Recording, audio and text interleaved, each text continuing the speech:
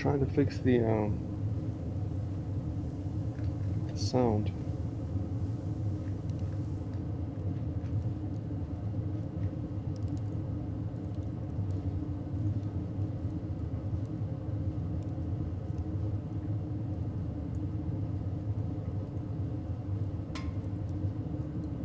For example, that sound that can be heard. I'm trying to figure out what it is with all these dials I have in front of me. I don't think it should. You mean the furnace? Just that background rumble.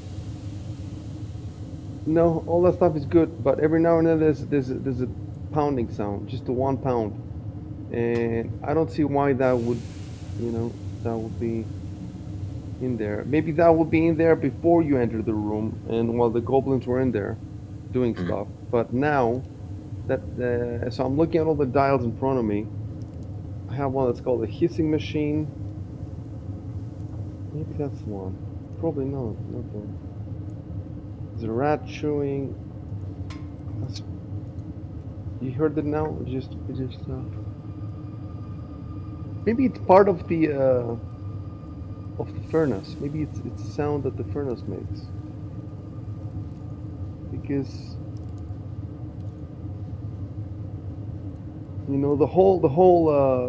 the room is called furnace room, and it has presets for it. But I don't know. It depends. It depends. It's a furnace room, but it has several states. When you first go in, there's the goblins inside, but now there's no goblins. So some of these sounds.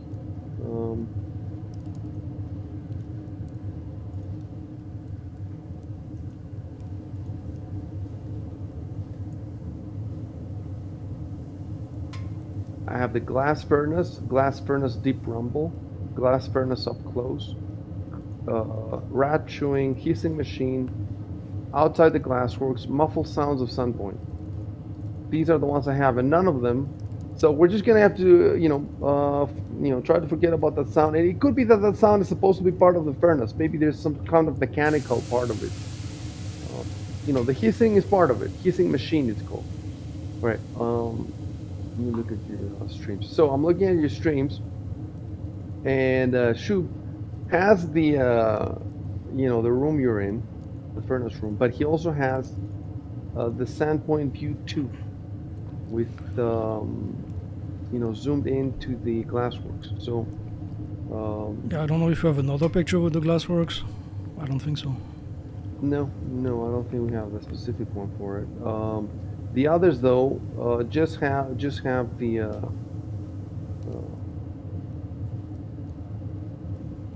Let me see. I don't know if you have space for it. Can you guys try to pull up Sandpoint View 2 and display it on the corner of your screen?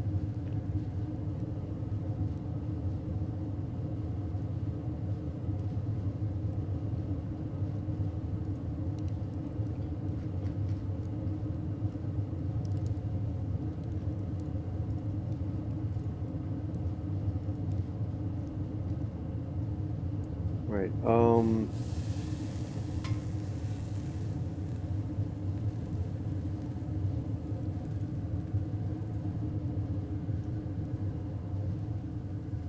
So there's a bunch of stuff to do right now. Oh yeah, the very first thing we have to do, I have to give you XP. I have a little surprise for you. I think Shubin knows the surprise, so don't tell me. Next level game development surprise. Programming. I forgot now.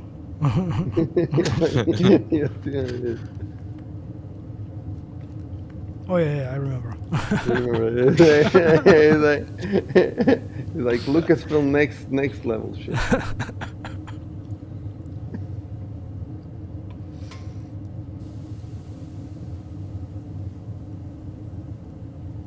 So you get the XP for all the goblins, even the ones that escape. That means I have to remember that if you meet them again, you're not gonna get the XP again. Or are you? Should you? Like I don't know if it should be like, why should, like, what if you meet them like 10 years later and you kill them, then that you get nothing there? They are the big bad of the whole season. these three that left. They come back for revenge. Your nemesis. They go on a hardcore training montage. So the way it's gonna have to happen, hold on. The way we're gonna have to do it is,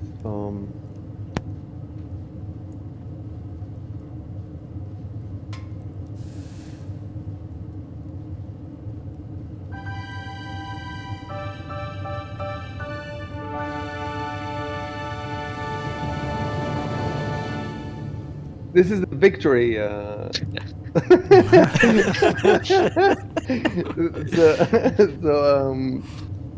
it's been forever, and I just hadn't noticed it before.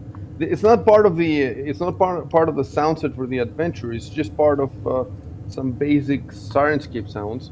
So I want to be playing it. It would be so awesome if it was like every time I awarded XP, it played automatically. You know, I think that's how it works. Probably you can make it in Foundry, but there might be an extension for this too. Anyway, let's really quickly check your XP now. I want to see how close you might be to level 8. I mean, it says see, only is this the first time you got XP? Yeah, because I've never given you XP, I guess, before, right? Everybody has just 400, right? yeah. Just 400. Even though, let me look at the party sheet. Even though it looks here like I have given you for the boar hunt, for the monster in the closet, so you're supposed to have at least another 400 each. At least another 400 each. So you should be at least at 800, but that's without the combats in the beginning. So if we add everything, how much do you need? I think let me see. I think you need. I think this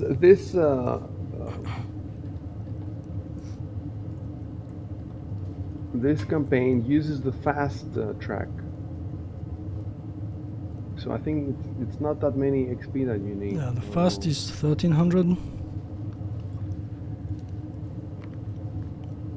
And we did a bunch of combat. So you think you might already be leveled? I don't know. So the fast is just 1300, really, dude. You might be already leveled.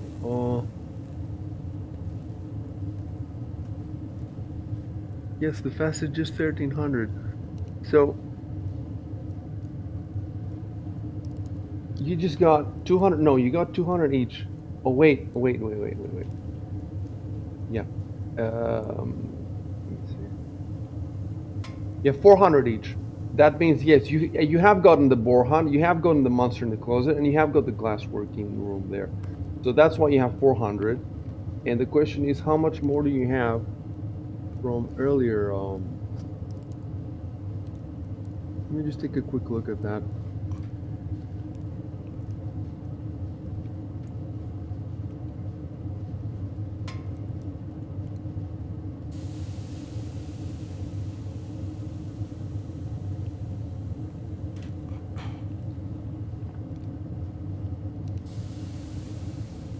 So, from the festival fight, from the initial assault, there were 3 goblins, 135 AH. I'll do a quick math here. Of course, I think the very first, we have 3 times 135. And then you have,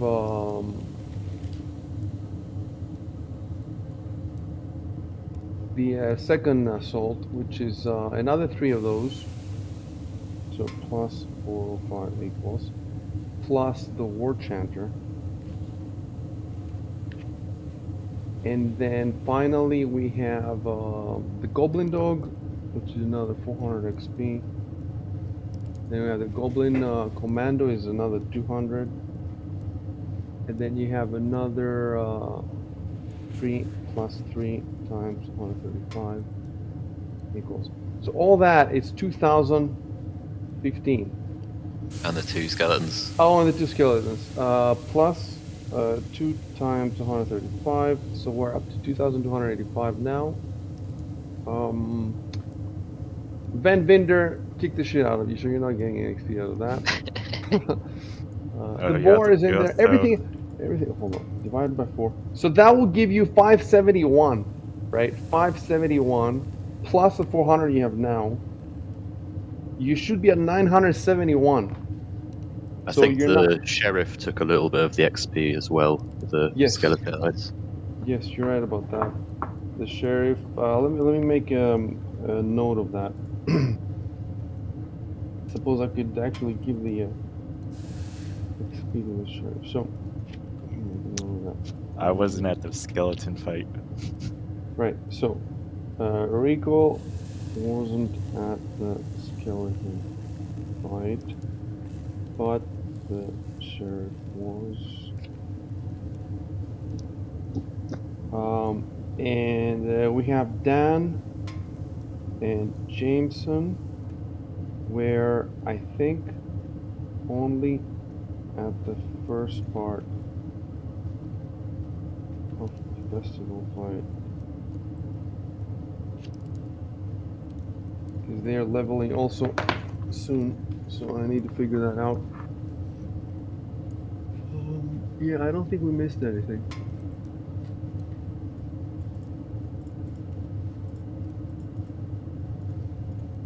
Yeah, I'm gonna go over it carefully later, but I don't think I missed anything. Okay, so definitely you have a level now, so that's good. We're not making any mistakes. And I played the cinematic.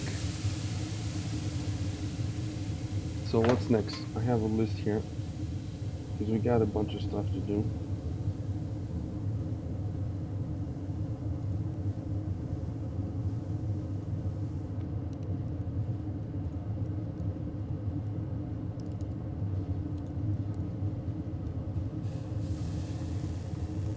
All right. So let me tell you what happens now. So let me look at your streams there. Yeah, looking. Rory, you have the Turandorok Academy in your screen, Oh, not whoops. the Glassworks. The Glassworks is a little bit to the. Oh yeah, yeah. There we go. My bad. Okay. So what I'm going to do now is, I have an image that a GM made of the inside of the Glassworks that shows the gore, because you have got a description of the gore, but you don't have. Let me see, gruesome scene at the Glassworks. I have it here. But he actually made. He made. I think this guy actually. You know what this guy did? He contacted me. And he tried to get us to use his maps because he has a Patreon and he does maps. But the thing is, his map is worse. Like the gore is cool, but everything else is worse than the map we have. Why would you try to sell people worse maps than the ones that come with the adventure? So I said no, you know. Plus, his maps, you know, don't have line of sight and all that stuff. I would have to do it myself. But I still kept the gore so that we can use it now. Um, but first, I have to add a mask because I don't want you to see the whole thing. I just need to see how exactly.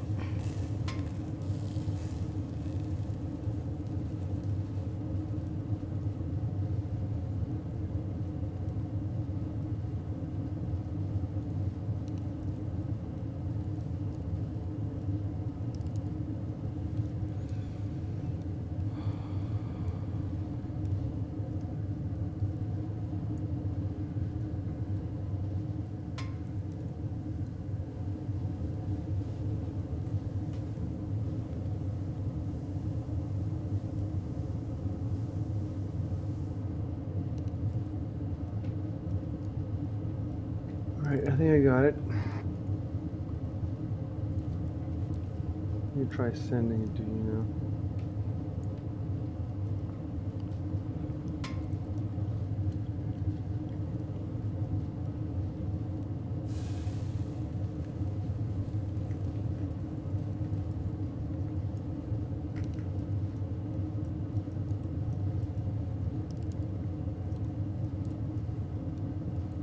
So I have a description to go with that.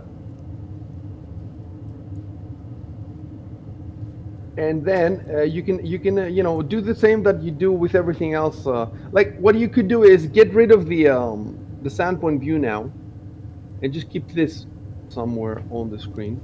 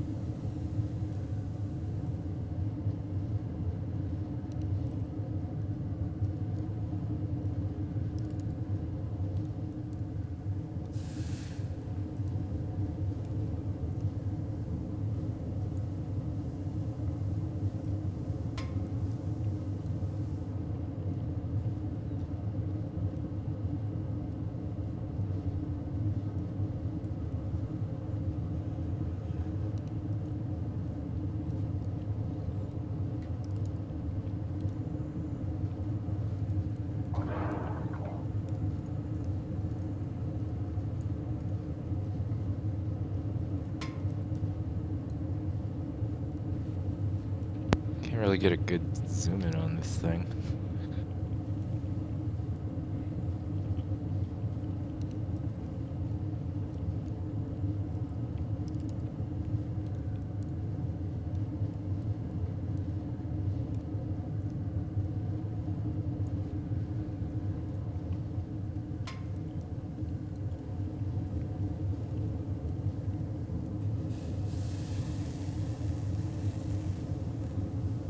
What did you say, Rico?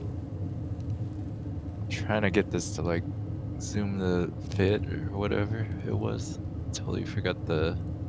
It's not, you know why it's not easy? Because this isn't an image. This is a map, and there's more to the image than I've given you. So Yeah, you have to zoom in Yeah, that's why manually. it doesn't you have to really. do it manually. Yeah.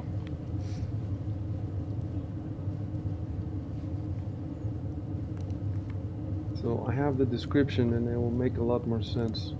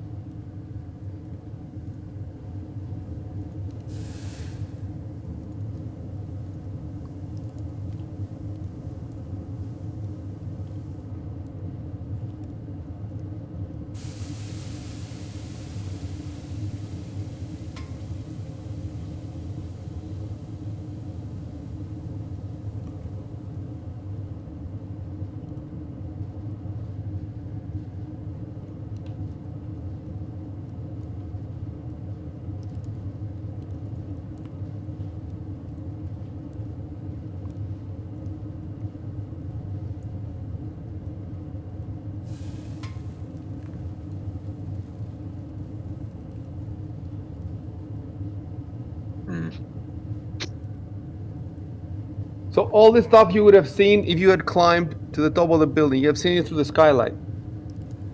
Oh, well. So you would have had, you have had a lot more options for. You could even have just, waited for guards. You could have chosen which way to go in. All that stuff. So you're saying I should put some points into climbing? Yeah, pretty much.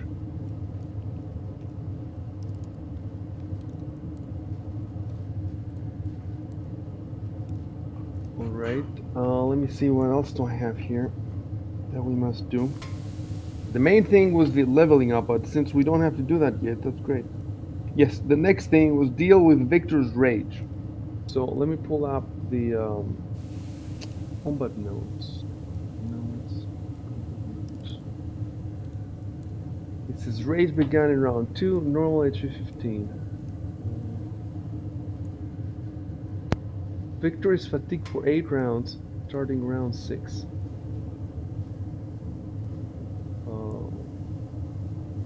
Starting round 6. Is that the final round of the battle?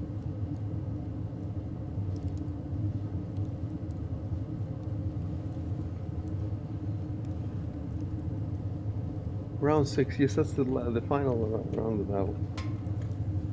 So 8 rounds is 48 seconds, right? Yeah. 48 seconds. So that's not even a minute. So we can assume. Let me pull out the combat tracker. Let me see if you have the condition. Yes, he has the condition fatigue, but there's no point. So Victor's fatigue for okay. So I'm going to delete this. Race began around 2, normal is 15. So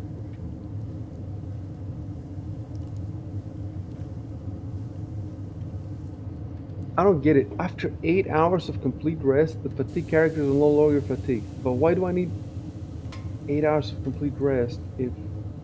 That's for if you've had fatigue by some other case. In the barbarian's case, it's a sort of unique situation. So it's just after the number of rounds you were raging for that you're fatigued. I see. Yeah, and I only get the full rage back after 8 hours of sleep, I think. Right, let's pull the rage. Well, hold on. I think if I look in your character, find abilities. Yes, the rage is there, so let's click on that.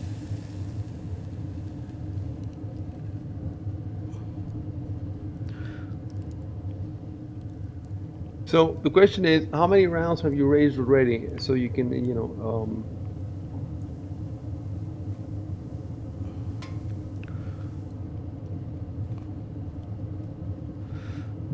Rage began in round 2 and it ended in round 2,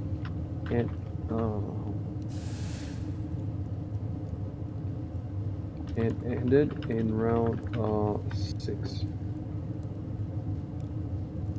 So that's 4 rounds.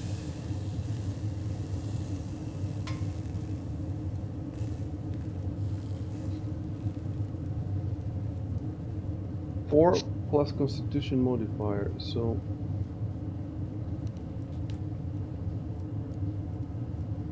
6 rounds. Let me put that in abilities rage. I'm gonna put in a parenthesis 6 rounds so we can remember it. Oh, and now I can type there 2 out of 6 rounds. So you have 2 rounds left.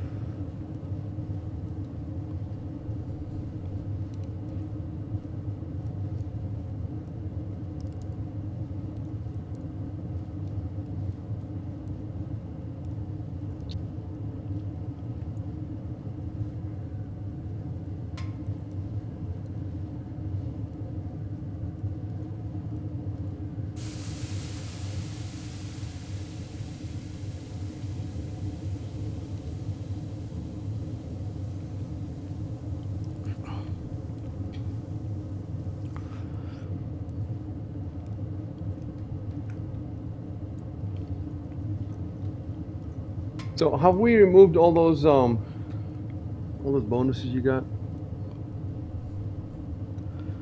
I don't know. I'm trying to figure this out. So it says you gain a +4 bonus to strength and constitution. And I don't see that. Your strength is 16, constitution is 15. I don't see that. +2 on will saves. So will Misc, no, I see nothing there. I think we probably took everything out. -2 penalty to all armor class. I don't see that either. The hit points is something we might not have fixed.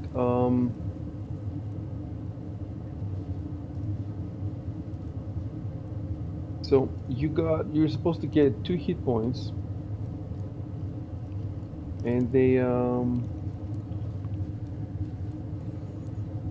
disappear when the rage ends, and are not lost first like temporary hit points. So, what is your normal hit points?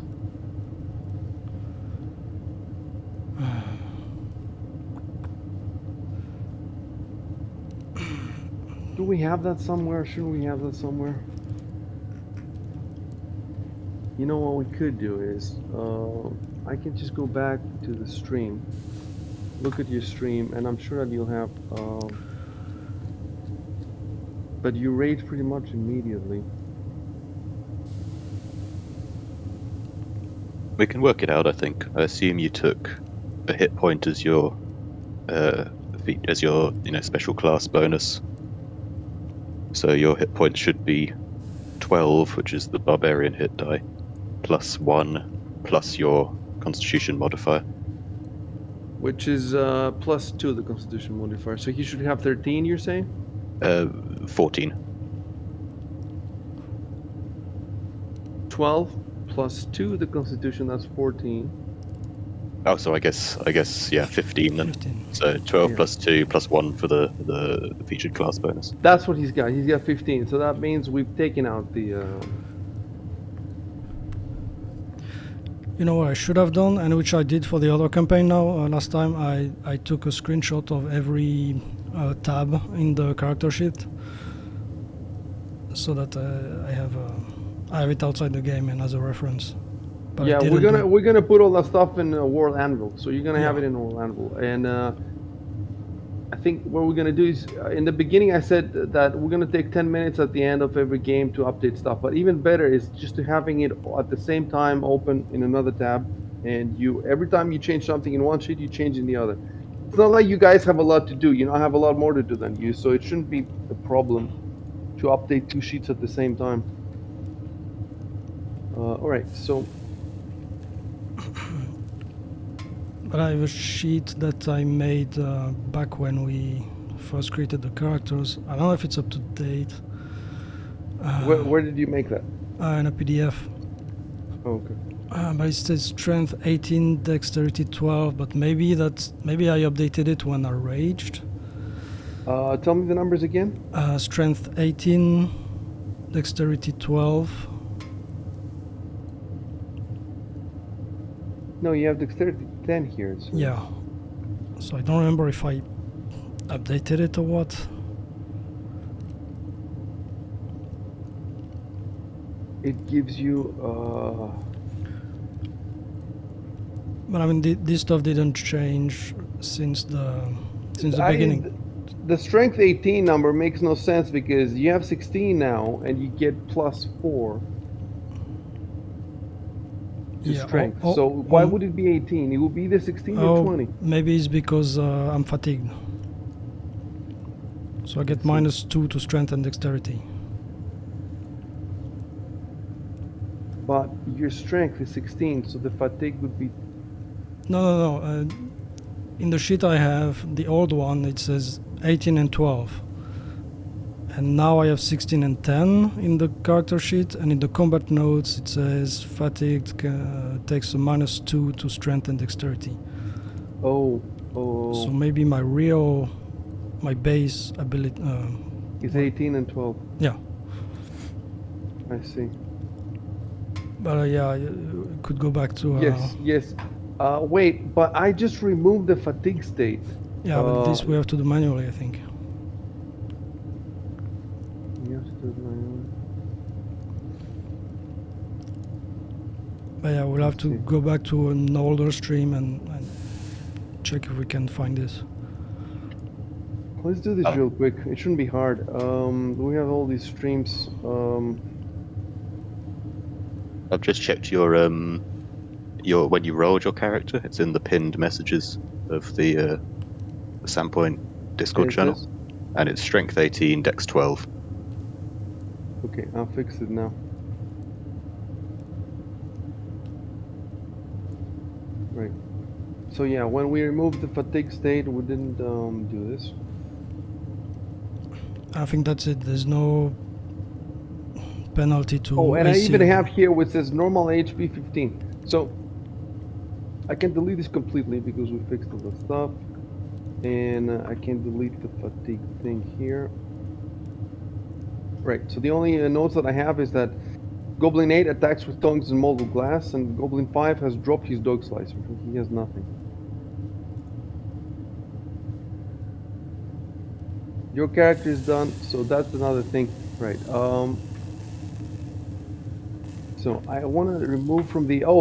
this might be fun now. Let's check this. So Goblin 1 is dead, so let me remove it from the... Do you see that?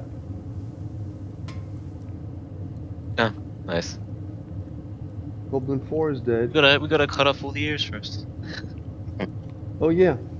Get that Well, gold. you can type that now if you want. Remember, enter to speak, Control enter, yeah. control enter for action.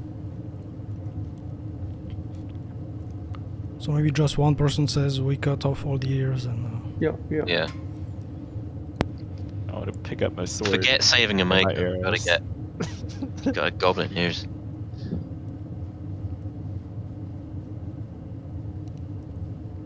Oh, I put we. I should have. Well, I should put I. yeah, we could say we did it together, you know. The royal we. And tell me about, first of all, that's 1, 2, 3, 4, 5 dead, and then Yeah. 3 out. First of all, I need to make the others disappear, and the way I do that, let's see.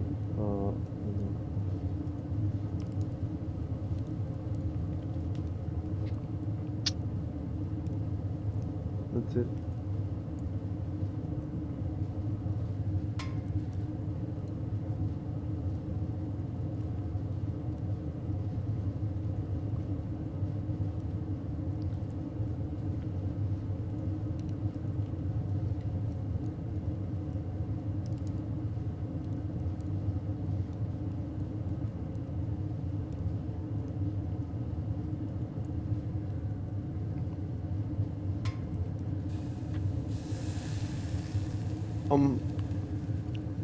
Which arrows are you talking about, Rico? I fired 2 arrows during the fight, and they were both at Goblin 4. And they both hit the targets? Yeah. One was during the fight, and then one was like a coup de grace. You know that I'm looking at the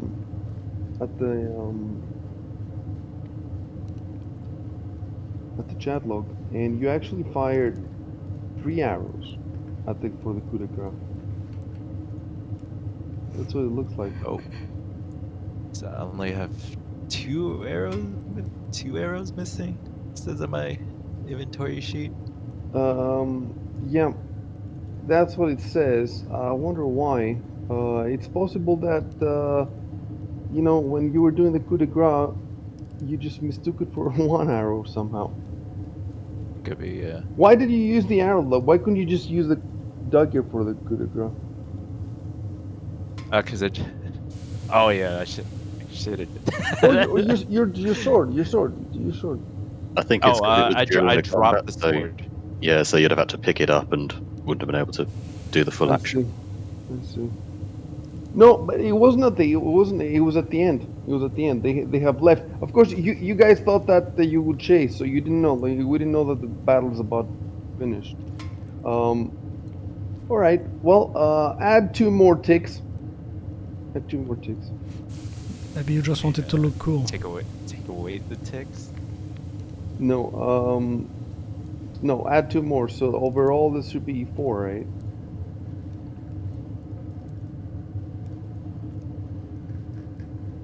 So let me just check. I'm I'm gonna check the chat log for short bow. Find short bow. So till you fire the short bow hit, it hit. Alright. And then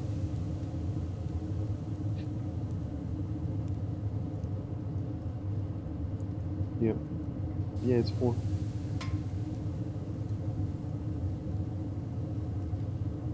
Right. So now what you do is this. Turn the ammo to 14.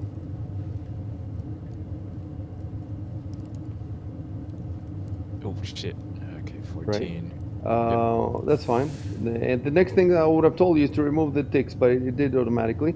And go to your inventory now, and scroll down until you find the arrows. Oh, okay. See where it says arrows 18, right?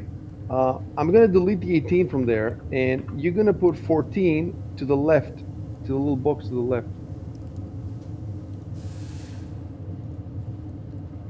Wait, which box? I see So when it says arrows, to the left of arrows, there's a little box that says oh, 1, there. right? Okay, I see it. I see That's how you count the numbers. So you want this number to match the other number it. because it's not done. You're trying to steal. You're trying to cheat the 41. You're trying to cheat. Okay, so 14 and 14. Yeah. Okay, we should be good now. Okay, so we're done with that. Let me look at my phone. I think we're about done. Yeah, I should try and pick up my bolts as well. I fired 2 and missed. All right. So let me That's, look at that. Let me look at your actions there. I have here that you fired 1 in your sheet. So let's see.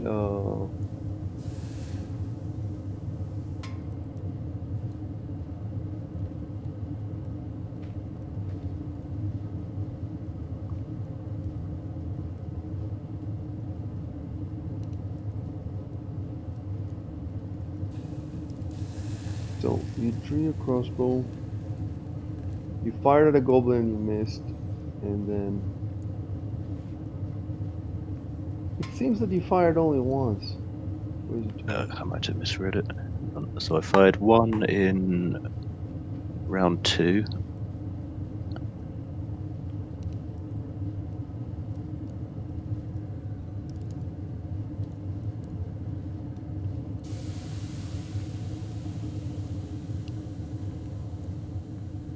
I only see 1. I only see 1. Oh yeah, I think you're right. I think I misread it. All right. So you fired and you missed. So what you do now is you type. I look for my. I look for the bolt I fired. Control Enter. I search for the bolt. Right, and now you roll 1d100, and if you roll above 50, you found it. It's a D100. Is that on It's the the last one. It's the on the last last? Yeah, just 19. So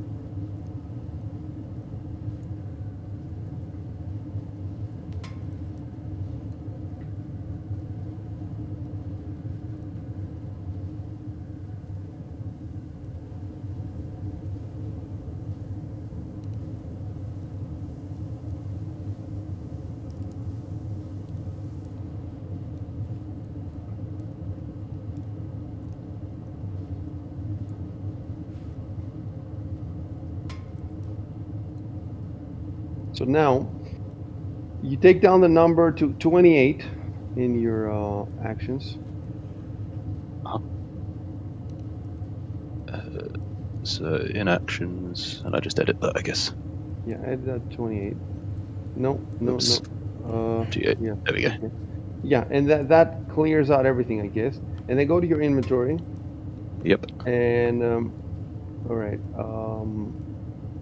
We might have to consolidate these. You have like 3 different packages of. Yeah, I had one that I'd fired bolts on earlier, and then was given the 2 extras. But yeah, we can put them into crossbow bolts and just put 28 into the number on the left. So I'm gonna delete one of them. Hold on, don't change anything.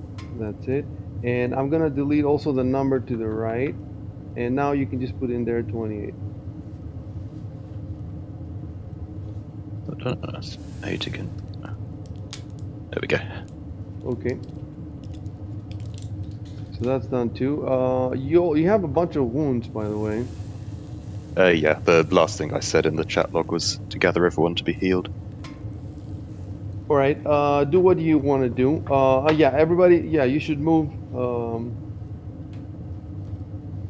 Dude, the blood spotters are so cool. So we all gather around, I guess. Yeah, I mean, I am at full health, but I can go there to collect the ears anyway. Yeah, and make sure the goblins are all dead, so I don't accidentally heal one and bring it back to life. I don't know if I've told you this before. Yeah, you can move your movement speed. Yeah, I've told you this before. So I think everybody has 30 except Martus, who's 20. Okay. Yeah. How do I rotate the facing? Right click on your character, Uh-huh. and I there's see. two arrows. Rotate, right. Yeah, nice.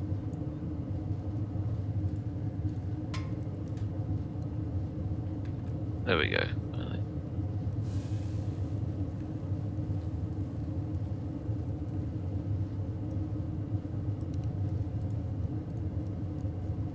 Gather around the table.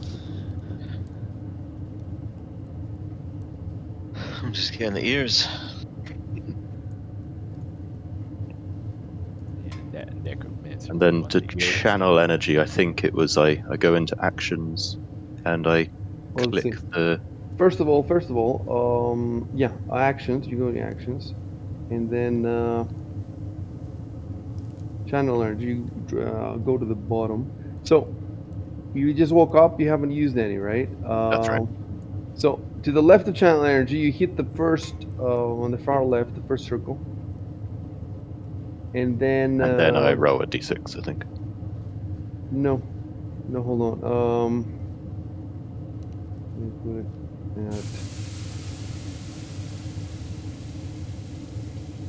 I wonder if you can do it automatically by targeting the other guys. Try. All right. Well, try to. It doesn't matter who's gonna heal or try targeting everybody. So left click, control left click on recall, Shoop, and Victor and Giovanni. And that's also for yourself, right? Yes, yeah. Okay, so do it on everybody until in the combat tracker until it says that you've targeted everybody. Right now, it only says Giovanni Pierce. All right. So you. Oops. So not as still Victor Giovanni, yeah. Okay. I'm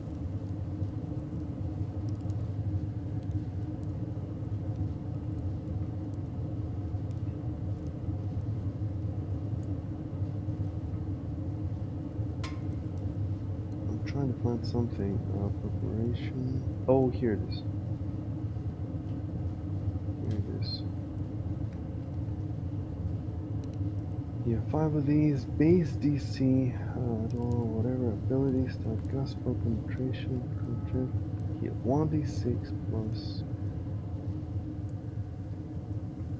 CC. What's the CC? Concentration check.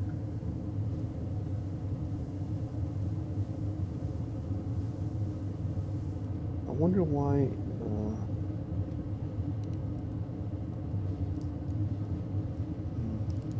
I wonder why it doesn't have a button to just. Because it doesn't have a button, right? Or is this a button? Yeah, this isn't a spell, so we had to add it in manually, I think. I wonder why they haven't programmed it like a spell, because it's almost all the way there. Like, let me see, preparation. Maybe if I put it into combat mode, no, standard mode. Doesn't change, no. Well, let me look at your screen for a second.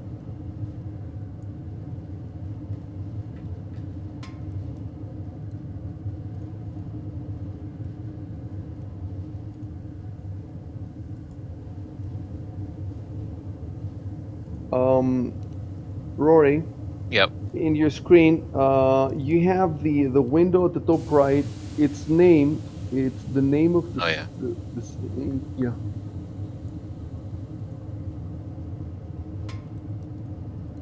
That's it. That's it. That's better. Right. Try to click on that thing that says heal 1d6. Is that a button or no? Sure. No. I could try double clicking the ribbon on the right. No, the ribbon doesn't do anything like that. Alright, so okay, we're gonna do it manually.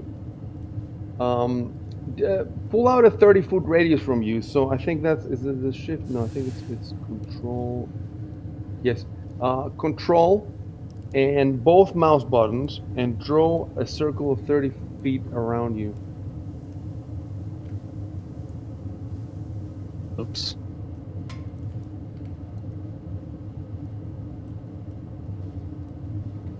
Has that done it? No. I don't see it on my scroll. No, it's appearing when I click, but when I release it. Or do I release control first? Hold control and draw out a circle, and then release, and it's. Oh, that might have done it. I think, there we go.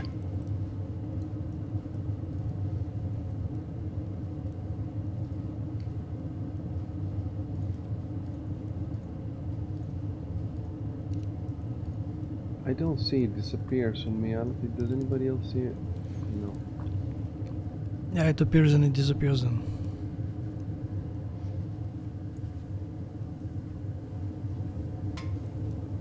Try drawing an arrow, just with the two mouse buttons. Draw an arrow.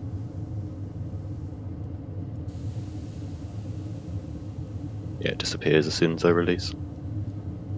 Oh, well, maybe, yeah. Can somebody else try that?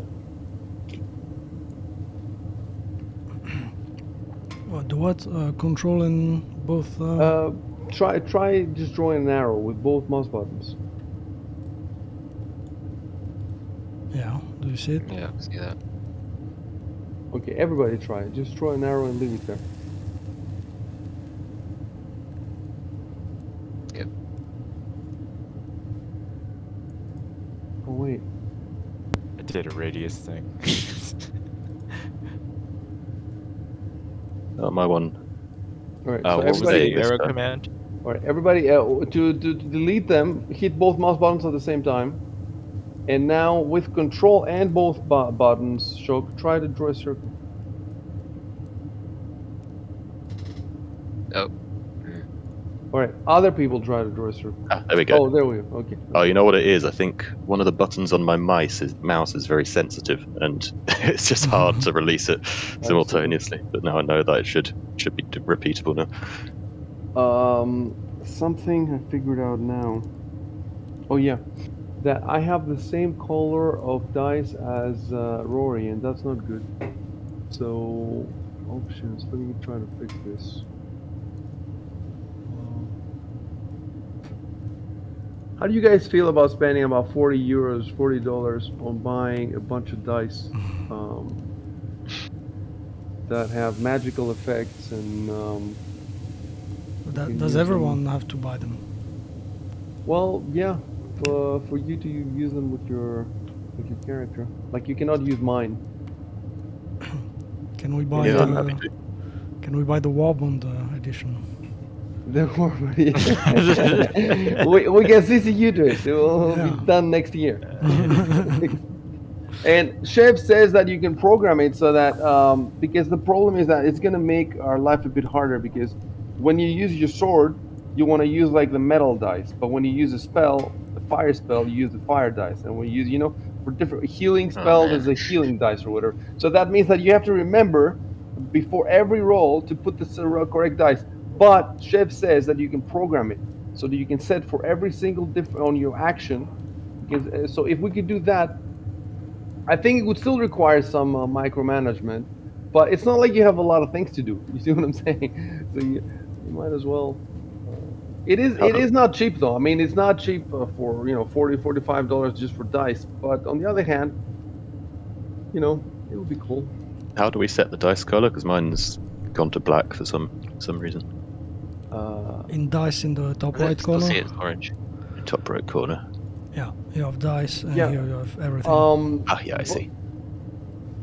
You're still going to black. I don't understand what you're saying. Oh, you mean the dice there? No. The stuff that you're picking is the stuff that you need to buy, I think. Yeah, right. I see. Um, Oh, so this is just the default color. Okay, I understand.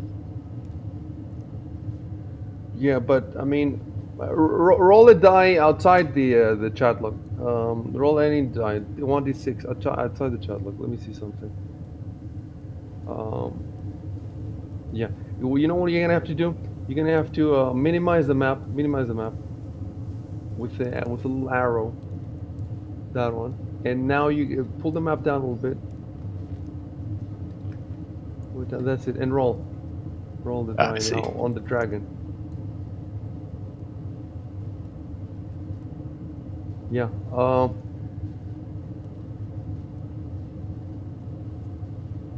Roll in the chat log. Roll one die in the chat log.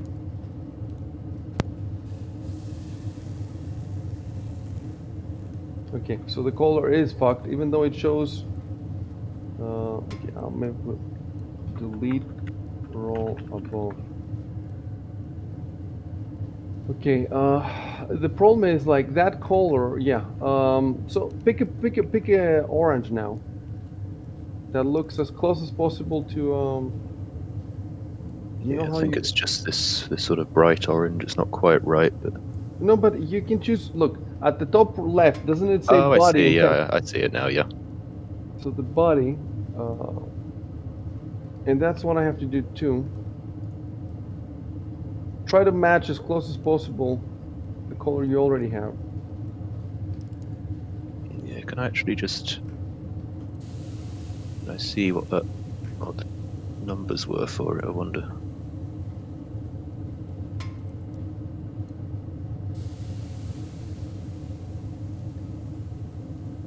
Does anyone remember how we set the colors in the top left in the first place? It's been so In options, in the top right, you have the little cog. You click this, then you have user color.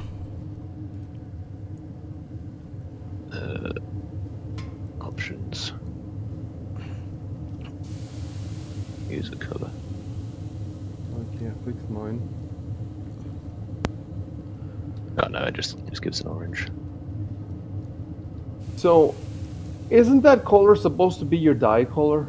No, it used to be, but they changed it. I think that's pretty close.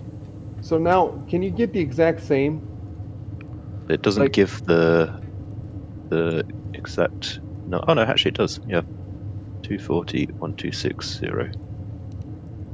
just keep both at the same time on your screen. Yeah.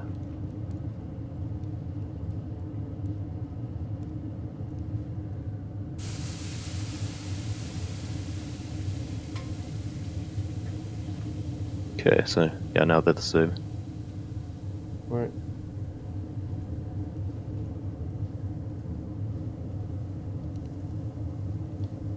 So you're the only person who had this problem, huh, with the colors? Same thing with mine. It was at black. I changed it now. And you're sure the color codes are the same and everything? Yep. Check the Great. color codes. It's just pure red. 255. Right. So now, roll for the well, what die? It's 1d6 plus 1.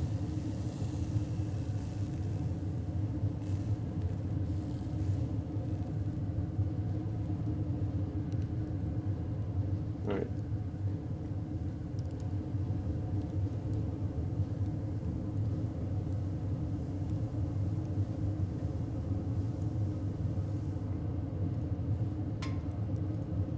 So it's just 1d6. In fact, you know, you rolled 6, I suppose. Okay. Don't delete the roll. Right. So that's it. It's 6 for everybody. So I'm just going to put Till at 0 wounds, Victor 0. So everybody's fully healed. And remove all those targets. First of all, click both mouse buttons to remove the circle. And then remove all the targets.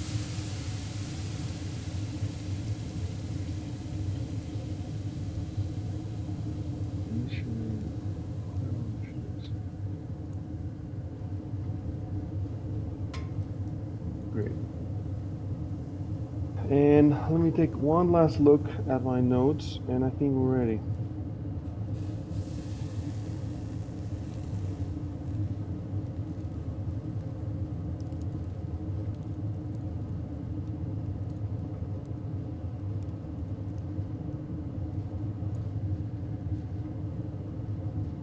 Oh yeah, I remember.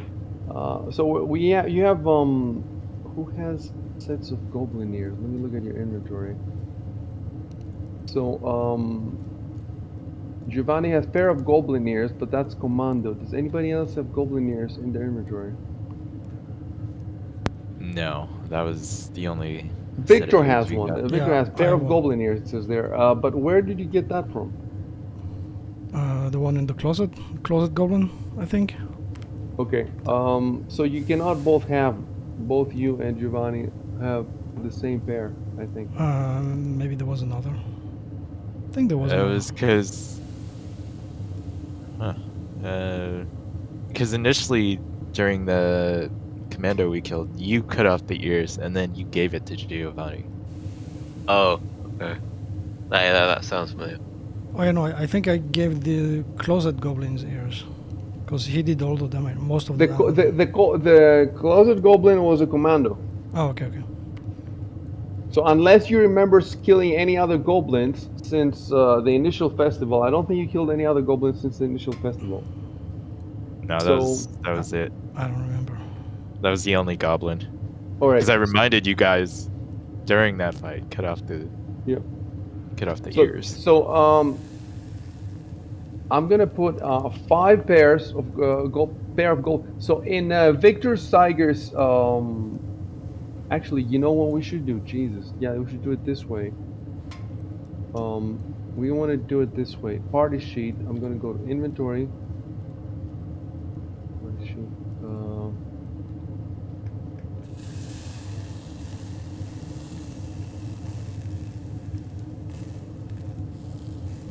Oh, god damn it. All right. Delete above line. Should be the other way around. All right. So I'm gonna delete. So there's 5 pair of golden ears. Yes. So.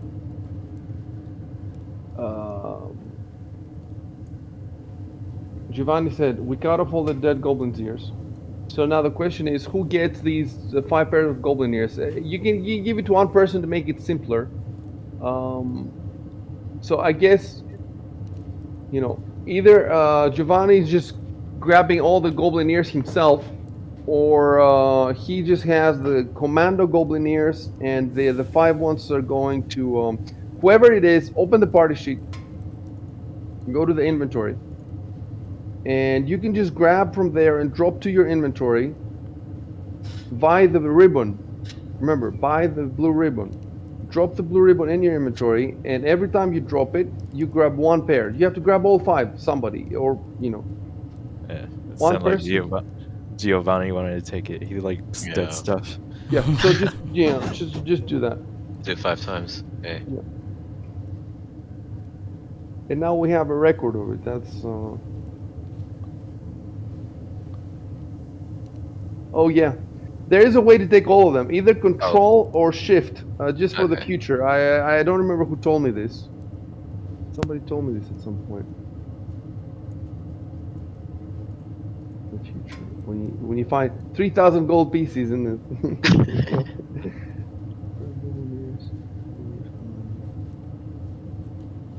Just keep duplicating them with magic.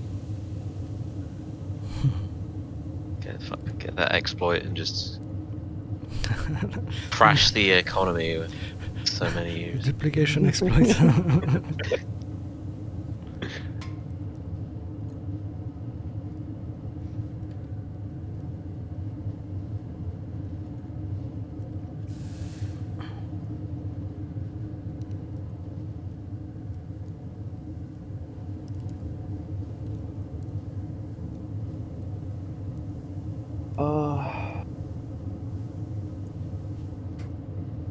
Alright, and now I need to add here a note. Move. Move goblin ears further up. I'm getting to a point where they're very accurate now, the chat logs. Right, let me keep looking.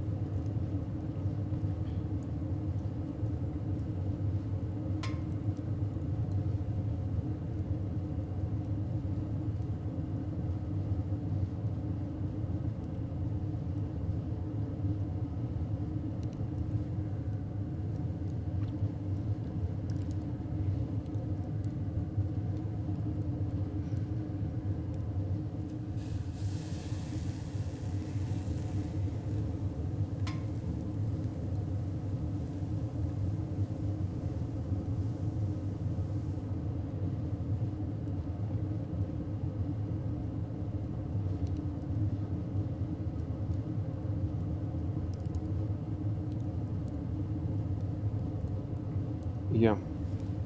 The other thing is, I want to see if the goblins have gear. Or money or anything like that. Let me see.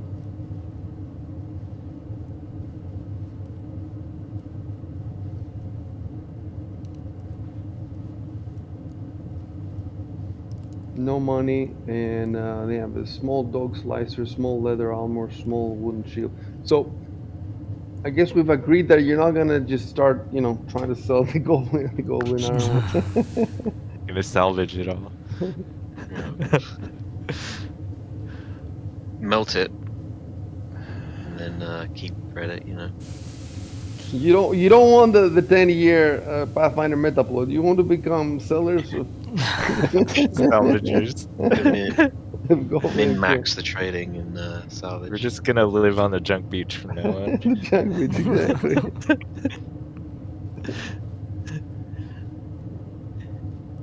We're gonna have full. We're gonna build it. We're gonna build it in Unreal Engine 3, Unreal 5.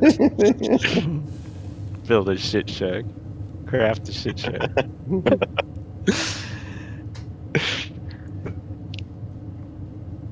That's gonna be Battlegrounds Alpha 4.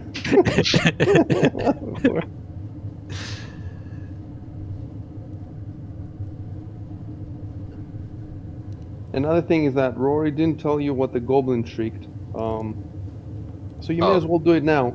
So what you can do, Rory, is go to the. It makes sense for you to say it after everything has died down. You can go find it in the chat log and then tell them what it said. I shouldn't copy paste, right? I should just. You should copy paste. You should Oh, okay. copy paste and modify as necessary, as little as possible, to sound natural.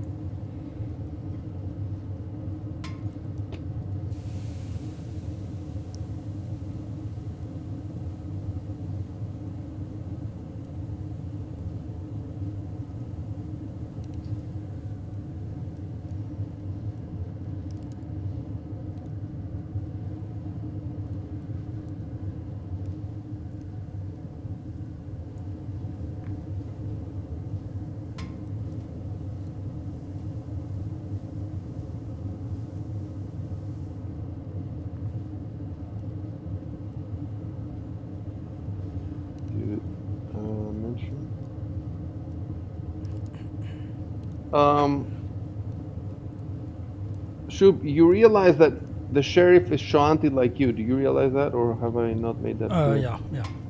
Okay.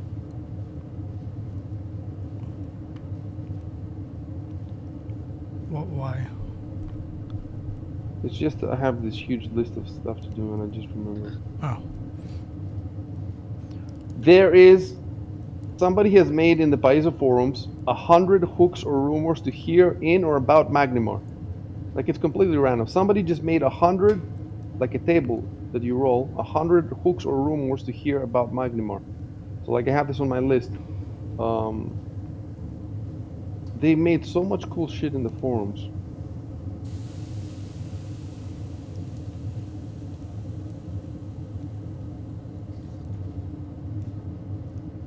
I even have a 3D map of Sandpoint to show you from different angles.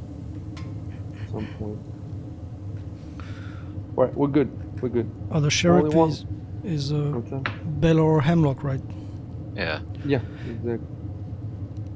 All right, you can play.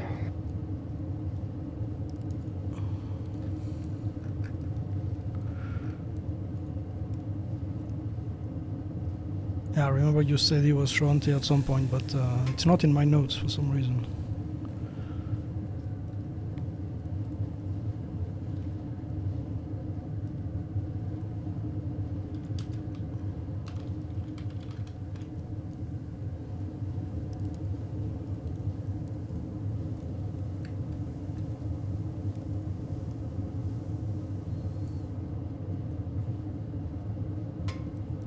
Oh, that's 35.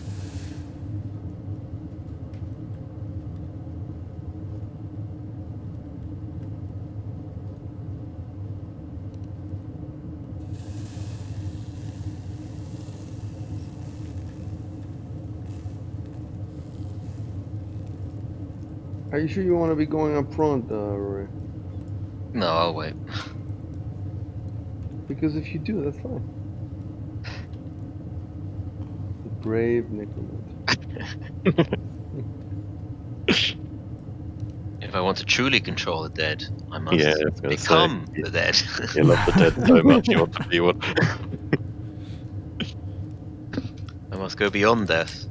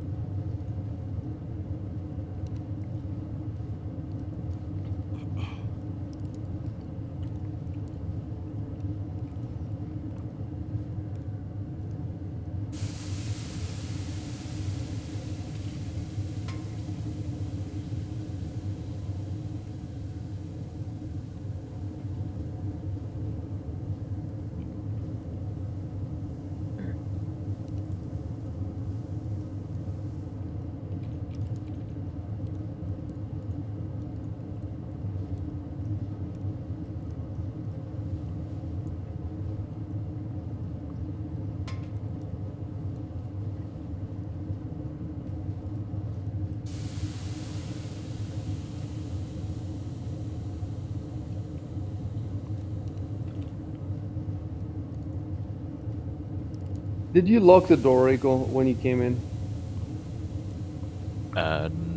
No. I don't think you would have, right? Right. Oh, I just noticed these other doors. There's two. Which other doors? Well, Um, there's one Just to standing by me. there's one to our right, and one in front.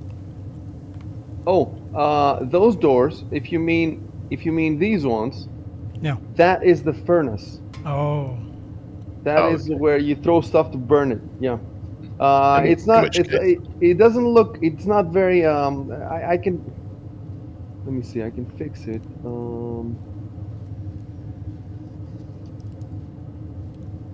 You really should be able to see. Let's see.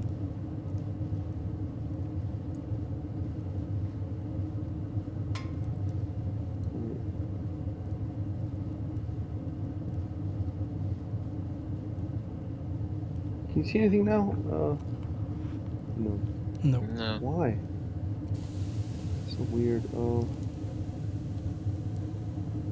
I can see what looks like a guard at the front, but Yep, yep. I'm going to show you in a sec. Hold on. Yeah, you should be able. Why is this? See like a black square near Yeah. where this furnace is. Oh, I'm getting it now. I'm an idiot. I'm such an idiot. Like, there's no way for me to reveal this to you. You know why? I've been trying to reveal this to you. I can't because it's a wall and it's a door. Like, it's because of the line of sight. This is not a normal map.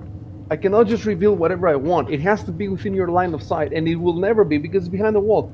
If you open the door to the, let me do that for you. So yeah, if I move back, I guess I will No, see. don't move back because Okay. we don't want that now. Layers. XMS.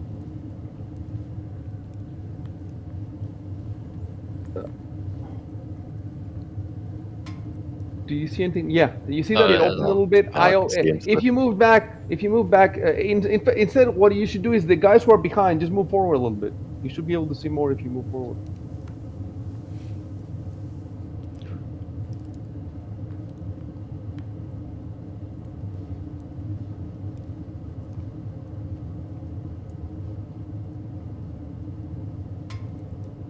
yeah.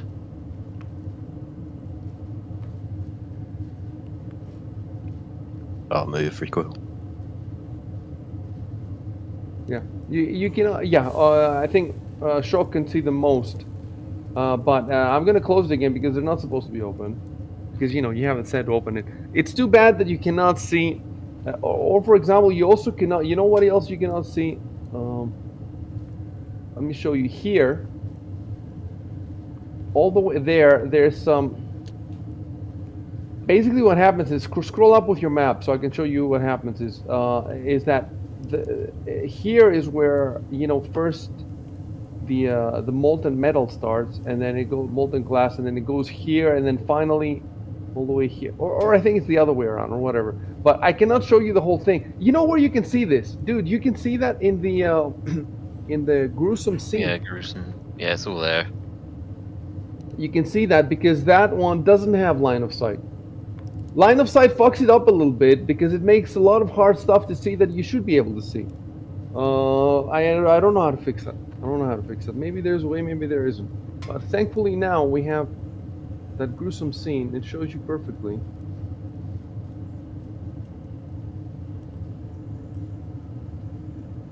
So I said I was listening when I thought those were other doors, but I guess I could still roll perception and it'll just say the sound is coming from ahead. Yeah. Sure. So go ahead and roll perception.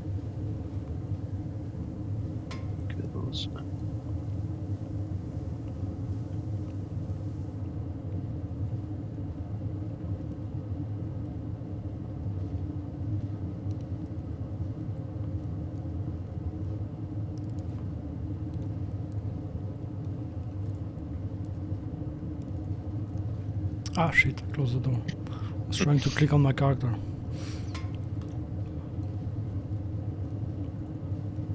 You can open the other one. Yeah.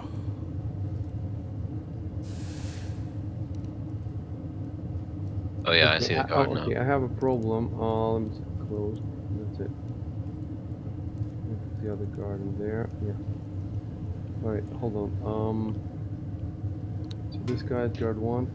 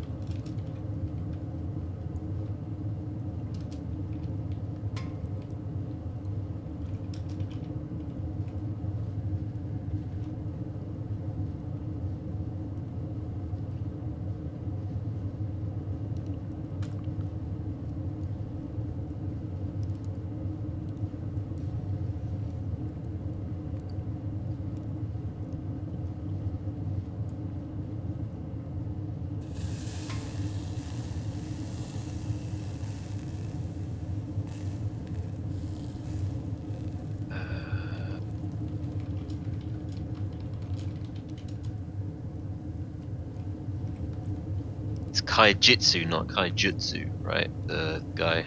Kaijitsu, yeah. Kaijitsu.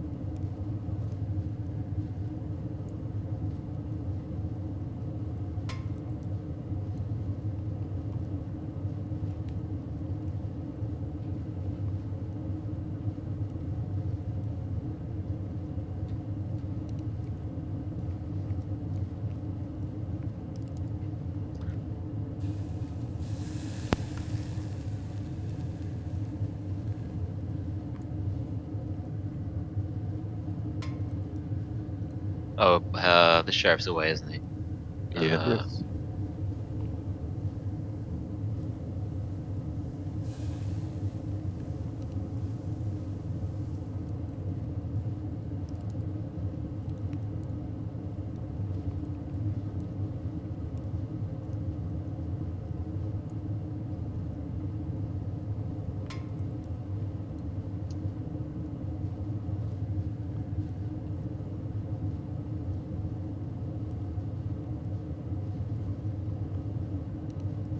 Go and kill everything. Heat shield. We'll guard your flank. You know what I'm trying to find? I'm trying to find how many. There is a section that says calling the watch, and I have the stats for the guards. But I'm trying to find out how many guards there are in the town. I think I remember seeing somewhere something like a dozen. But let me see. I have exactly like this. I know exactly how many half orcs are in the town, half elves, gnomes, dwarves, like 25 elves, 37 halflings. The population is 1,240. I'm not. Don't write that stuff down. I'm not supposed to be telling you. I want to put that in the game. But it's just amazing to me that I know exactly how many freaking people there are and their races and so. Do you have crime statistics? Yeah, it's all the blacks. The blacks, all the crime. 60% of the crimes. It's the half orcs. Half orcs. 14% of the population. 60% of the murders. Most of the crime is done by the dragon. Oh. The dragon. 99% of the crime by one dragon. Maybe it's the dragon causing the problems. Damn. It's that George Soros. He hired the dragon. He's a George Soros appointed dragon.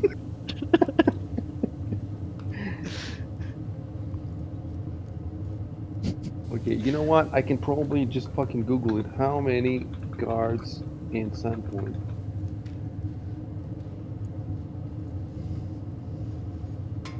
Dude, it came up. Sandpoint's down guard consists of a dozen full-time watchmen.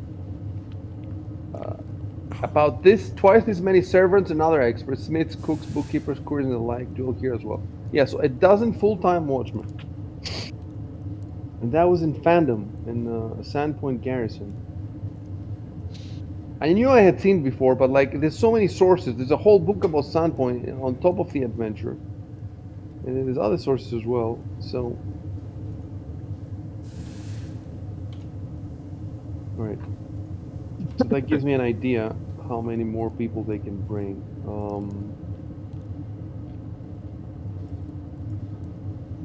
Right, so the guy in the front is Temple Garnagora.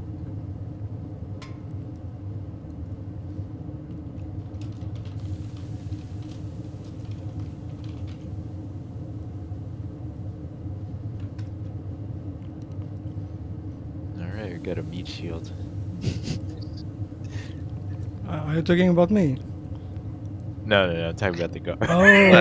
Well, I meant to just say that. What did you say about the guard? Control. We got a meat shield. I accidentally commented when I should have spoken. One sec, we'll fix that. you're actually telepathic. Uh, Yeah, I think this really hard. So Voice you know of God. we have a new rule now. When you make a mistake like that, you lose XP. Yeah. yeah. Okay, how does it happen though, right? That I pressed control before enter, just as a muscle memory thing. Right. So what I have to do now is I have to put the guy on the coma tracker, and I will also have to sampling guard.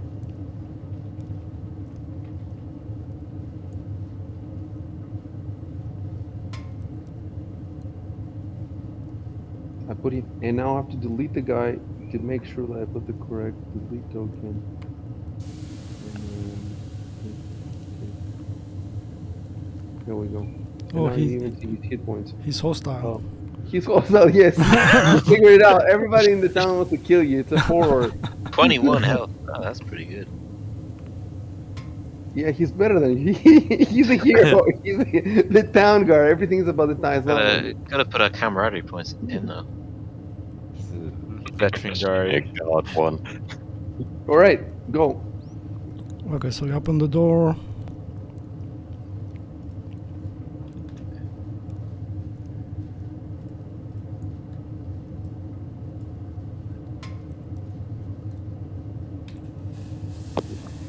Ah, close the door.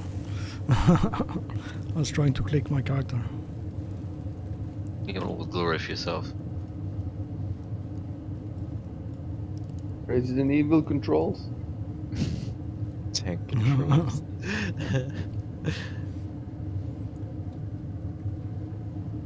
Come on, Martis. You said you're gonna lead the way.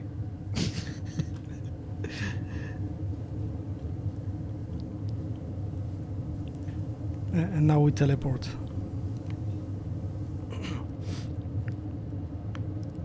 You should have a cutscene like in Resident Evil, you know?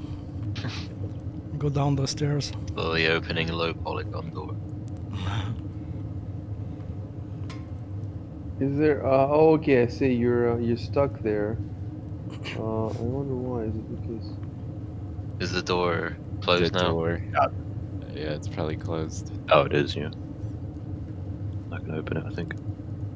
Oops. Yeah.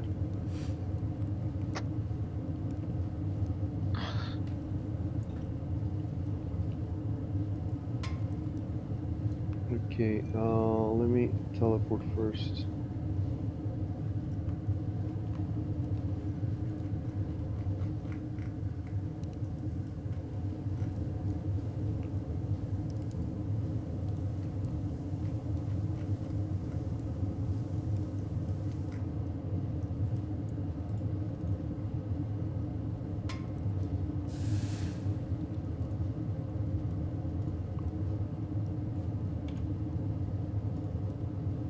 All right, the others are gonna have to move forward. Let me look before more people can go downstairs. I just want to see what they can see. Okay, looks good. Okay, so I fixed your character there. Rico, you can move.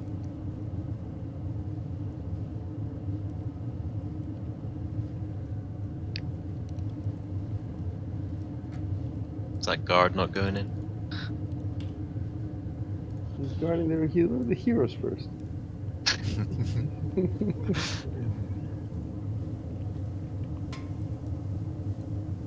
He wants to make it to retirement, man.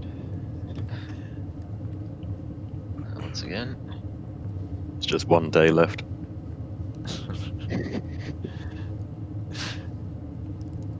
You need to move your arrow around. Your Resident Evil.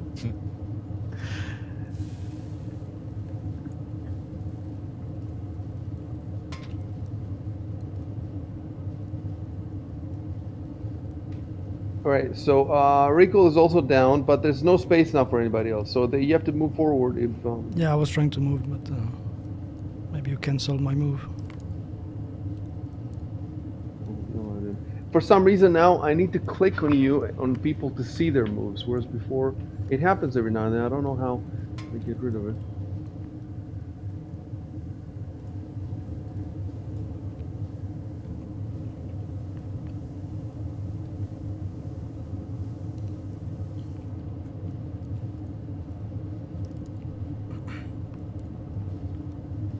It'd be cool if the arrow pointer changes your line of sight. Yeah, it would. I was just checking to see if it did. But...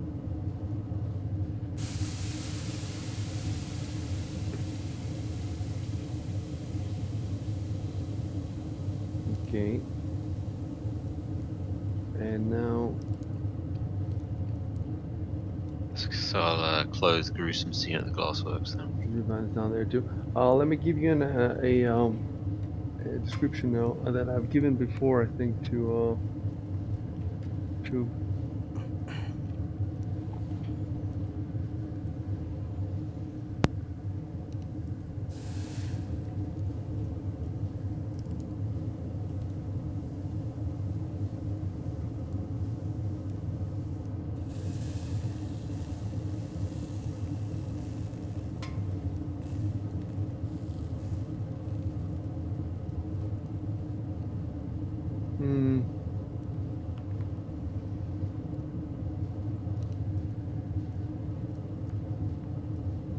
Yep. The wheelbarrows, I don't think you can see them from where you are, but if you move a little bit more, you'll see them. The guard cannot come down without you guys moving further in. Yeah, no, I just don't know if we should go down or up. Because what's this on the ground? Right. You know what I want you guys to do? I want you to go to Discord. And, first of all, recall, it doesn't show you on Discord's streaming. Oh shit. Let's fix that first. That's probably because of the password change. Yeah, it could be. You have to reconnect again.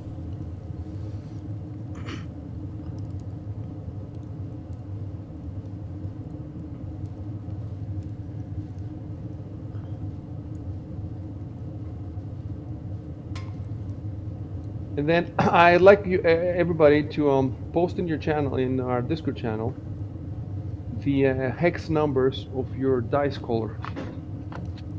And make sure that they match between the dice color and the color on your character's profile. Well, we've done this for Opara, so let's do this for this group too.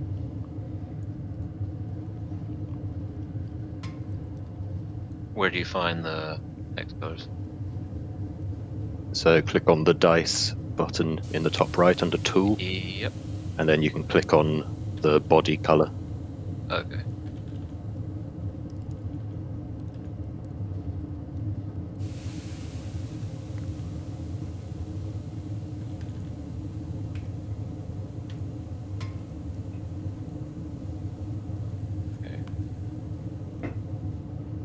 Mine's very difficult to remember.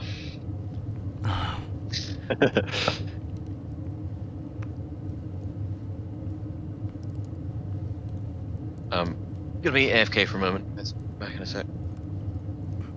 Yeah, me too.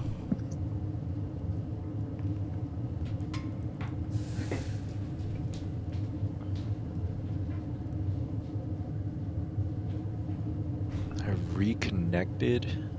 It's still not showing up.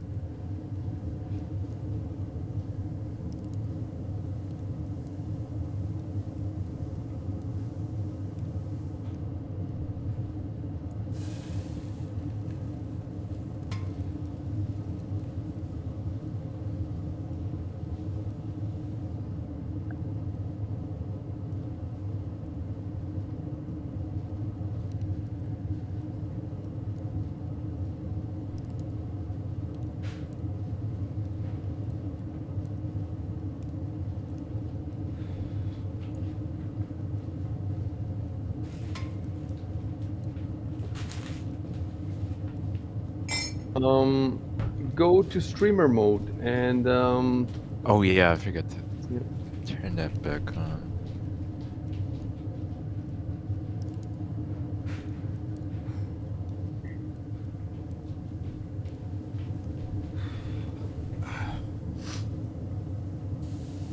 Okay, there we go.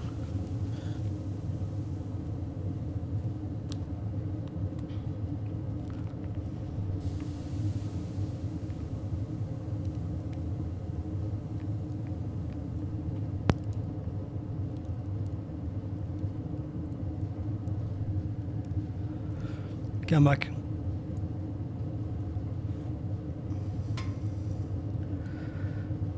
So that's fixed. That's fixed. The colors are fixed.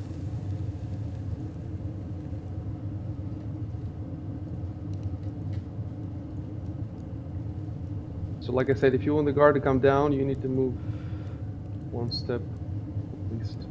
I'm just wondering what's on the ground. So do I type? Yeah, you can I type look at whatever you want. Let me turn first.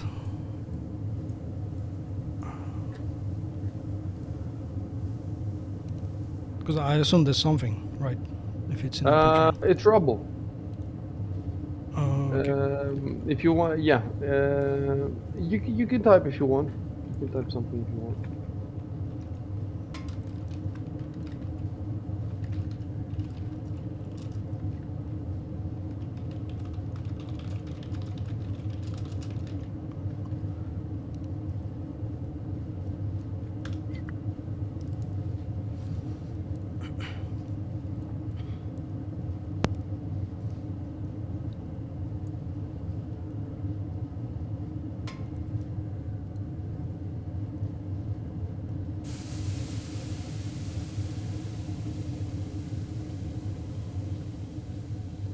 Okay, I'm back.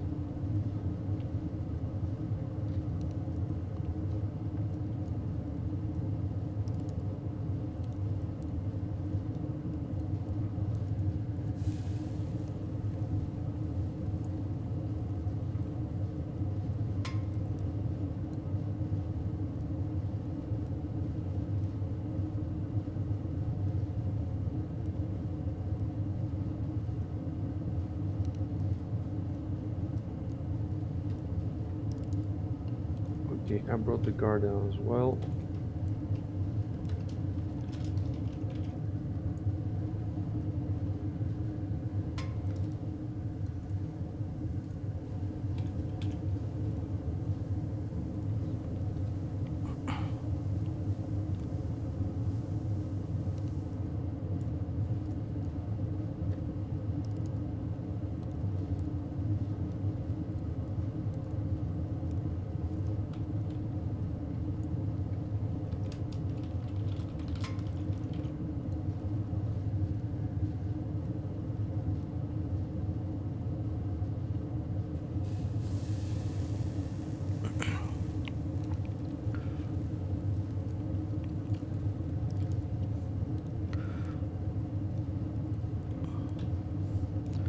Yeah, I don't think I would see any tracks, so it's probably not worth it to do one of those survival things, no? I mean, you can roll for it.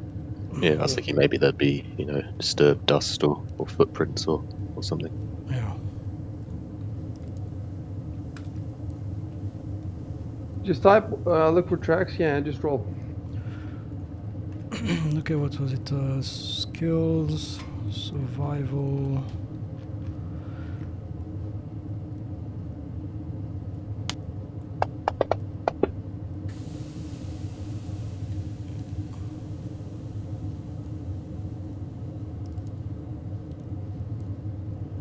So you roll 13.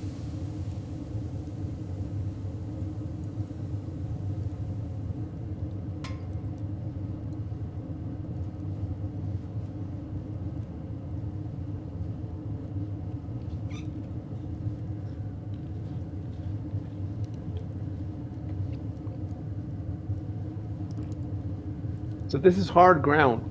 It's a surface that doesn't hold footprints at all, such as bare rock or an indoor floor. The creature leaves only traces, scuff marks or displaced pebbles. Okay, that's for the bedrock, so rivers. So for hard ground, the DC would be 20, and you roll 13.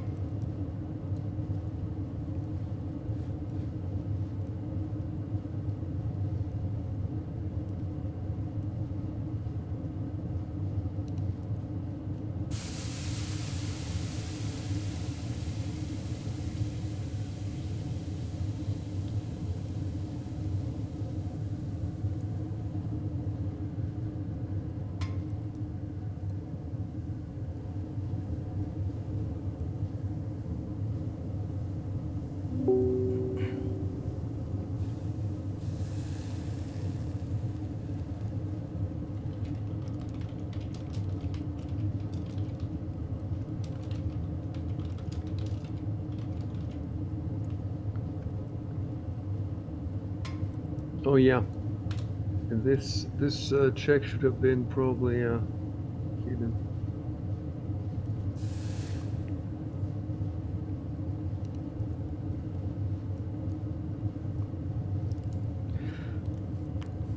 You just want to roll all the dice. Oh, by the way, now Shub can see the wheelbarrows that I mentioned earlier. I don't think the Oh, rest yeah. of you can see them yet.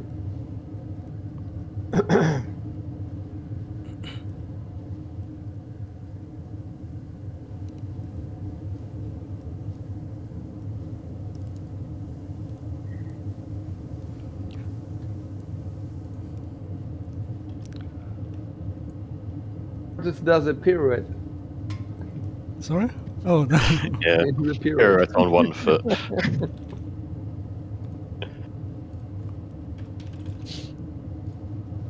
You're gonna check out those wheelbarrows, huh?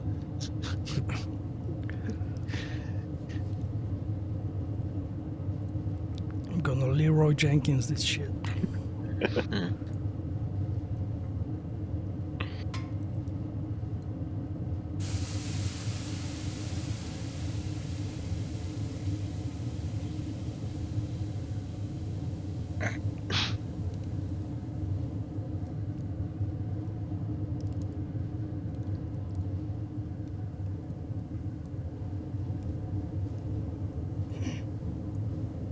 Okay, hold on a sec.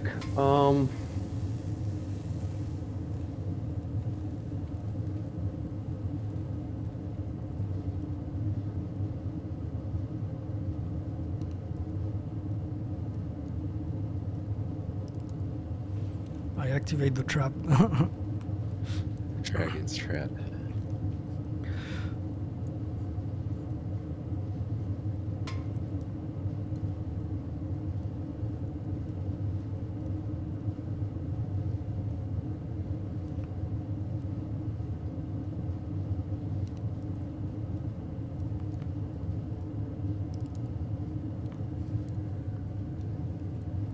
Wait, I need to check something.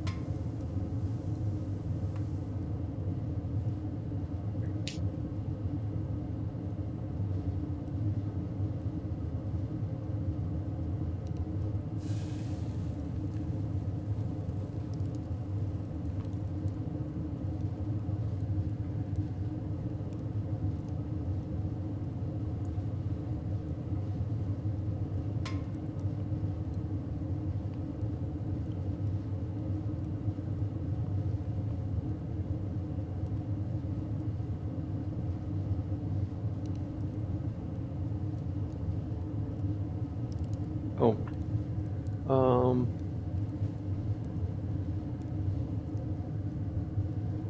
Down here, you can no longer hear the furnace so much. It's a different sound set down here. Let me fix it.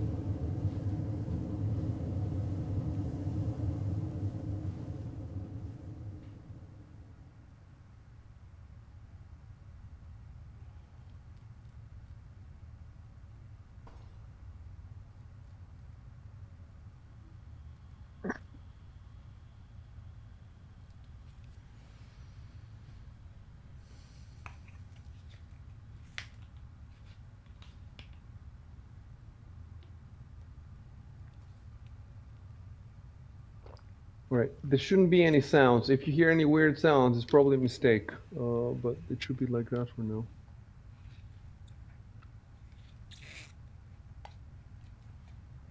Okay, so I'm looking up something for all those rolls that I made. I shouldn't be long. Just a moment.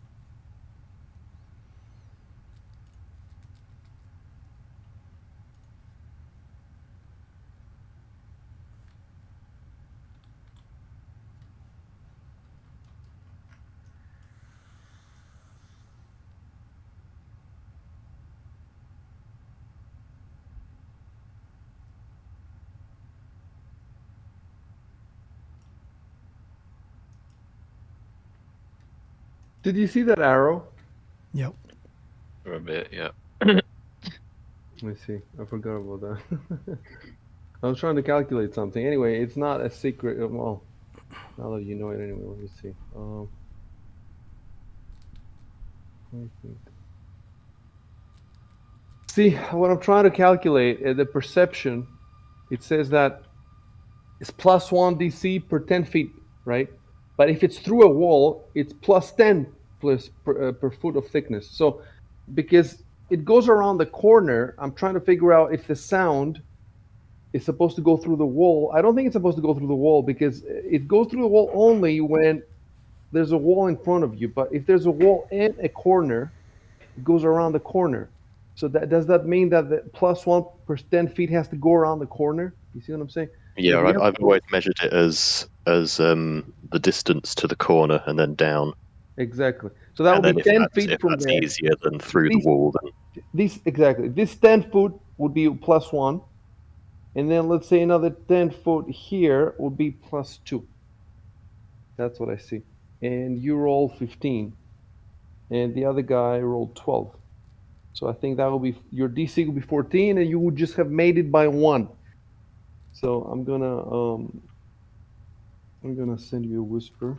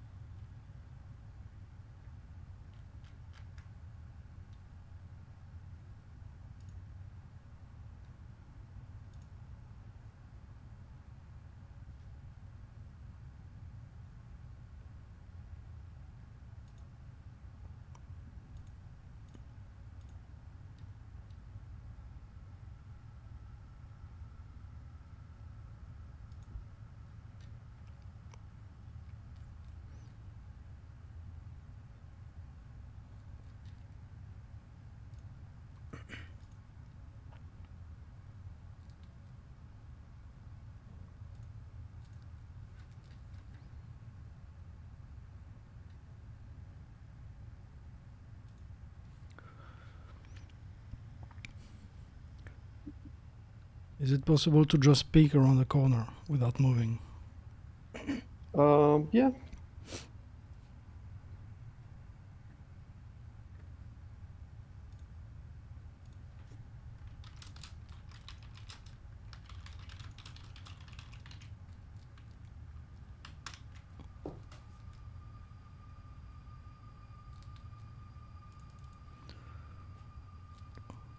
Doing pro gamer moves.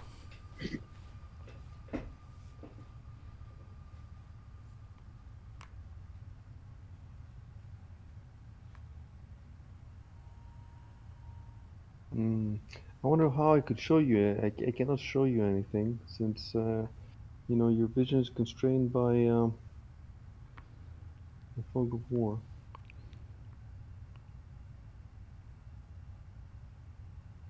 I'll just whisper.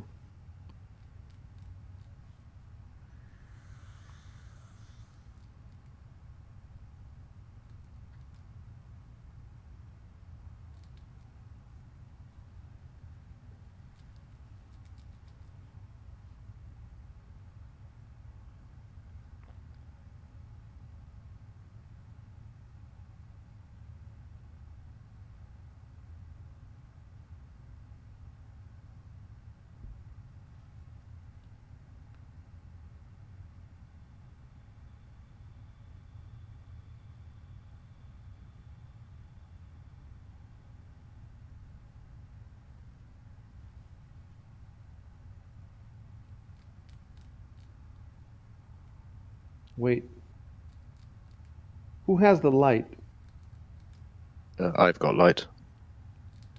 And you haven't have you? Let me see the combat notes. You haven't.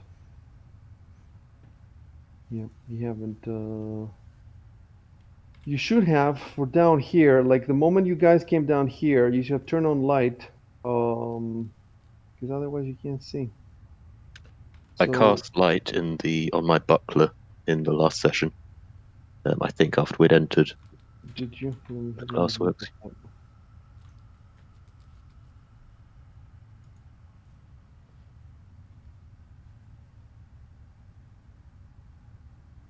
Yeah, you did. I guess light on my buckler. All right. All right. So there is light for you, but there is not where Shubin is trying to look.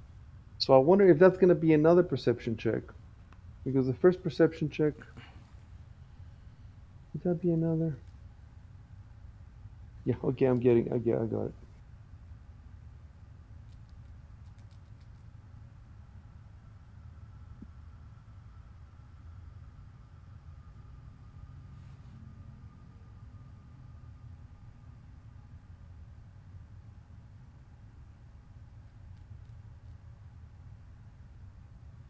All right. I sent him the whisper.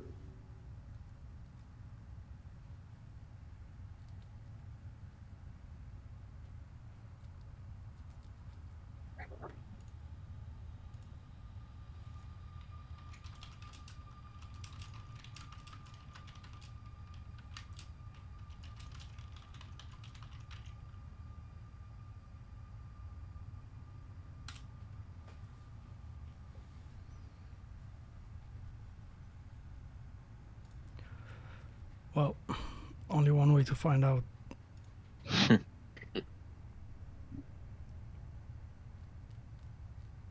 What if I go on the other side, and then Martus puts the light? You know, I could peek too. I got low light vision. Oh, Oh yeah, you're an elf. so let me go on the other side. I will just run there. Do a roll. 1 sec. Dragon's gonna see you and burn you.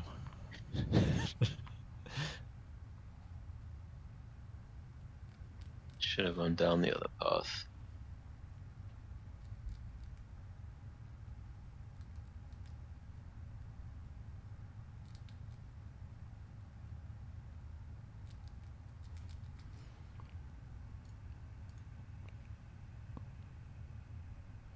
It's all good, man. Meat shield's checking.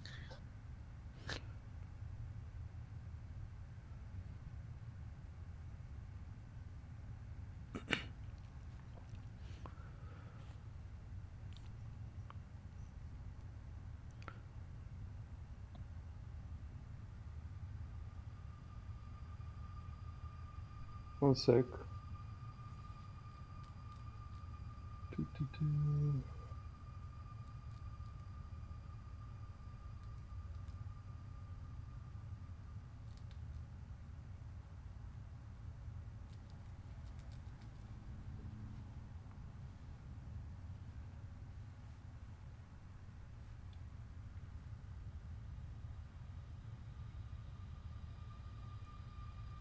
Oh.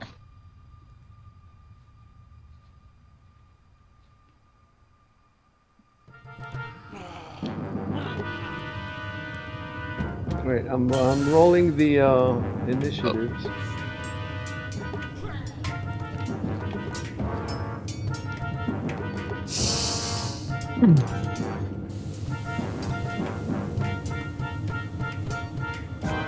Right, so now all the initiatives is awesome. They are, you know, all the goblins roll individually.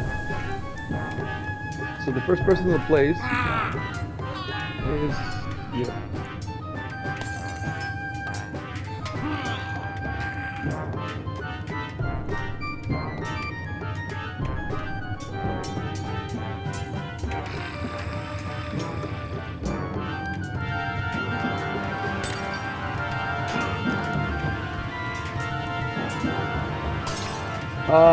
Rory, bring up Yeah.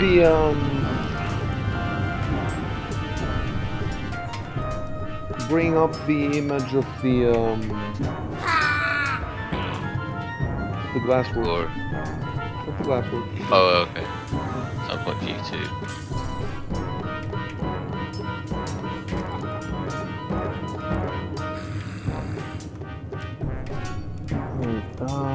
This is a bit complicated.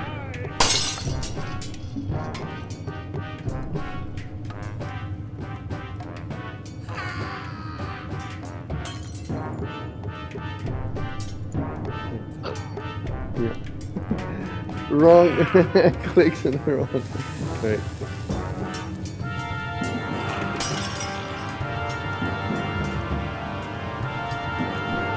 So you can't see what's happening on the other. No, you can't. Like somebody's attacking the guard, but you guys can't see from where you are. Well, I can see him just about. You can see him just about. Okay. I mean, yeah.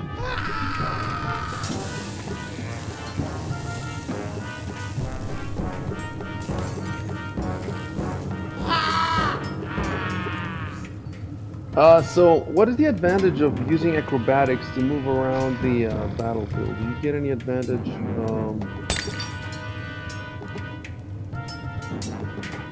You can avoid attacks of opportunity. That's about it, though, right? If you otherwise, it doesn't give you anything else, does it? Yeah, I think if there's like a narrow or uneven ground surface, you might be able to move faster over it. But... Yeah.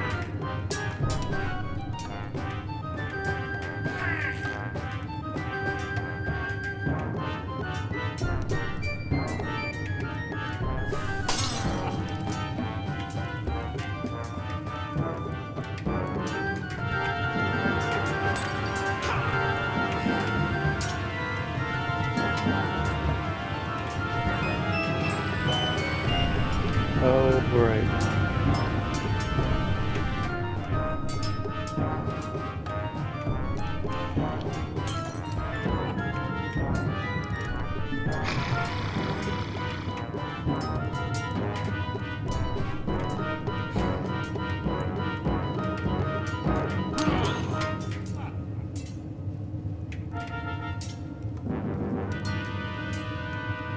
Yeah, the character that I'm playing now is quite complex, so I'm making sure that I'm using all this stuff.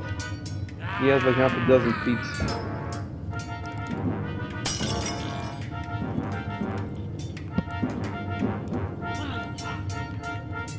He's a Runelord. Yeah. Game.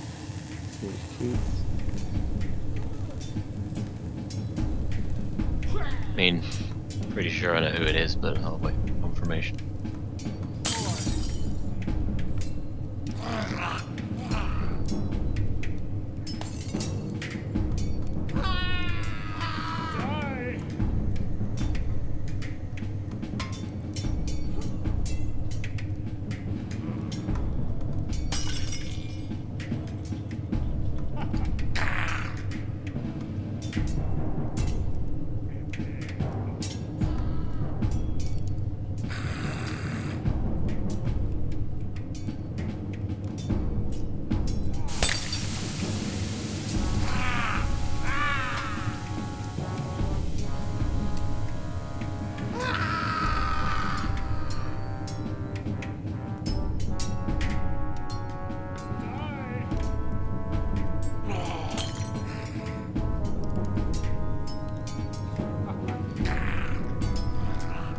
All right.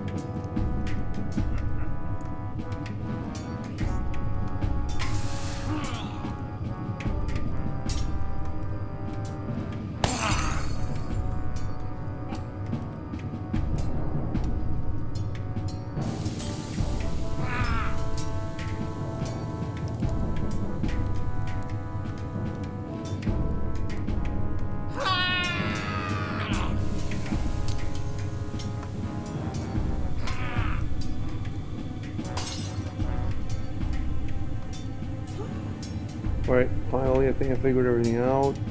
So I'm rolling.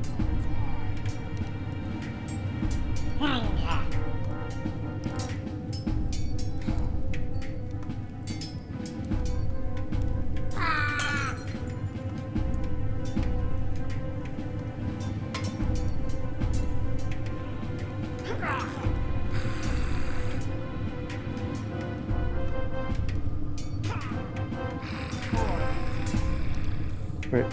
Anyway, so I roll with a composite short bow, and he missed. And I'm just trying to figure out how many shots he's got. Because the damage is 1d6 plus 1 times 3. So I don't think that is that times 3 arrows. I don't think so. The times 3 is probably the crit multiplier.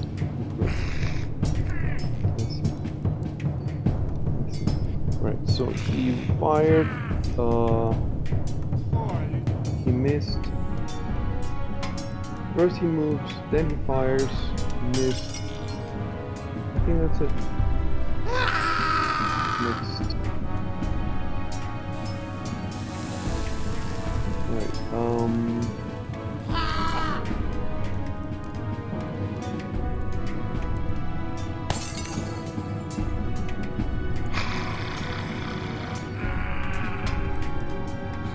so I wonder if he can he? I have a goblin now. And I wonder if he can strike around the corner or if he has to move. I think if he moves, if he takes one more step, he will get an attack of opportunity. Oh, I forgot. Since it's a new battle,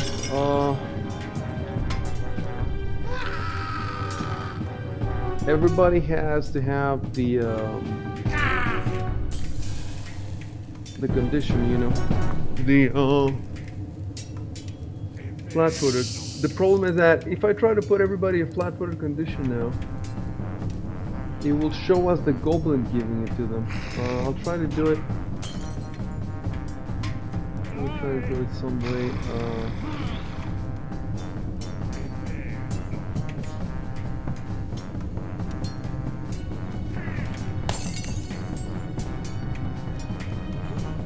Well, I'm trying to figure out now how to put the flat-footed condition to everyone without it showing as the goblin. Well, you know what?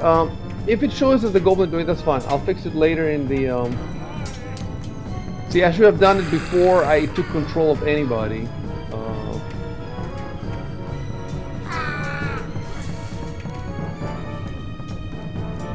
Yeah.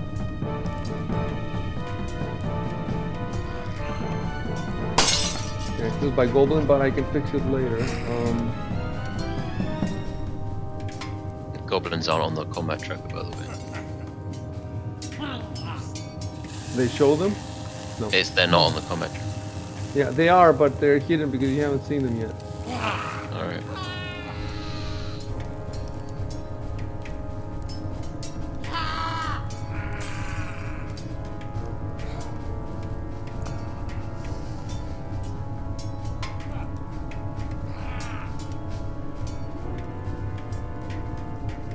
Alright, so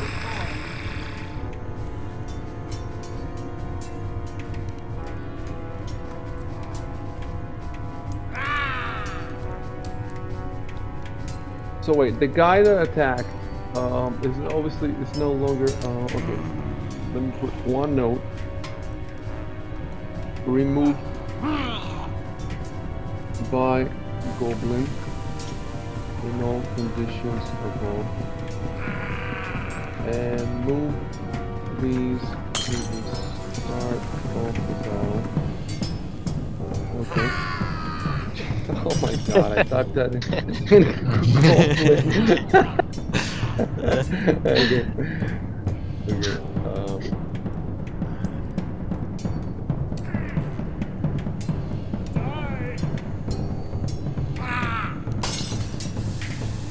Well, at least I understood it.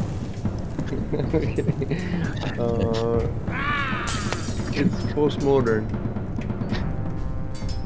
The Goblin Master.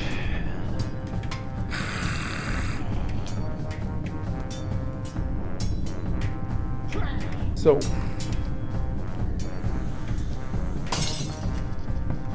obviously the guy who fired is no longer flat-footed. And my question is the guard also not flat-footed since he got attacked? Does it make a difference? If he's not acted yet, he'll be flat-footed until he acts. Alright, so it doesn't make any difference if he takes damage or if he sidesteps an attack or anything like that. No, Right? it's just until he acts. Alright. So now we have this goblin that it's acting, so that's gonna remove the flat-footed. And my question is, can't he attack from around the corner? I can't see, but if it's like directly around a corner. He's here. Won't that Oh right, get yeah, on that's his square, so cover? attacking Victor. Yeah, if he's attacking Victor with melee, then he can make the attack, but Victor will have +4 AC from having cover. Really? Can you Yeah, find that in the book? I think there's a diagram for it. Yeah, here we go. Page 194. So this is the case of. You can see in the picture there's the ogre and the rogue, which are in that position. Yep. Uh-huh.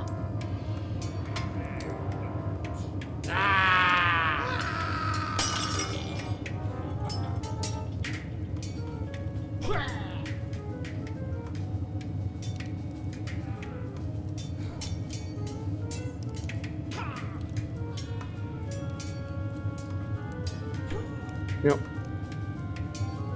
Where does it say what the bonus is? So that should be around here somewhere. There we go. Next page. At the bottom left cover.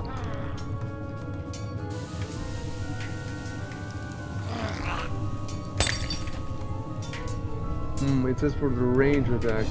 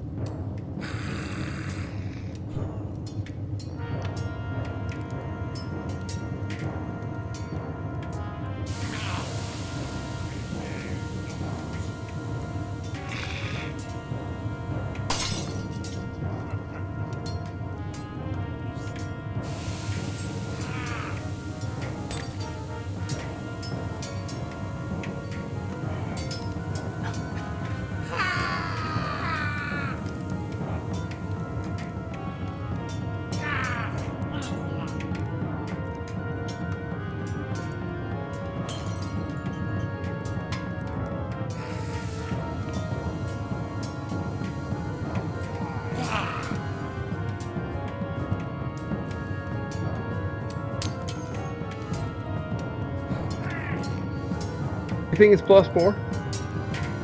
Yeah, I think so. So it says +4 to AC. Then the next paragraph it explains when you award it for melee.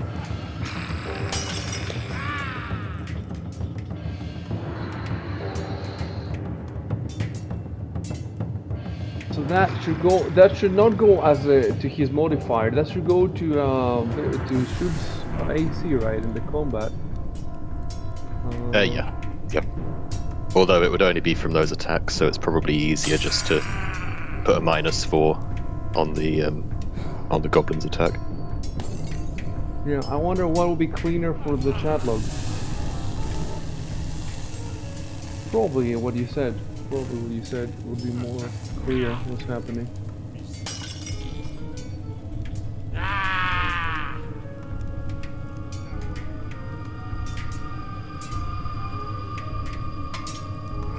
Defender is behind cover, it says. There's also in the table. No, yeah, it definitely does it. It definitely prefers to give it to the AC, not to the attack. But like you said, it makes more sense to put it in the modifier. All right. Okay, so the last thing I need to check before I roll is if this is one of the goblins that had the molten tongues. Like, I want to see what he's attacking with.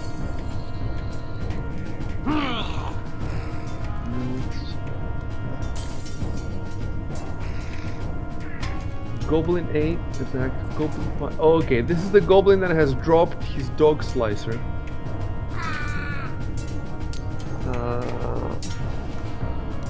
So the question is, what is he attacking with?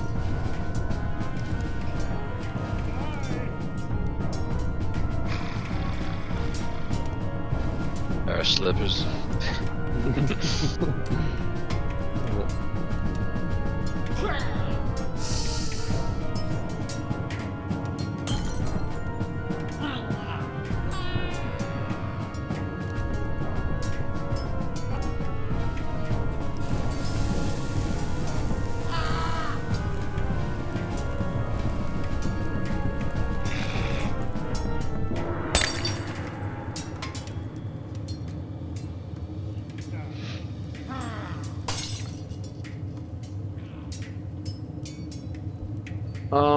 Tell me something. Nothing changes if you decide to just throw glass. No, he can do that. It would normally provoke an attack of opportunity, but Victor is flat-footed, so it won't do. Alright.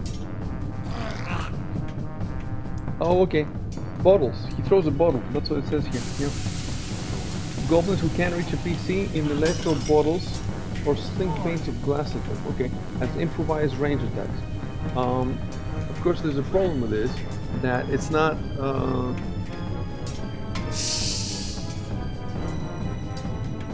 glassware. Yeah, glassware. That's good enough.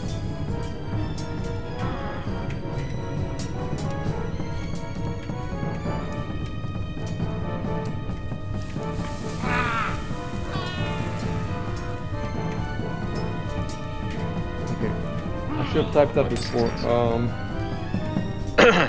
Oh wait. Did that not show up in your screen? Let me see. We can see an attack. Yeah, I see it. Yeah, you can't see the thing because you can't see the die roll because I haven't turned it on. It's off. Okay.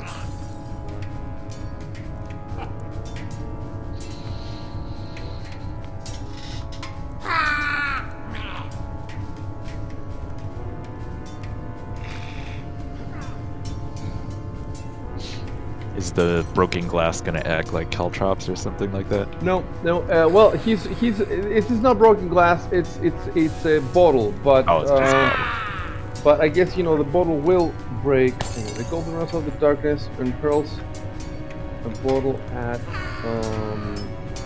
Victor.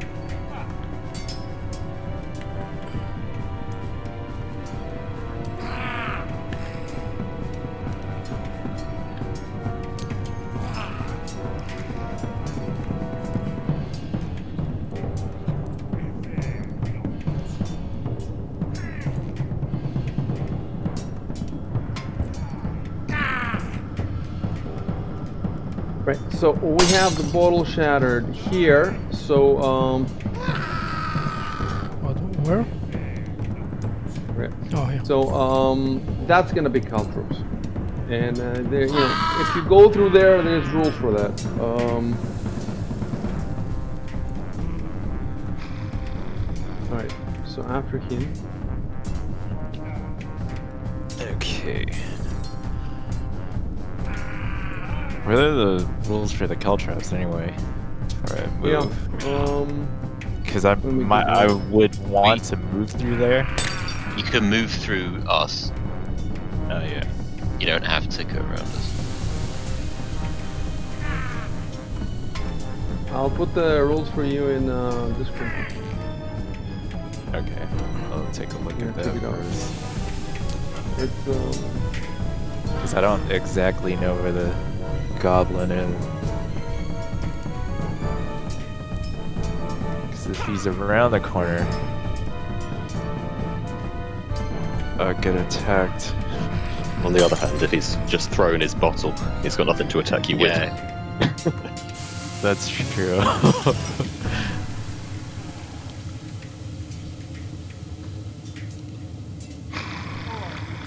Caltrops. you basically get an attack with a normal attack roll with +0, and if you're wearing shoes, you get a +2 to your AC. But your armor doesn't, and deflection bonuses do not count. And you take 1 hit point of damage, and you're reduced by half your speed. For 24 hours, your speed will be half. I see. So I shouldn't really do it. Yeah, no, it's pretty bad. I just move through.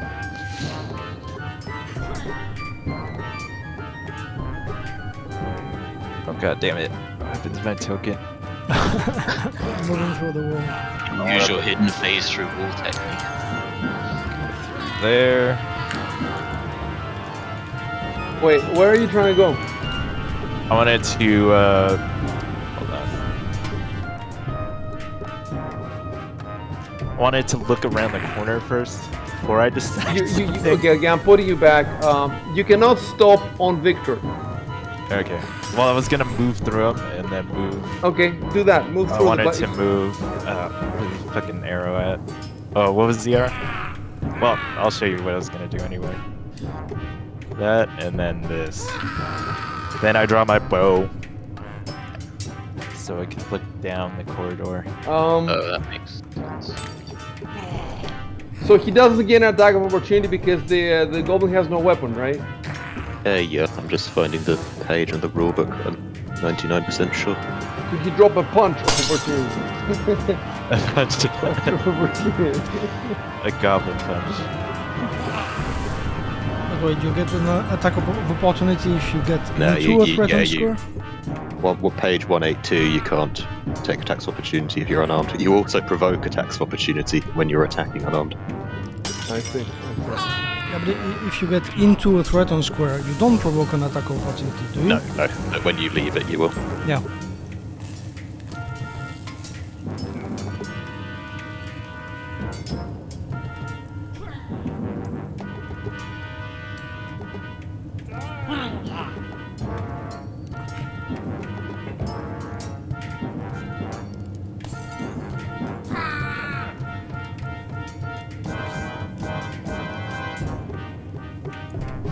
So, we running the attack of opportunity if I do that? There's no attack of opportunity as far as I know. Alright. Plus, I need to be able to see the goblins now if there are goblins here. Oh wait, yeah, you're right. Yeah, I don't want to be So, fighting invincible hold on. goblins. That's number 5.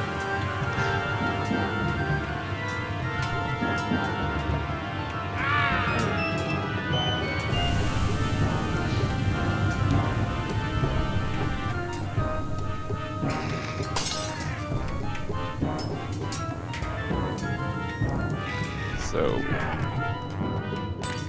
draw my bow. Yeah, right that you draw your bow. But wait. Moving and drawing your bow. That's it. Oh, Oh. true. Fuck. Oh man. That's it.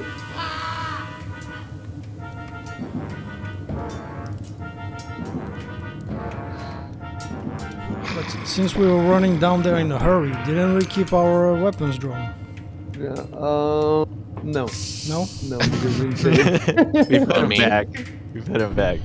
But still, this is an If okay it- situation because Yeah, fucking but goblin. If the goblin wants to get to me, he's gonna get an attack of opportunity. Yeah, if that goblin wants to do anything, he's gonna get an attack of opportunity pretty much. And then, if I stay here with my bow drawn, I could shoot stuff down the hallway. That's Yeah. Yeah, Victor can take him out. Hit next if you're done. Yep.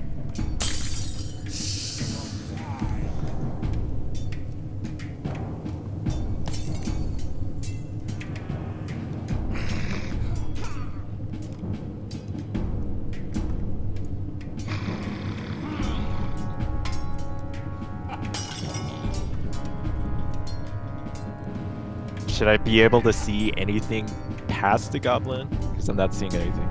Yeah. One sec. they're short. Make sure I see, because I remember the last battle. I didn't see a goblin. Oh yeah. I should have saw, so I was fighting invisible goblins. Yeah, you can see everything. I'm looking at the. Alright, cool. You see the Goblin King. Oh wait. I should type something for him.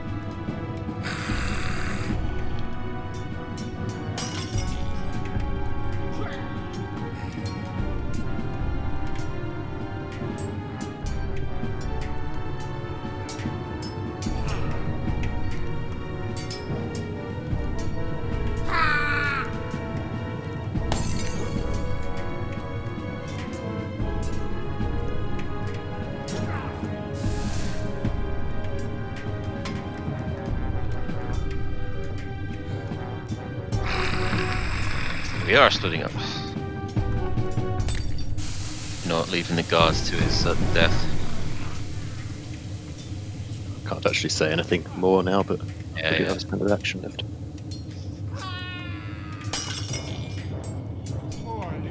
He is a powerful guard. A lot of health. Yeah, there's a reason I chose this flank.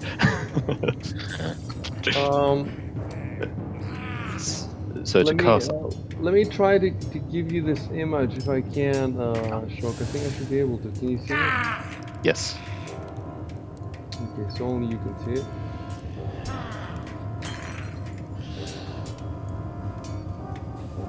So I want to cast Cause Fear. So to do that, I just go to my actions and I tick the circle first after targeting him. Let me see. Yeah, targeting first.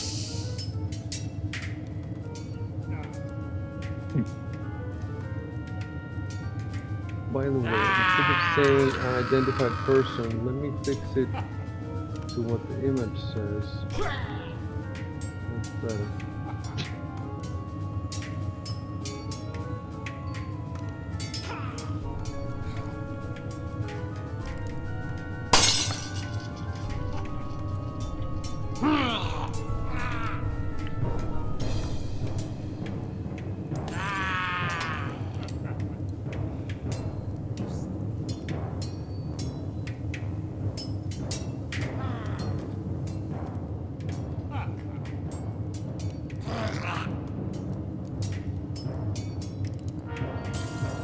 All right. So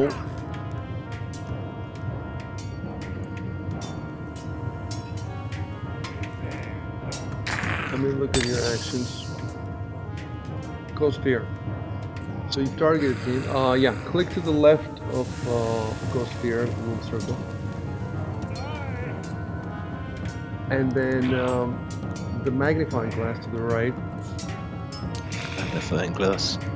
Oh, I got the full. And then there's a cast, I suppose. Click the cast.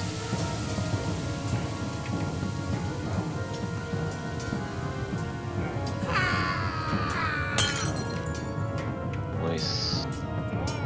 That's his save. So That's his save. Oh wow. Yeah. Damn. However, he is now shaken for 1 round, even on fail. Okay. And I see the effects below. So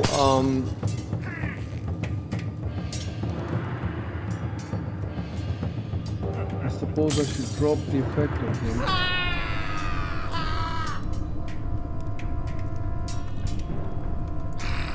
My Marty's Carol. And it says 1 round. So we figured out recently that you can track the rounds in Fantasy Grounds. Yes, and it already is tracked. It already, I can see if he's. You guys probably can't see it, can you? Yeah.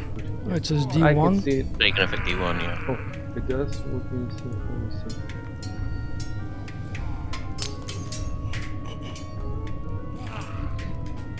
Yes, D1, duration 1. And it's gonna tell us.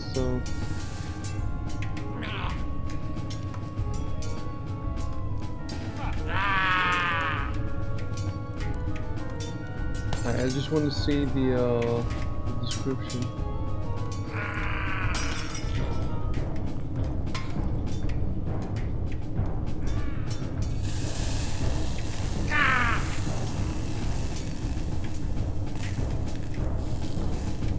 With 6 or more, he dies. I don't think he has 6 or more, but I just want to check.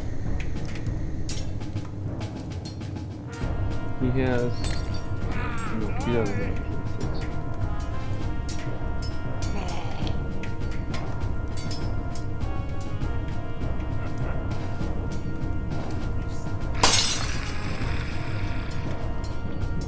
And then end turn, I guess. What is elf blood? Elf blood Pathfinder. It's supposed to be a special call, but what does that give you?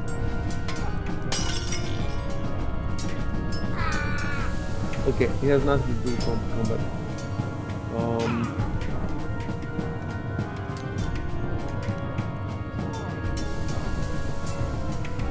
Am I Okay. good to go?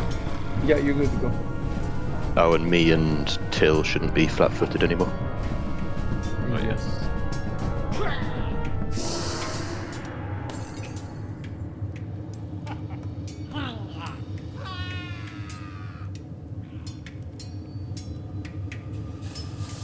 Wait, also Goblin 8.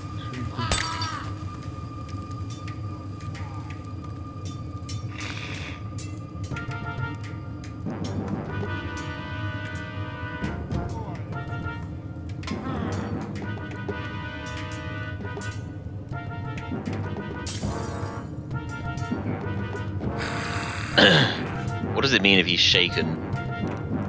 Yeah. -2 to hit and on some saves. Okay, cool. Oh, all saving throws. Yeah, I'm -2 removing on also- attack rolls, saving throws, skill checks. Okay, cool. I'm removing also your flat-footed. Move your arrow around. Oh yeah, sorry.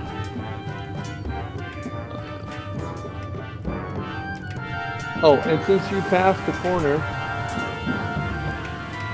let me send you the image.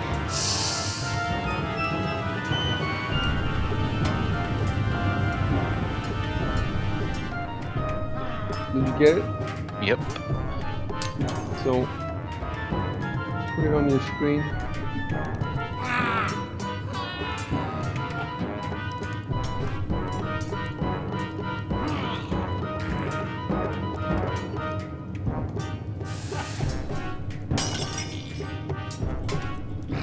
You can remove now the glassworks. Yeah.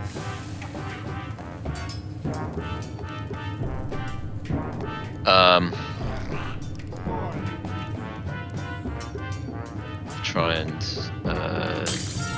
daze him. So.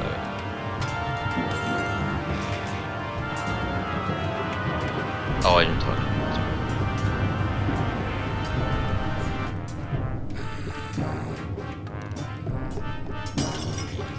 Oh, he has a good will. Well, it I've would be already said I'm gonna do his will save will also be lower because Yeah. the DC is harder from the shake. Yeah. Wait, but can you see him from where you are standing? Like, don't put your sheet in front of your guy. Like, you have your sheet. I can't even see your screen now. I can't even see the map. It's corner to corner, so I can't. You need to move the sheet so I can see what's it happening. is. Yeah. It's just the stream is, slow behind.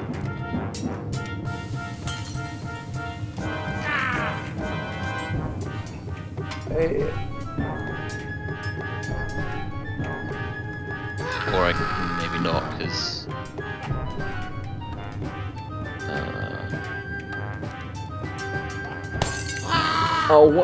tell me about that corner to corner thing.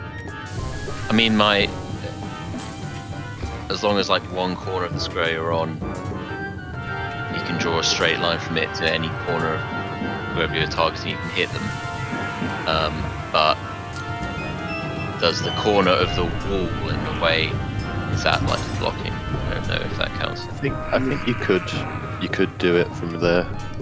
Let me just find the rules. Or in fact, my top left corner down to his top left. Yeah, I'll just check. He'd have cover if you were shooting an arrow, but with a spell that Okay. doesn't matter. And it's in Well, range. not with a non-target, just a targeted spell like this.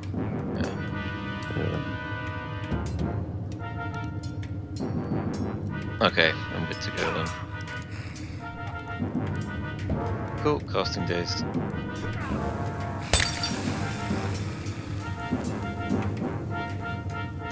Oh, is that a success for his save? Mm-hmm. Yes. Fuck. Okay, it's really as good. Even with shaken. But he rolled a 19. Oh no, I forget that's his roll. That's not fun. Yeah. My bad. Okay, turn over.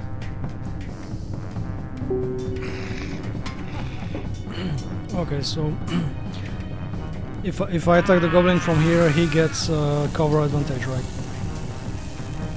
Yes. So yeah, I don't really see anything other than moving in front of Till, going to block his line of sight. But, You can still hit in that corner, right? yeah. Like you don't need to move. But then I get -4. No. Oh, you're right. Alright, sorry.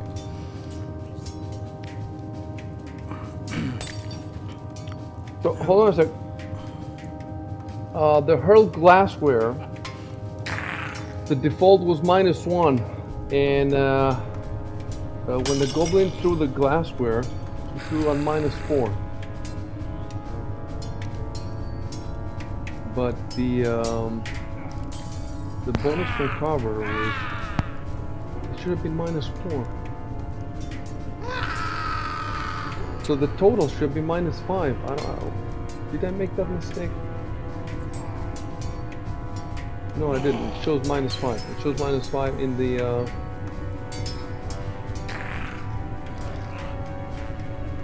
I don't get this. If you scroll, oh, maybe you guys cannot see it though. No, you cannot see it because it's hidden. Only I can see it.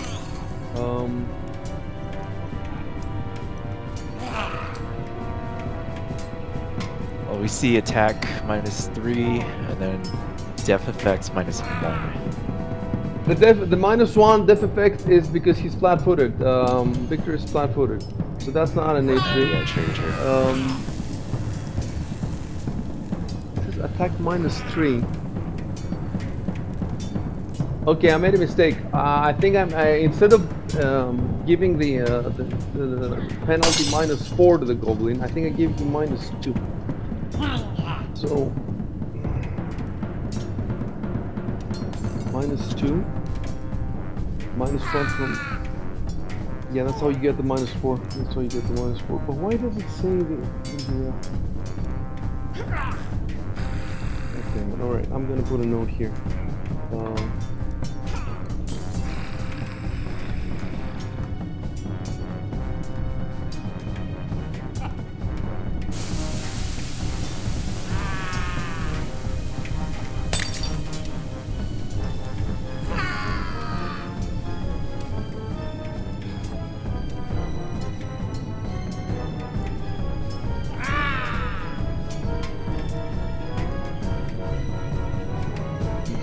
Anyway, that doesn't change anything because he lost anyway. He missed anyway, but I put that note in there for later to check. So you're gonna move there.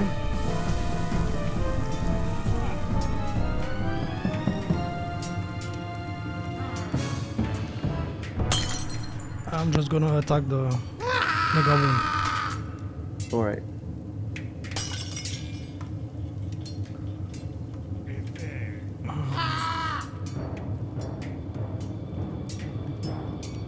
It's right here, right? The Yeah.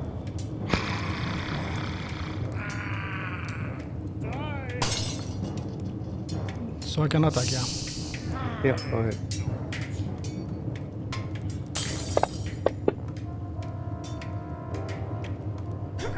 Okay, and now I click the damage, right?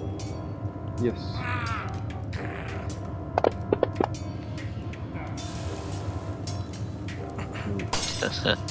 Nice. Yes. Dying doesn't mean dead. It means dying. And I think that's it. That's all I can do, right? Yeah, because I made that mistake again. Yeah.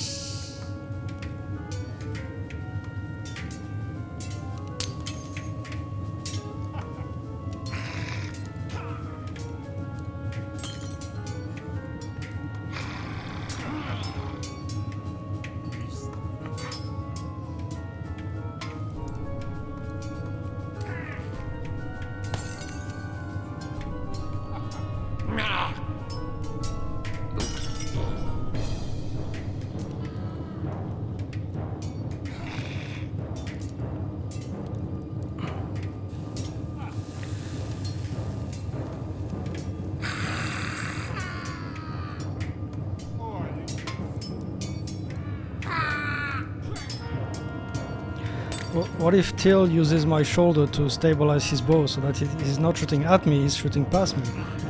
No. You decided this. So I'm just gonna stay out of this.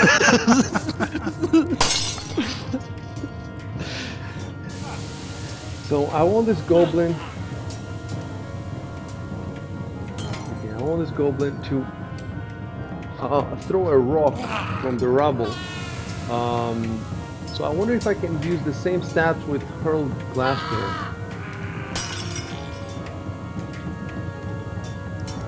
I don't see why not. I'm not sure if the glass would, if the rock would do the same damage as the glass. Do we have statistics for a rock? It could be an improvised club, I guess. So But it'd be it's- small, No, small it's- improvised club. It's range, though. But you can throw clubs, I think, or at least the damage would be similar.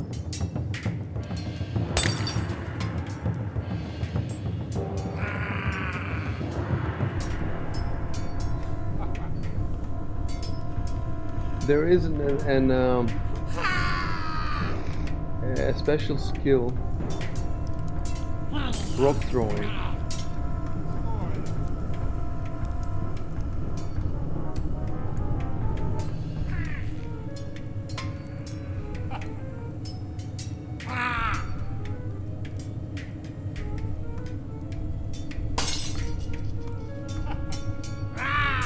So on page 144, it just says for improvised weapons, it's -4 on attack rolls to hit, and you can just take a weapon from the weapons list that you think would be roughly equivalent. I see.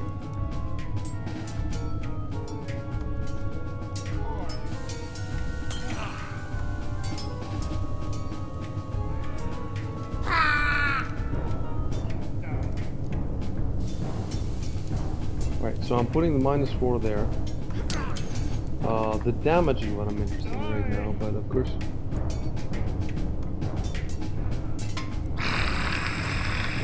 Alright, let's roll the attack first. Well, here it says hurl glassware. Okay, I'm gonna grab something.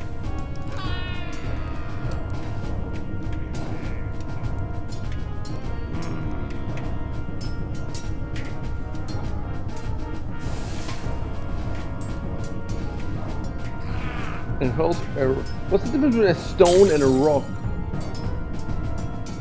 A stone is big, right? Generally, yeah. Yeah.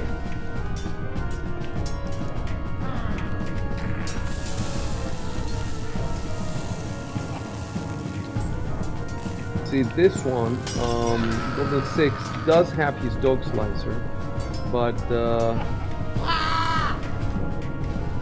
he can't attack with it because he has his round of movement.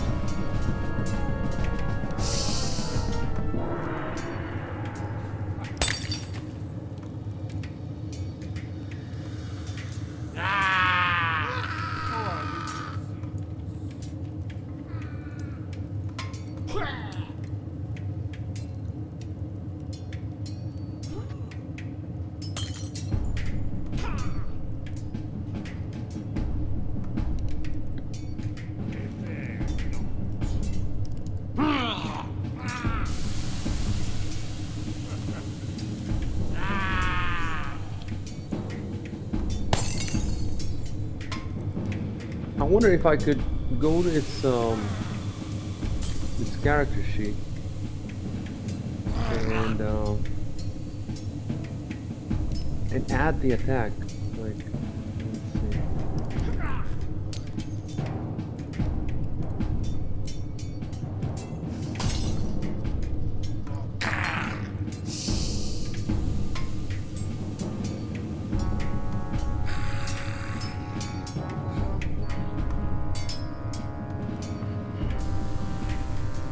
Okay, so maybe in that case, I've never tried to add an attack to a. Okay, let's see how much damage would a rock do now. I guess it would be like a bolt, no, not like a bolt, like a sling. What does the sling take?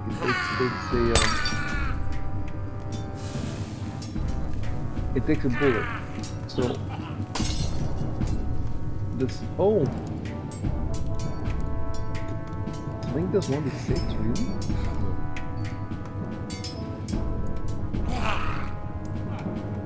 They can do all of that in one turn, move, and I guess, well, not exactly equip a rock, but yeah. Can it pick up a rock at the same time and then throw it? Like move and then pick up a rock and then throw it. Alright, let's go to actions of combat. that big ass table with the actions.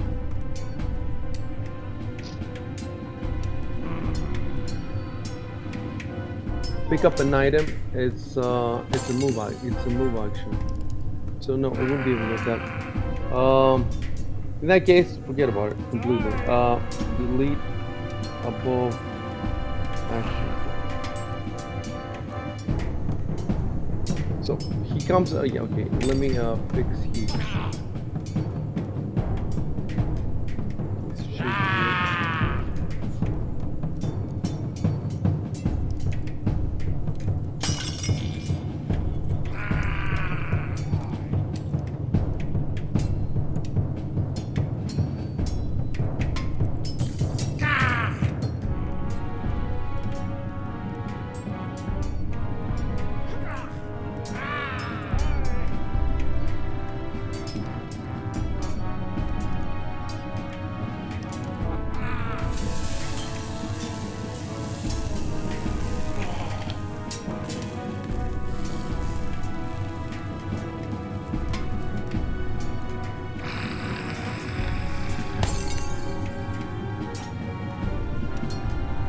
Alright, next. Effects, not footed, no.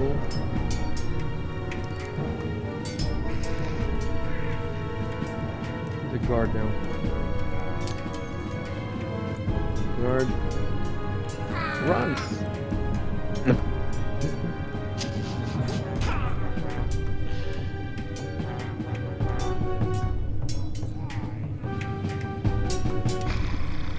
His 21 hit points will save the day. Man, we should have taken both guards. Critical hit. Oh my god! Automatic miss. His sword flies out of his hand and impales. Impels Giovanni. Marcus. He trips and falls. Falls on his sword. So I want to see the shaken because now it's the guy and he has the shaken condition.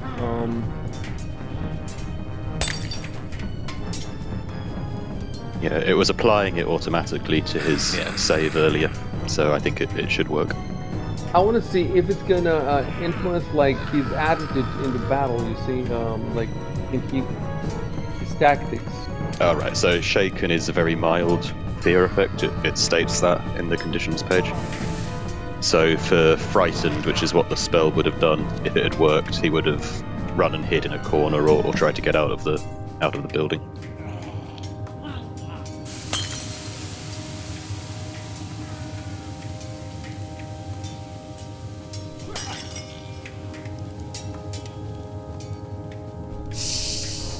Alright.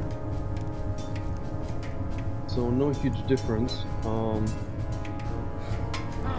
He was using shortbow before, composite shortbow, and I wonder if you can use it again.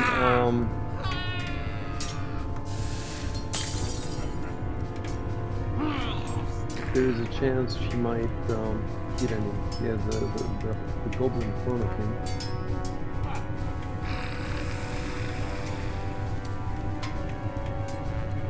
Unless he has that feat, which is called.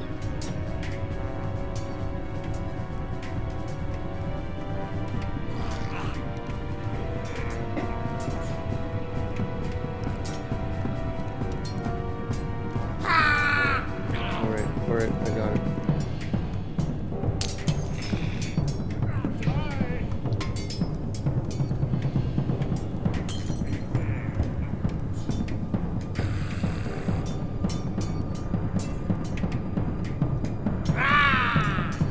Right.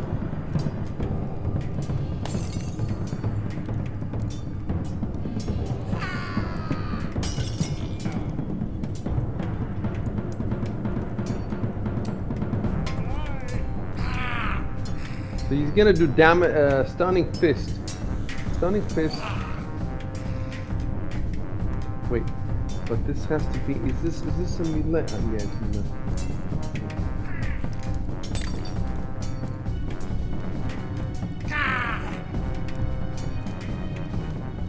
Yeah, I thought it was. I thought it was a spell so that you could do it from a distance, but it's not a spell. Maybe there is also a spell.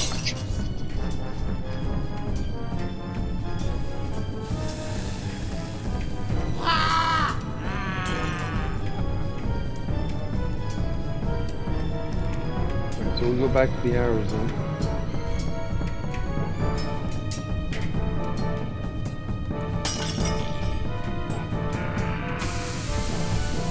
So the way we do the arrows, we've done this before, is first we roll the percentile die, and then you roll with the AC of the actual target, because before you don't know which the target is going to be, you know, we know who is going to hit. So, because, okay, I have to go to my phone now and check. Because it's not 50-50, because the goblin is small. I think it might not be 50-50. 75-25.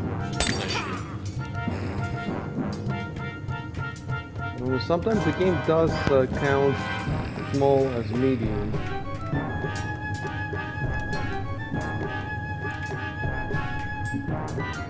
No, small figures count as half. Medium counts as 1. So it's 1.5. So it's 33 and 66, I think. 1 to 33 hits the goblin. Okay, let's see. Right. So let me see how I'll put it. Oh.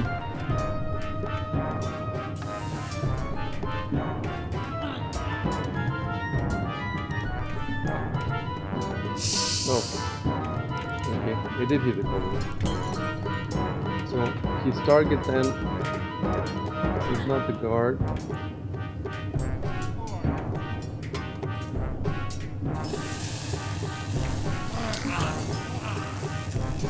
Say he's aiming too low because he's shaking or something.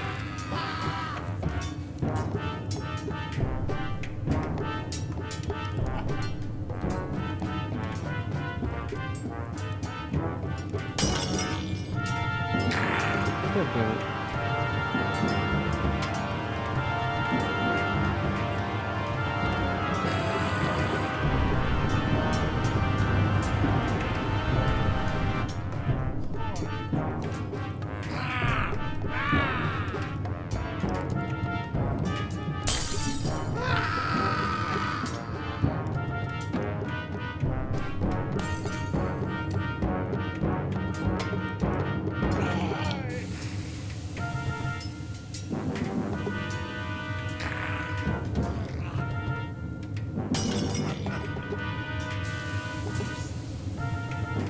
Oh, well.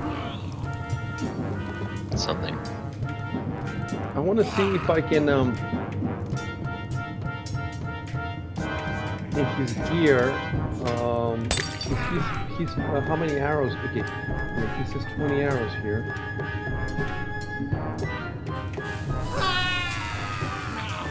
So I should put it to 18 by now.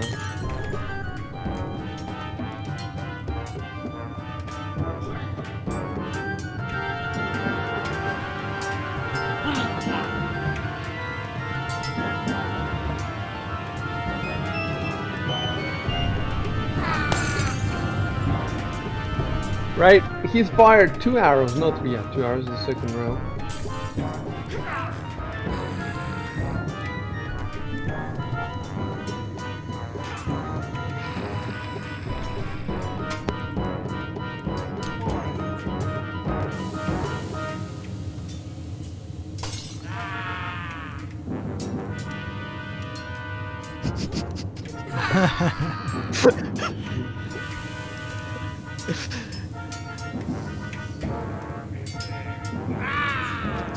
Oh, which What else am I gonna do? Really? Get in the way. gonna get that feat. So I get +2 to morale. Yeah, you're there to offer support.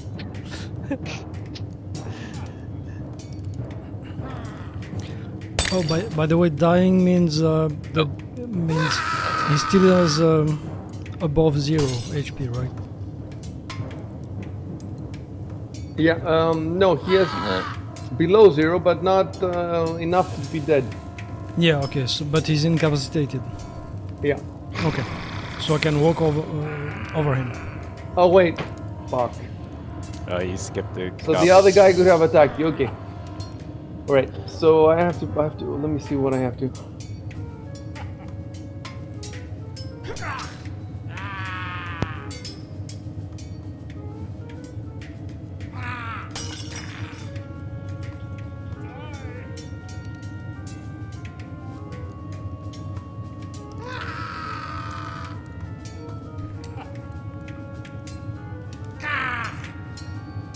So Goblin 8 attacks with tongues of molten glass.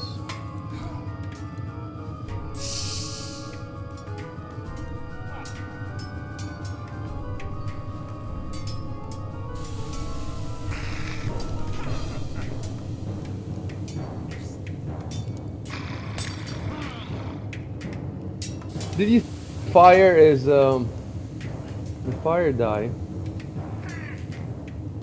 a different color automatically. Shall I? I'll repeat what I wrote last time. Shall I? Yes. Before you repeat it, let me.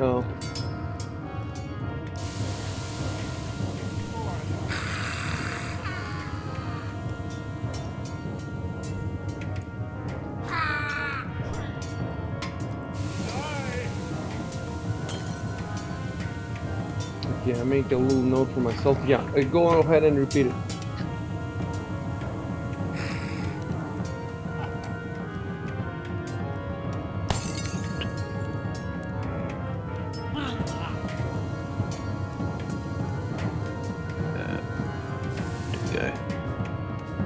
You want to target the same character?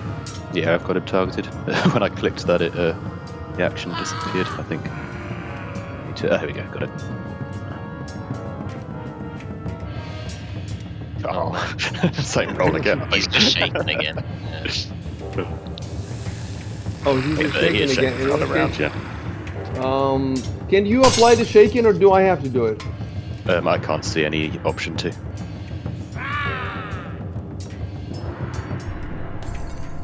You know what you should do is hit the magnifying glass to the right of Ghost Fear. Uh huh. Can you see now the shaking? Oh, I think. Oh, hang on. I already had it open. Oh, yes, I can. Maybe I can. Let's try. So, do I click that little? To the left of shaken, there's a little the little button like, condition, icon thing. Yeah. So, yes, I can. So it says that you applied it yourself. Yeah, here we go.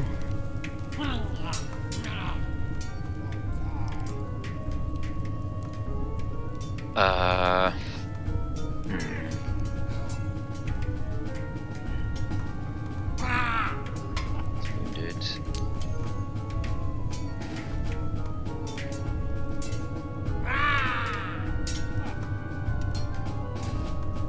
Okay, I'll cast Magic Missile on Goblin 6. And hope that he dies and then the guard can... Oh no, I'd have to... well... I'd have to use my Bonded Ring. Why, you don't have any spells? Because I used my 2 Magic Missiles in the previous combat.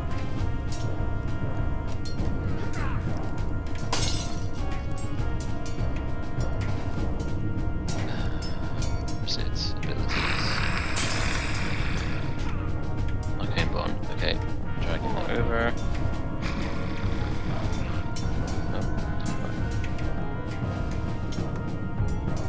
Okay, now that you dragged it over, I'm gonna put it at 0 there, okay. And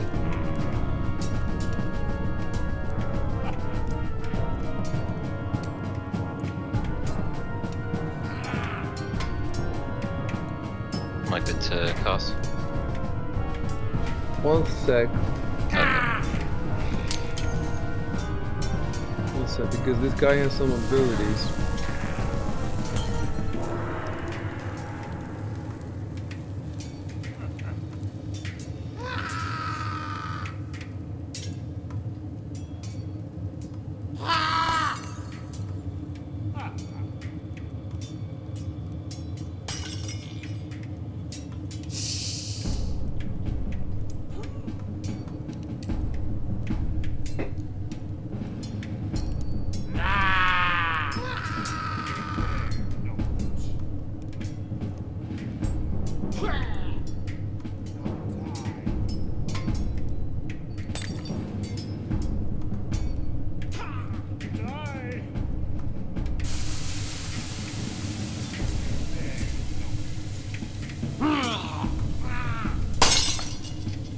Alright, yeah, I'm looking at the ability.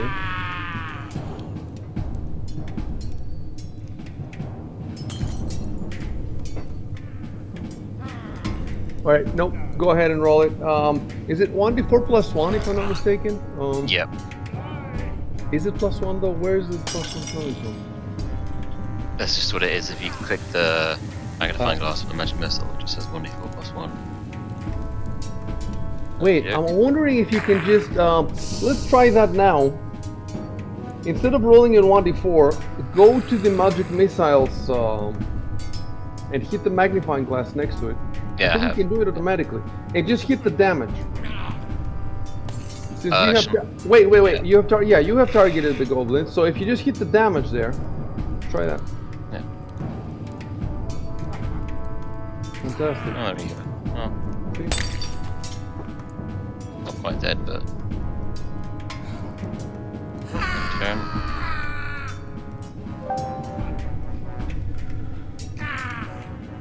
Okay, so can target goblin 8.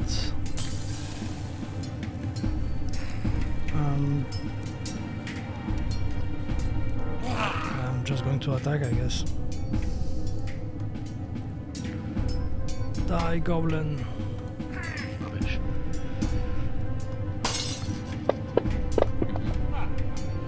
Oh.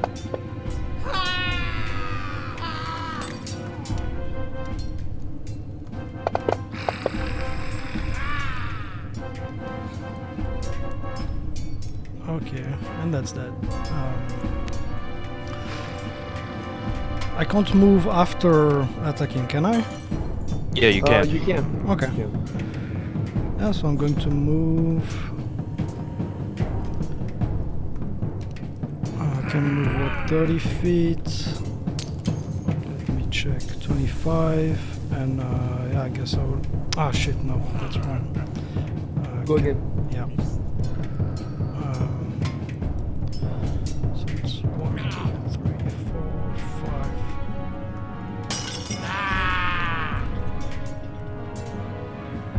5. All right, but you're not supposed to be able to see because there's no light down there for you.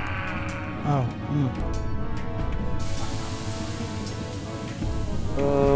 Let me see what it looks like in your screen. Oh wait, how are the others fighting? Oh, Well, Martus has the light, right? yep. So we can see. So Shub can see where he is, but what about before? What's the radius of light? I think it's 20 foot of full light and then another 20 foot of low. I'll just check.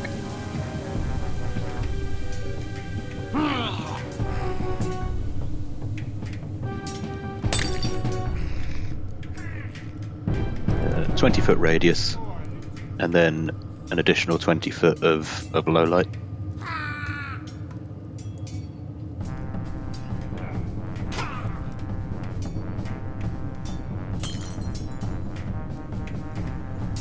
So the fight where you are is fine, but the other fight.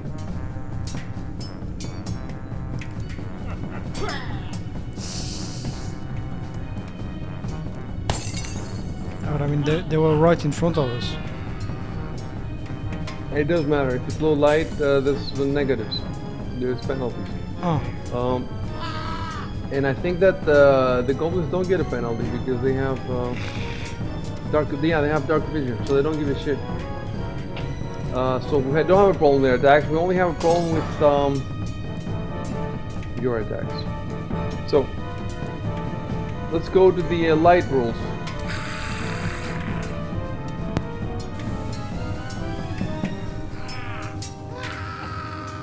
Vision and light. I found them on the internet. So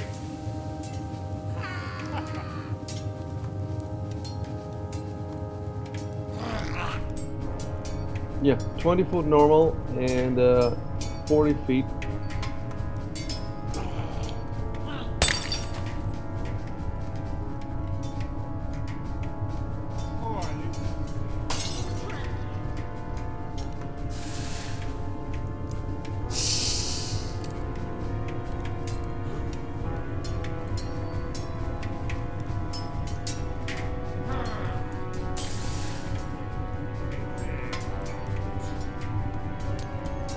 attack recall?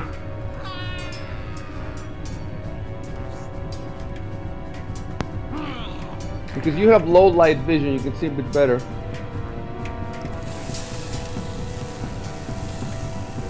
Yeah. So for you, the low light, I think, counts as normal light. Because characters with low light vision can see objects twice as far away as the given radius. So for you, double the effective radius of bright light, normal light, and dim light. So for you, it doesn't matter. Everything's good. So the only person who has a problem seems to be Shub.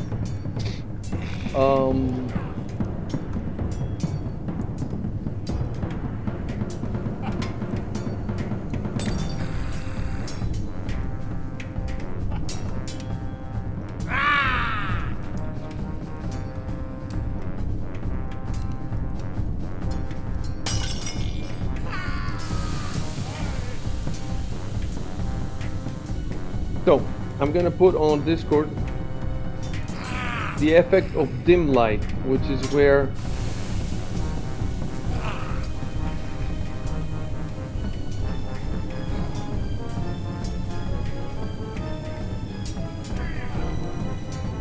so there was a 20% chance that you would not be able to hit the goblin.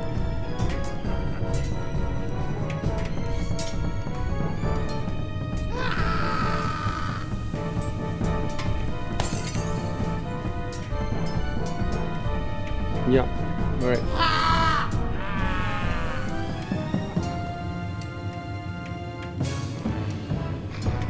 So we have to redo the whole battle. Is it the whole battle? How many times did you hit him? I hit two of them.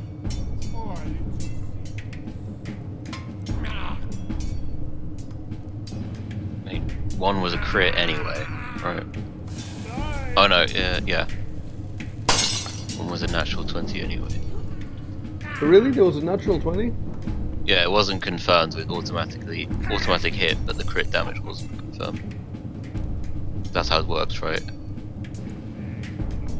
Well, I guess you could roll the 20% miss chance, and if it didn't miss anyway, then there's no issue. Or if it didn't hit anyway, sorry, there's no issue. Tell me something. I can see the. Oh wait, no, I cannot see the 17. This first one that shows a crit. I rolled all the way up.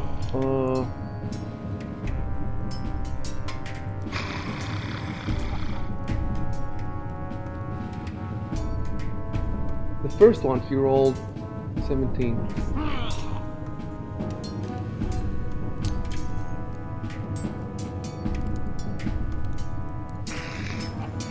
But you know what? The first attack, where wasn't he right there, Victor? Wasn't Martis right there? I think I'd already moved around the corner. Yeah, his turn came before Victor's.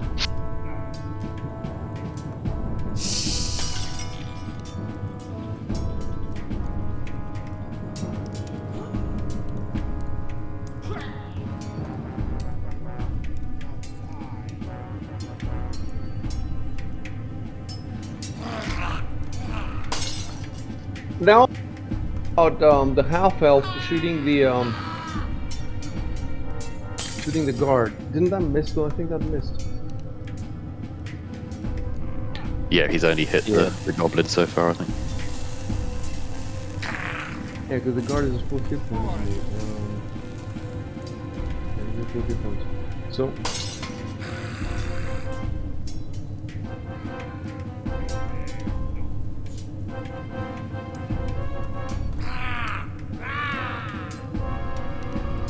Wait.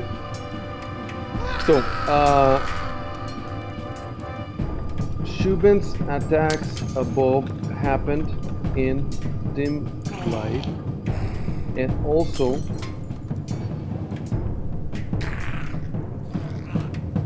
the half elves first attack. I'm gonna put it like that. So.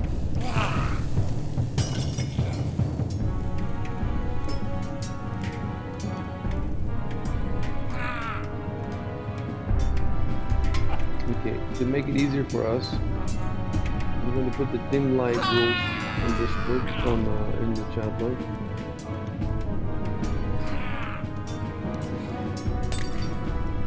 Okay, so roll 20%. Roll a percentile.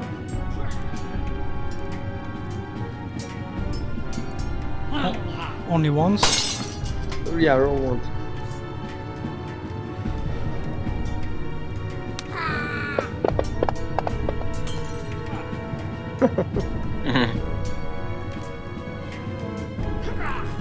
That means the first attack failed. The first attack failed at the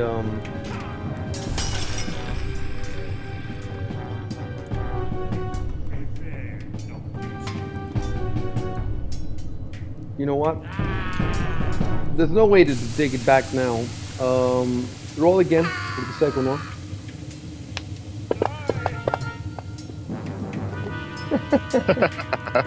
Jeez. Yeah, I mean, if we're going to say now, okay, it was in dim light, you know, the tactics would have been different. Maybe I give a torch to Till and he holds the light, yeah, or you know. Yeah. First of all, turn your facing to the right.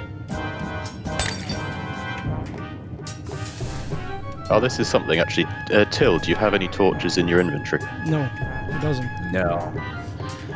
Because there was that turn where you just stood there and did nothing. Yeah. Yeah, but All right. This is what we're gonna do to fix all this bullshit. We're gonna put a torch in his inventory. You get me? So I'm gonna pick the items. Torch. Have a secret Looney Tunes hammer space skill. And what we're gonna do is I'm gonna type here delete all BS about light above. What's this? And then recall type do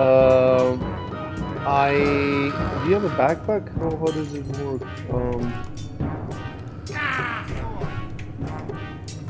Okay. Yeah. I actually have this in my list of things to do because the only person who actually has a proper inventory is Dan. Everybody else doesn't really have a proper inventory. They don't have backpacks and stuff like that. So I have it in my list to go through everybody and do this. Okay, I put also a backpack for you. I mean, So, I have a backpack, or did you just add it? No, I didn't just that. So, recall type that I pull out a torch. I pull out the torch from my backpack and light it. Control enter. Do you also need the flint and steel to light it? I suppose, if you insist. Okay, I'll give you some. You're nickel and diming me.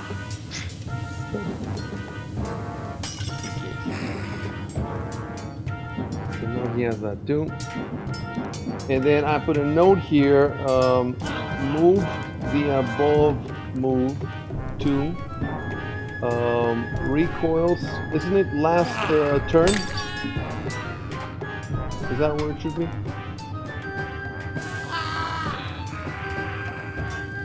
Yeah, when he says you got this, Victor. No, but we want it to be for both attacks that shubn did. Oh, So it you're has to be earlier up, where he said 2 goblins ahead.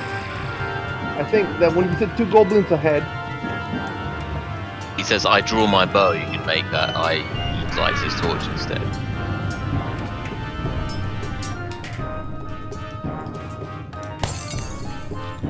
yes. Alright. Move the bow to Rico's last turn and replace the I draw my bow with it. That should be good enough. We fixed the time paradox. The time continuing paradox. Okay. Who's playing now? It was Victor. Victor. You had Yeah. moved. And the question is, yes, you can see them because they are illuminated by the light now. And now it's Goblin 6.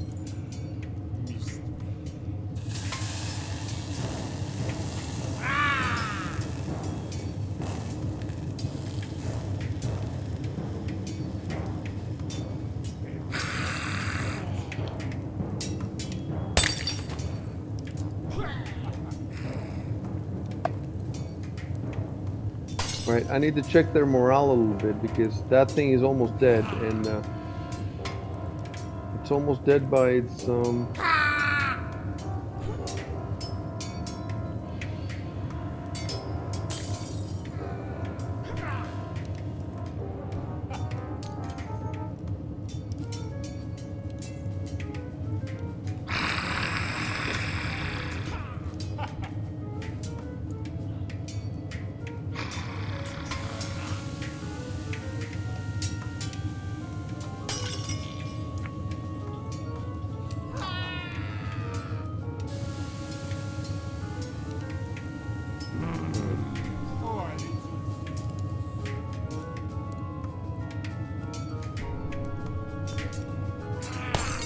Yeah, see, I just noticed my weight is heavy right now. I'm at 96. And it says Because the torch. 14 arrows are weigh 3 each. 3. Yeah. That makes no sense. how was that? Yeah, I see what's happened. It's because they were dragged in as a stack of 20, and then we changed the number to the number of stacks of 20. Okay. So you can fix it easily enough by just dividing the weight by 20, I think. The weight is 3.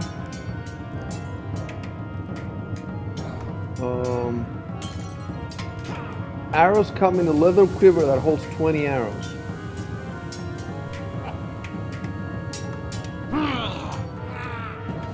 So what does that mean? Every time we reduce an arrow, we have to change the weight?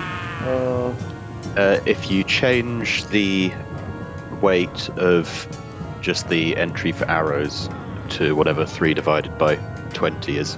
You know what we should do instead? We should do it the way they had done before. The 14 should be in the parentheses, and you put a 1 there, and that's fixed. So now his encumbrance is 7.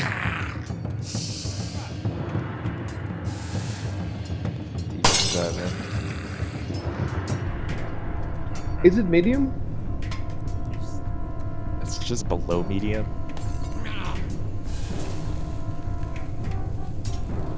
Why would it give a number for light though as 30? Alright, I'm gonna have to Google Pathfinder encumbrance.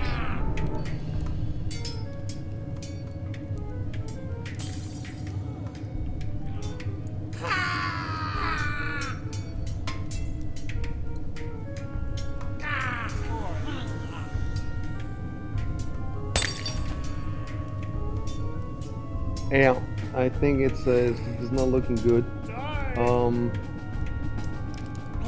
For a strength of 9, 30 pounds of less is light, but 31 to 60 pounds is medium.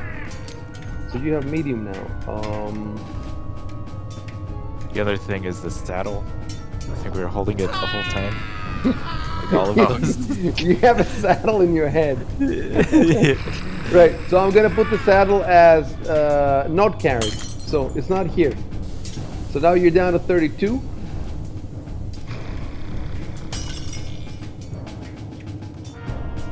What else can you fix?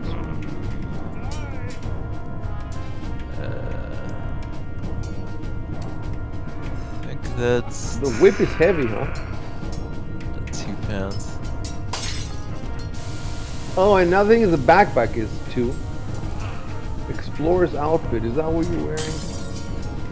That padded. Padded is the armor, but are you also wearing, I don't know how that works. You're supposed to wear clothes with it, or is it just... Maybe. Well, Oh, I already have it. I have a saddle in need- my inventory too. Okay, we'll fix them one at a time. So, you need the sword, you need the short bow, you need the thief's tools, you need the torch. The whip is something that you could do away with if necessary. Yeah, I haven't used it since. All right, I'm gonna put that as not carried, and that fixes it for now. Just keep an eye on those numbers. All right, so we've done Till. Let's do Victor. Let's do it real quick. Yeah, I'm I also think because- carrying a horse. Yeah, same.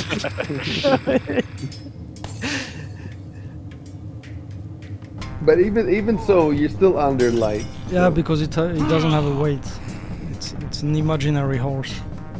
Okay. Well, I have not. But I also have the saddle. Right. Be good now. Then I'm gonna look at Martus Caro. 85 encumbrance. He's at heavy. That's heavy 85. So how many horses are you carrying?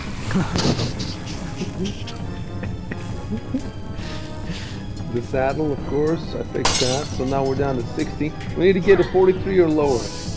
Yeah. I guess I probably don't have my soap with me. Yeah, the soap. Suppose you can't lift back at the water skin is heavy, Jesus. Cleric's vestment, buckler, scale mail, you need that stuff, right?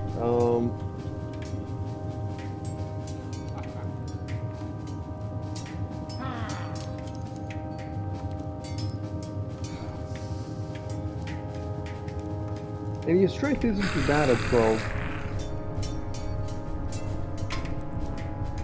Do you ever use the buckler? Yeah, it's part of my AC. I mean, what I can do is I can drop my backpack at the start of combat, and that will drop the water skin as well, I guess. I was sure I was underneath. I guess probably when I got my crossbow back, along with other stuff, maybe it put me over.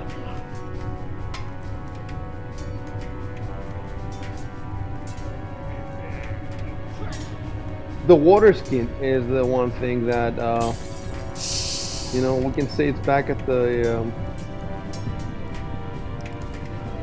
water skin and the backpack, you've left them back at the inn, at the tavern.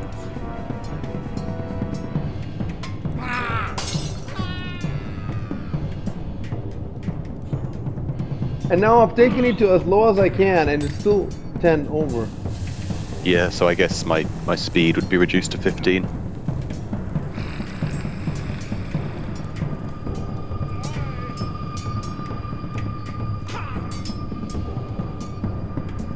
But I think you moved and then you casted. You moved 30 and 20 and then you casted. Yes, that is right. So it would have affected that. What else do we get rid of for now?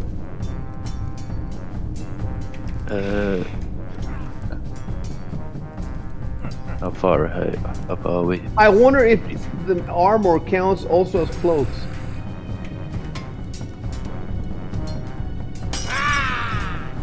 I'm gonna Google scale mail to see what it looks like.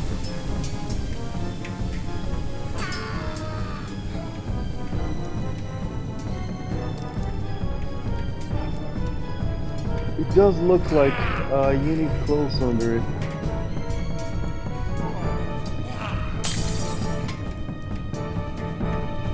You know what we could do? What we could do is... Oh, first of all. The torch that I gave to Recall costs 1 CP. So you're not gonna get away without, you're gonna pay the 1 CP. What else did I give you? A backpack? Backpack, flint and steel. The backpack was 2 GP. So now you're down at 61. And the flint and steel is 1 GP.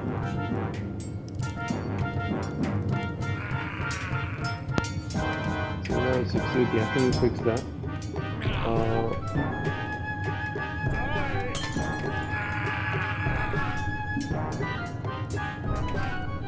So what I want to see is in the items, if there's some plain clothes that are cheap and don't weigh much,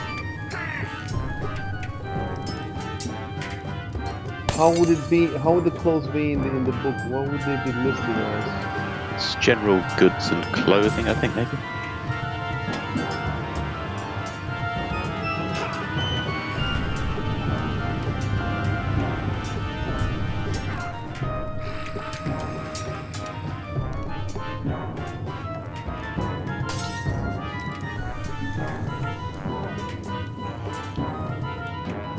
It says that the cleric's vestments are for performing priestly functions, not for adventuring. So you're not supposed to be wearing them anyway.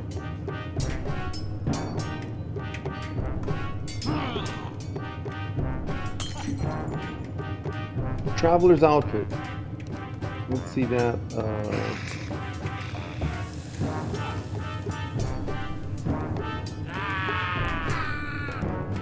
So the traveler's outfit, yeah, it still weighs 5. And the vestments, 6. Let's see if there's anything even.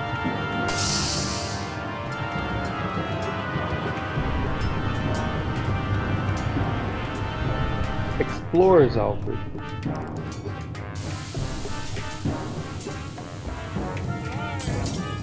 Wait, 8. Explorer's outfit is 8, is a lot more. Okay, so what difference does the medium and humorous do?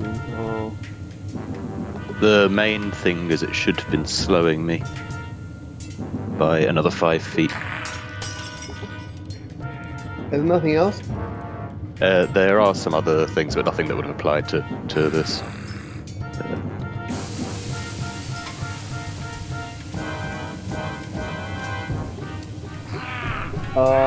Yeah. 30 feet makes it 20, and 20 feet 15. Run 4. What is the check penalty and the max dex? The max dex is the maximum dexterity bonus you can have while wearing that armor, and the armor check penalty is the penalty you take on skills that are affected by armor. It doesn't say armor, it just says check penalty.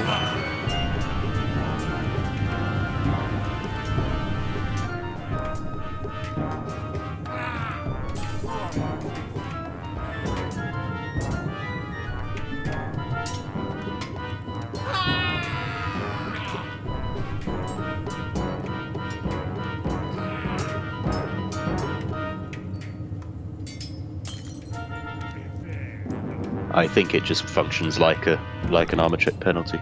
If you find the encumbrance section, which is page. Let me see, what is your dex bonus? You have nothing, so that's not an issue.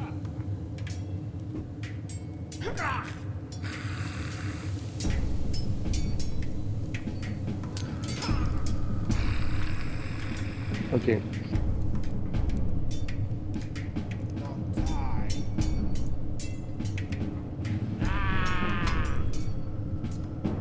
Alright, I know what we're gonna do. We're gonna be creative again.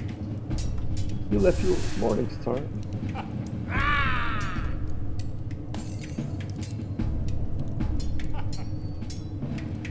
Yeah, absolutely, the buckler. Not carried. That takes you down to 48, which is still not good. Cleric's vestments. Oh, you know what you could say? You could say that I packed the bolts and the crossbow in the backpack when I picked them up earlier.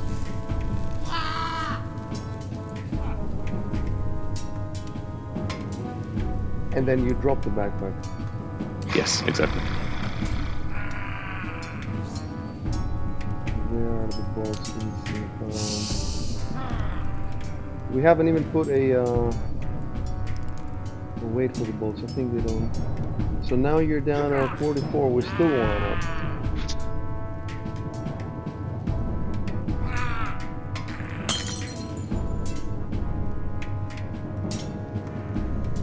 Spell component pouch. No. The only solution seems to be the clothes.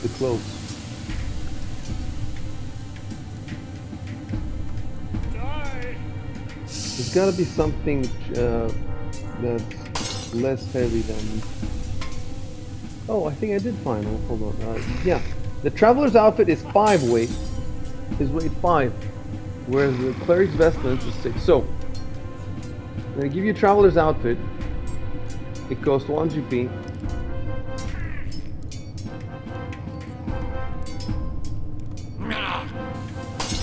fix the GP. So we're going to remove the vestments and we're going to put the traveler's outfit on. And now you're exactly 43. Is that good, or it should be 42? I think that's fine. I think it's at 44 that I lose it. Yes, this is 44. So we fixed this issue. You just have to type that I packed my crossbow. But with the crossbow, well, when you pack it, it doesn't mean you put it inside. I mean, you sling it. Yeah, sling it onto the backpack. I sling the crossbow on the backpack and stuff the bolts inside. Actually, forget about the bolts. The bolts could be on your belt or something. So I stuffed the wait. I want to see if the bolts have a weight. They should do, yeah. Bolt crossbow.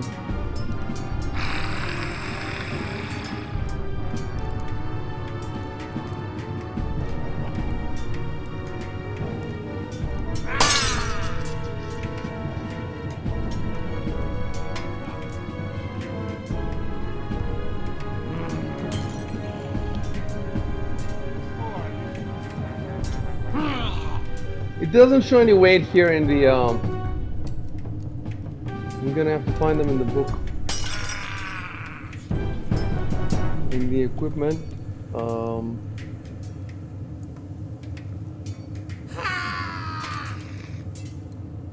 Weapons.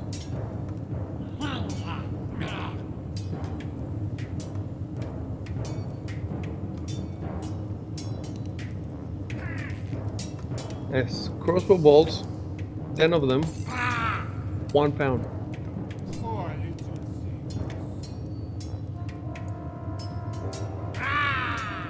So you have 28 here. That should be 3. So, type that I packed my I packed my crossbow and bolts into the backpack. Just put it like that. I packed my crossbow and bolts into the backpack. Okay, and then I guess as I'll put in, I drop my backpack. That would have been a free action. Exactly. At the start of my round. So put it right now. Put it right now. I drop my backpack.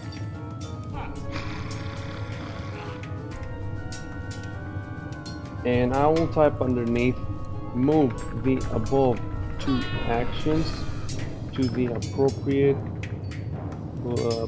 positions. Alright, Jesus fucking Christ, we fixed it.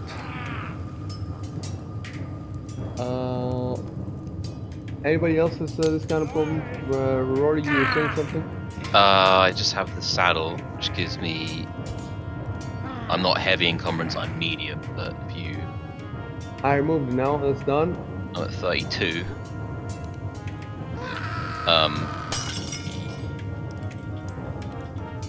But would that affect my movement if you have over light encumbrance?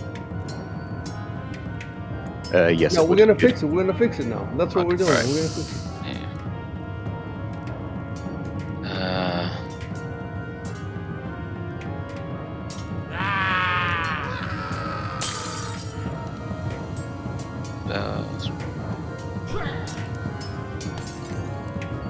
You have the explorer's outfit, which is It's 8. So what we can do is just get you for now a traveler's. Okay.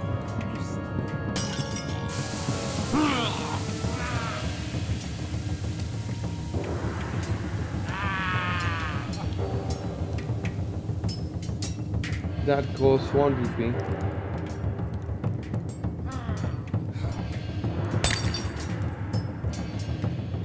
So I fix the GP. Now you're still 3 over. You're carrying a bedroll. Alright. Okay. That's fixing the bedroll. Okay. I want to put a note for me somewhere since we've done this now, to do this with every fucking group. So I'm gonna put it here. Fix there.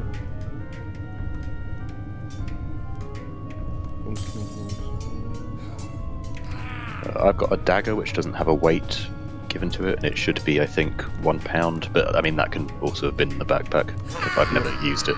It's just there in case I need something to cut. I'll fix it 1 second. Was it 2 pounds for a dagger? I can't quite remember.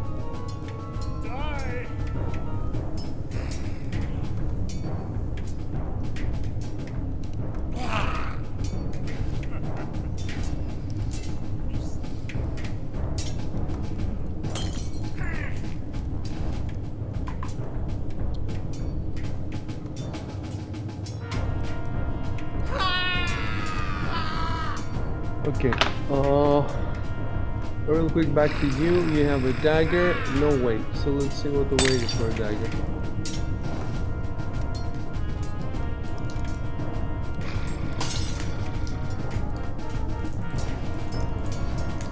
A dagger has a weight of 1.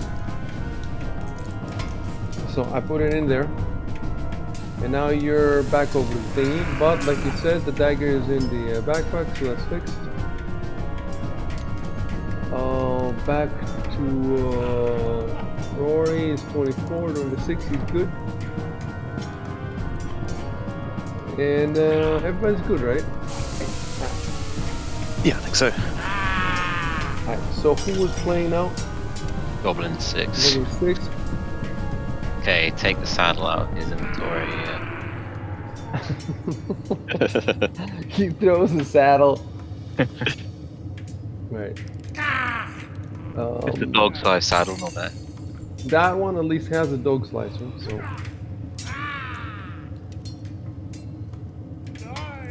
Oh. Oh. Oh. Oh.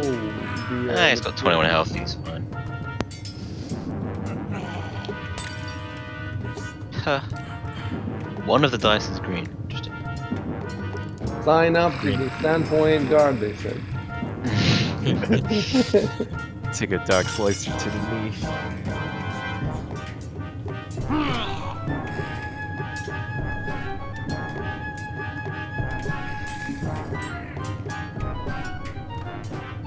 Like D4 plus G4. Yeah, G is probably green. Okay, well. I mean, I'm guessing.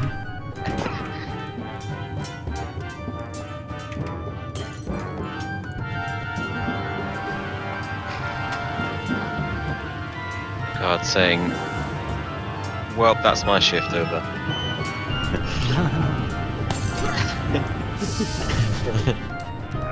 My retirement!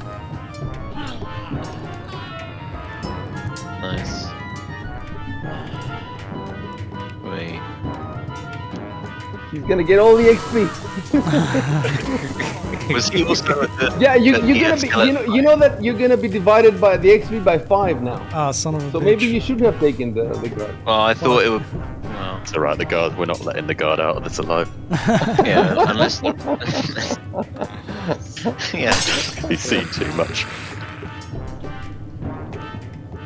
Just take a used dog slicer. This rogue could kill him. Yeah. This It looked mysterious like an rogue accident. we definitely haven't figured out the events. So it looks like the shaken is still the shaken condition is still applying, right? Yeah. Yeah, it should be applied until my round.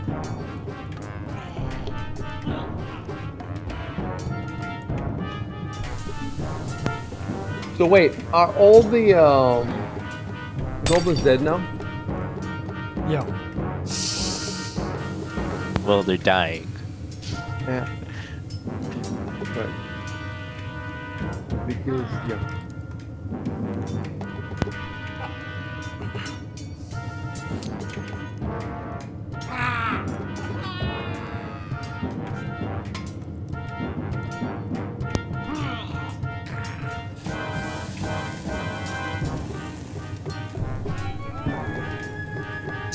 Is he getting run away like a little bitch?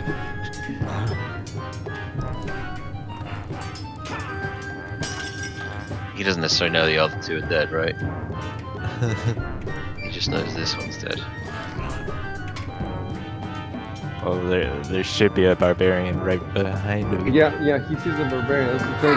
Oh, I mean, I can't see them. Or does he see him? Well, he does have Dark, low light vision. he has low light vision. The question is, the light comes from how does the light go around the corner? Yeah, I think that with his low light vision, he can see dimly.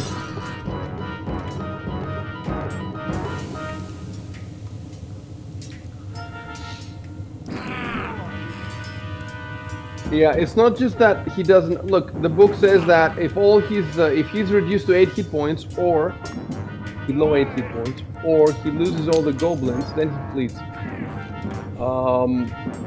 He doesn't know that the others are dead, but if you look at what the situation looks for him now, he has 3 people in front of him. Even if he doesn't see Shub,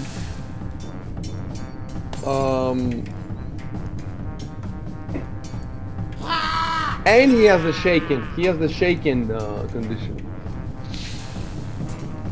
So I think under the circumstances, yeah, he's gonna flee.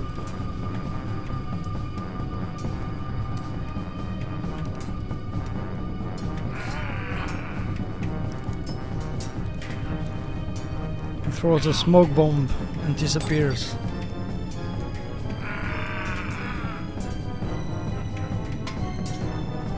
Just leaves behind a stump with a jacket on it.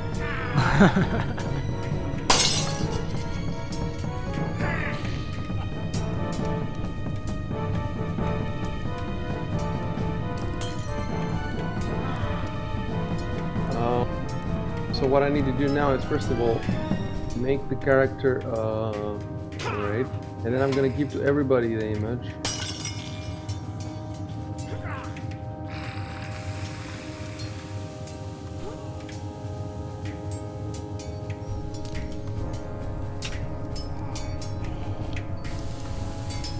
Alright, put the image on your screen.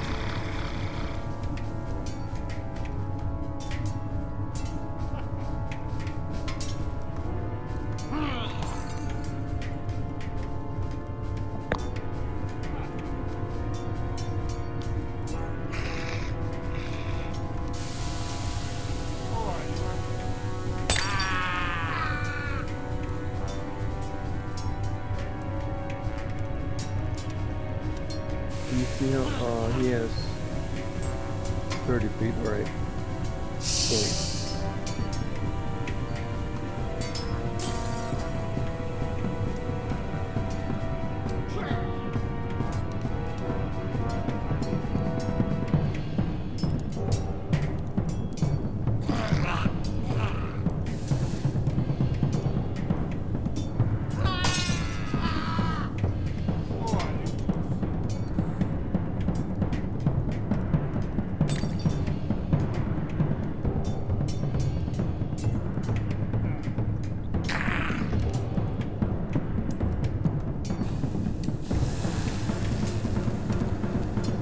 opening the door, is that a standard action, or let me see? Move action, I think.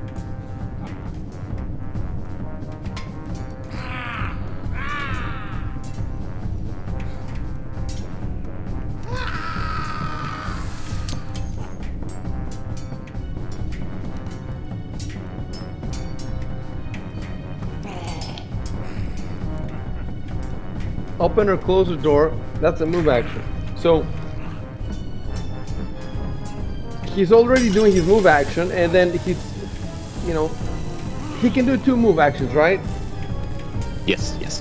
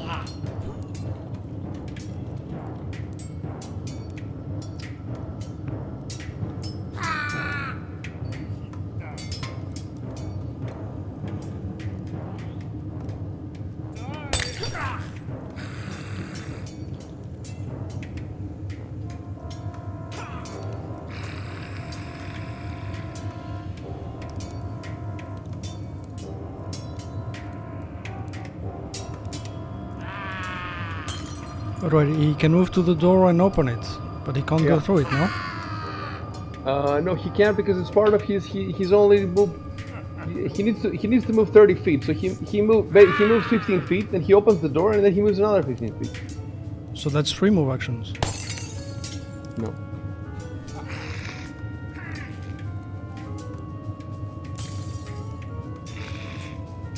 I see what you're saying. You're saying that he can only move up to there, open the door, and then he cannot move anymore. Can Yeah. he? Can he? I don't know. I think you can move your 30 feet. Like for example, you can move 15 feet and attack, and then move your other 15 feet. Is that correct or wrong?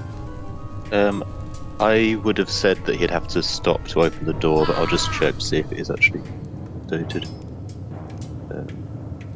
Aren't there rules about fleeing where you sacrifice other actions for extra movement? Yeah, there is a rule about fleeing, and we've actually played in another campaign.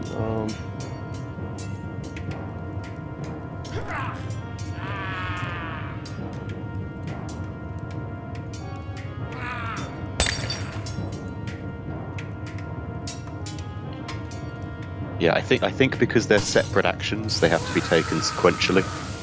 So the move, actually moving, is one action, and when that ends, he can then take the second. But I don't know if there's ever been a maybe a FAQ or an update on that.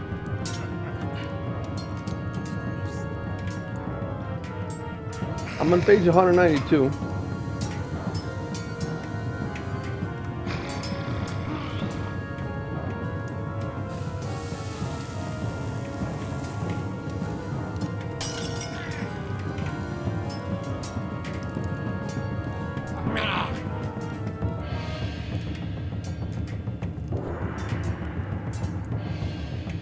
It says that the barbarian has a plus 10-foot bonus to speed, unless wearing heavy armor. Are you wearing heavy armor?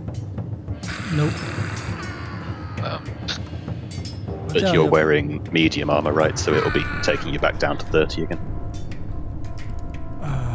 That's why you've always been faster than Martus. Yeah, that's what it looks like. What, hide is medium? Is it? Yeah.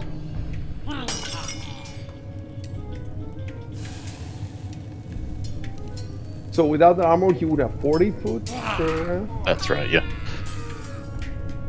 Or with light armor.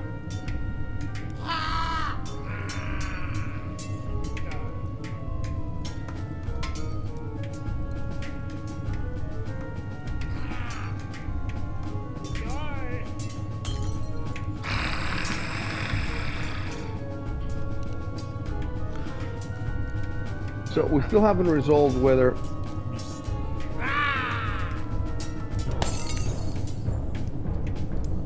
you can move half your speed, attack, and then move the other half.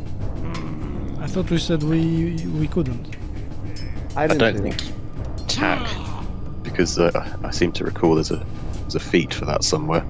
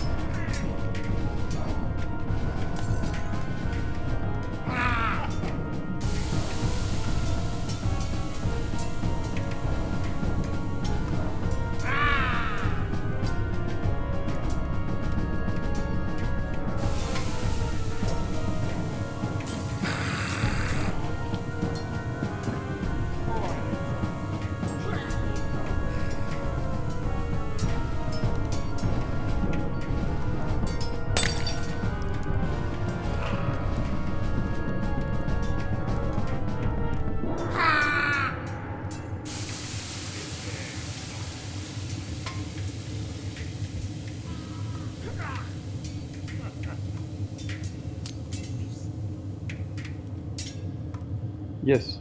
You can move both before and after the attack. But you must move at least 10 feet before the attack. Wait, spring attack. This is special.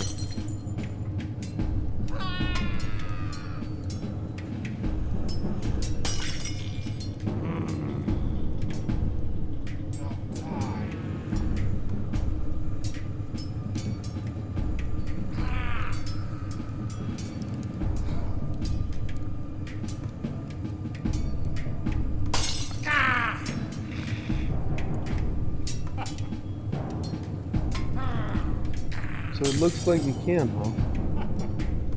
Moving after an attack. Let me see this in there.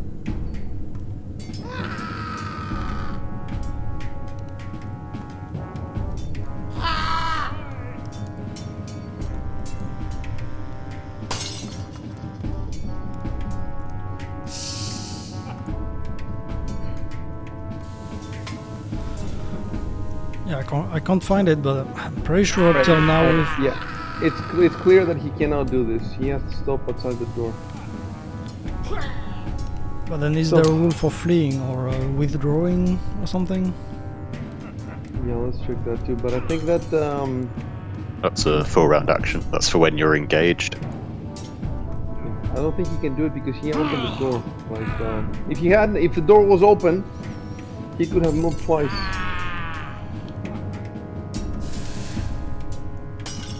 Let me check it anyway. Pathfinder withdraw. Pathfinder.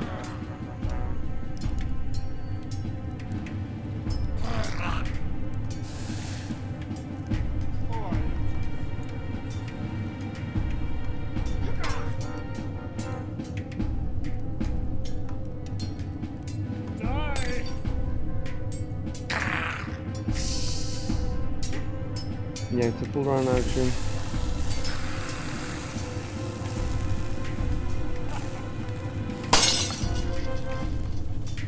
And you also don't get attacks of opportunity from the initial square.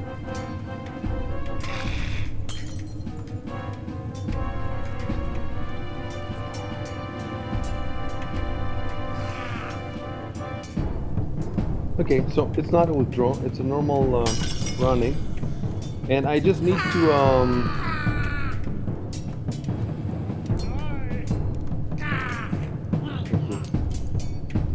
delete above text. And then I need a new one that says that's it. He turns and flees, opens the door, and then it is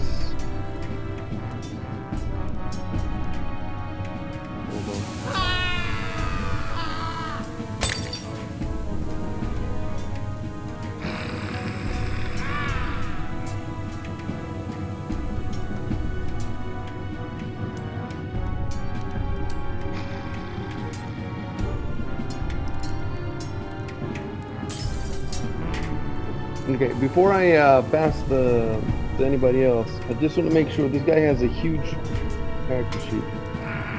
Just want to make sure he doesn't have anything else he can use.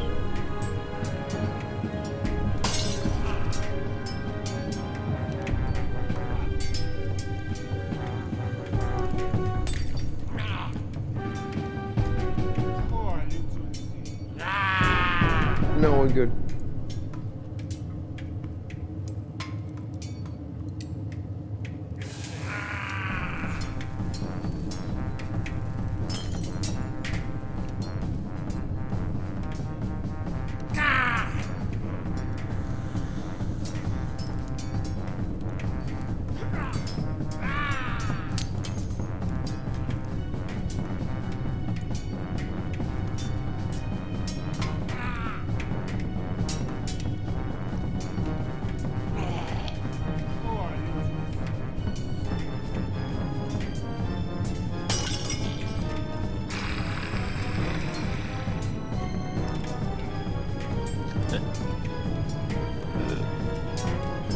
Have this as an ability.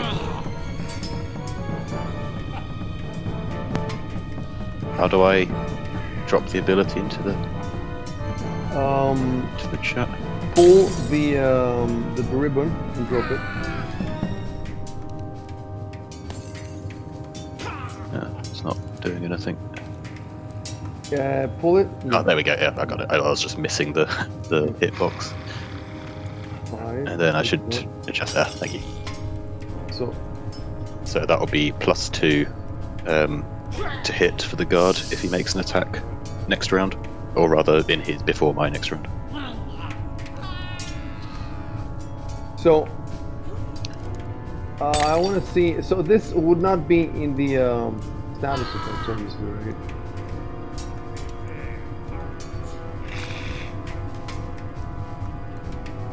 Maybe there's an inspired. No, there isn't. Yeah, it's not a spell. It's just an ability.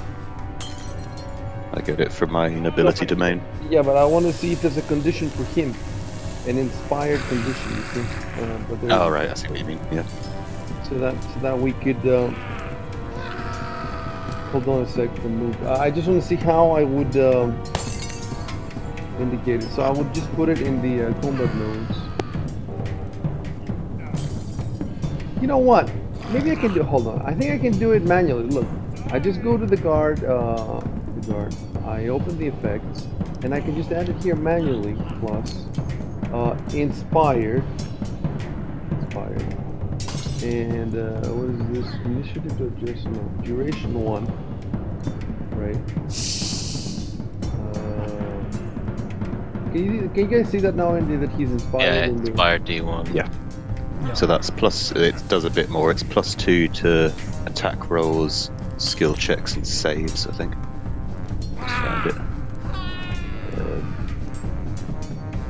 Yeah, I've got it.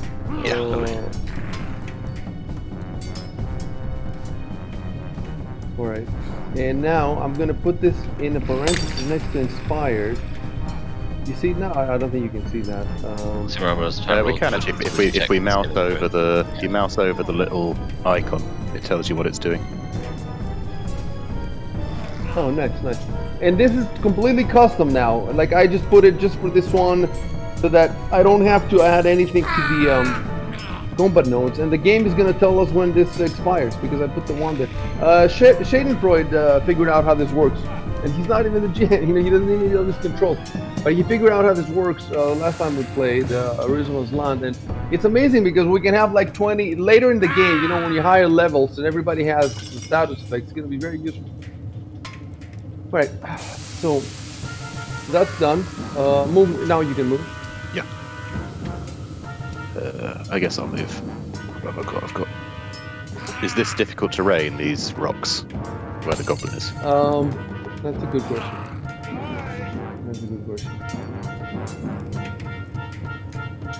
I'll let you learn a bit. Why? What do you want to do now? Is there anything you want to do? Well, it's the difference between if I can walk to the end of the corridor or to where the goblin 6 died. Alright, so I will need the difficult terrain rolls then. So those.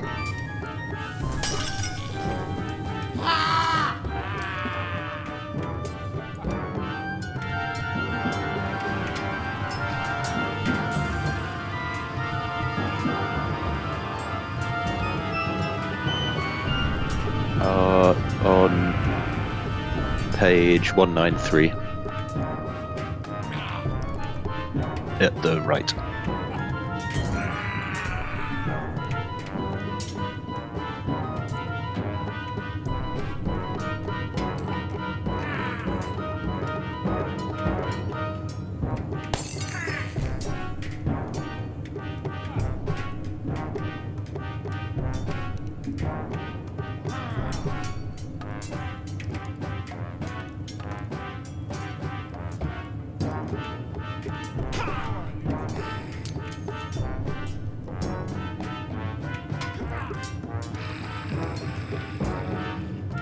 Yeah.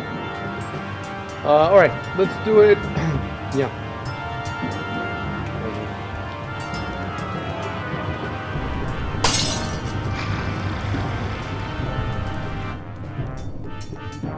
A brick wall has been dismantled. So there was a brick wall there. It has been dismantled to reveal an older passageway. So the passageway, let me show you on the map. Between, you know, there's also here. Can you see it there? There's also rubble there, and there's also rubble here. So the passage. The problem is that Victor and Till have already moved through there. So no, we're not gonna make it then. You know, because then we'd have to take more stuff back, and we can't. So Yeah. Okay. it's So not difficult terrain. so 5. All I 10. want to say, just to be is that the passage here that this passage between the two rubbles is an older passageway, right? Uh-huh. It looks older. That's it. So now you move 20, right? Yes.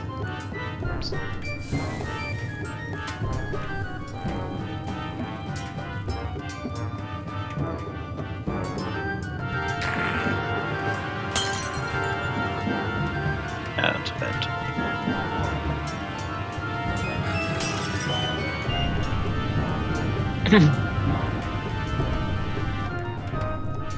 So how far could I move there? You can move normally. You can move normally.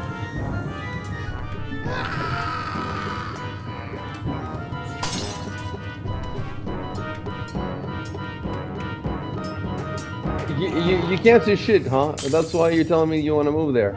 Alright, yeah, I can't. Okay, yeah. Okay, take your move slower. Sure. Do the first 10, 15 feet or something.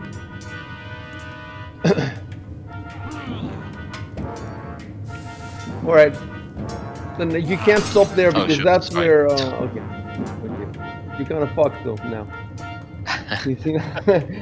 Okay, that's 20. Are you sure you want to keep moving? Because before you moved right on top of him. He basically ran forwards in the dark without. Okay, move your arrow. Oops. I suppose you can move back now if you wanted to. Yeah. You move there. That's 20, isn't it?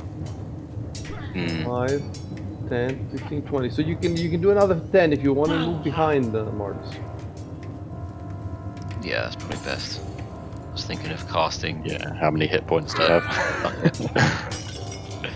11 actually, not that bad. Yeah, but if he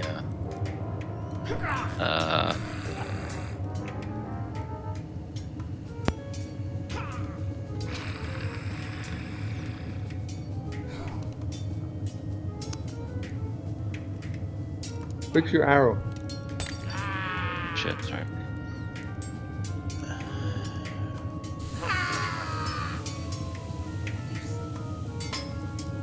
End your turn if you're finished. Might be, sorry. Okay, so now I need to know to remember. Shit out of him. Yeah, how I did it when I used the hilt of my sword to try to knock out the guy. You want to try to knock him out. I don't know. I'm thinking about it. I don't think it was a specific knockout move. I think it was just you're trying to do non-lethal damage. Yeah. This guy looks like he can handle himself. Yeah. So if you're worried about doing damage to him, probably don't need to worry about it. On the other hand, he is Ameko's half brother, but look how many people they killed upstairs. So He deserves it. Deserves death. Yeah. Oh, and then I have another question. Let's say if he's dying, can we still interrogate him? But we've got stabilized, so as long as you don't kill him outright. yeah. So even if his HP goes to 0, we're still good, right? Yeah, but at 0, he's still conscious. Yeah. Then, -1, he's unconscious. But I think that if you stabilize him at -1 or -2, would that be unconscious still? I mean, we could take him prisoner and. Yeah, of course. Okay, so. I will move. So I rage and cleave. Rage and cleave. Kill him. Kill him. He deserves it. Okay, so I target him.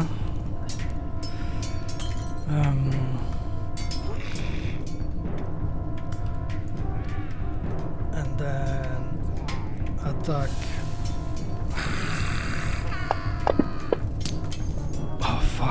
You're shitting. It's not meant to be. Well, I guess that's it. Come on, guard. And the Sandpoint guard just What is the guard Guard supposed to is do? like- At some point, God. Is the guard supposed to run after? I mean, you guys are ahead. he's inspired, you know. Inspired. He's like, The guard rages. He wants that bonus paycheck. So. well, he's heard you say don't let him get away. So he's gonna try to. By the way, you cannot go. You cannot go diagonally across the corner. You have to go around.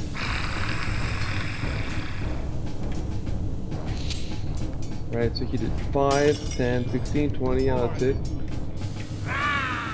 And then Let's get that flank bonus. Oh yeah, nice. It's just +2, right? okay, we have a problem now. I'm trying to untarget the goblin that you're standing on. Oh, you can click on it in the combat tracker, I think. If you control Yeah, it. but I don't see. Goblin 6. Oh yeah, yeah, okay, okay, I see it, I see it.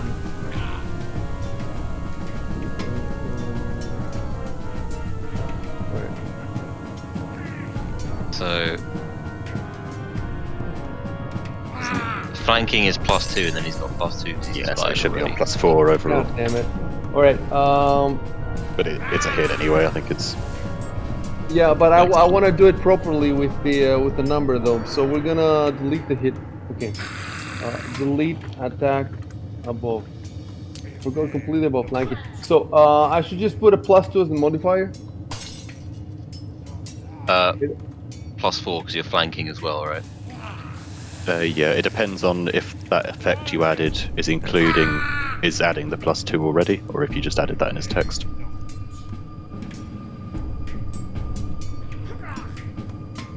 The +4 that he has there is from his longsword. That's normal. That's his normal attack. Okay, in which case, yeah, it should be an extra +4 on top of that.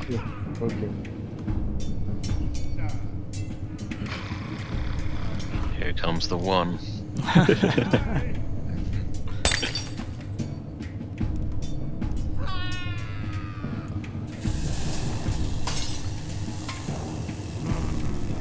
Wait. The flanking is +2 and the inspired is +2. Is that what you're telling me? That's right. Yeah.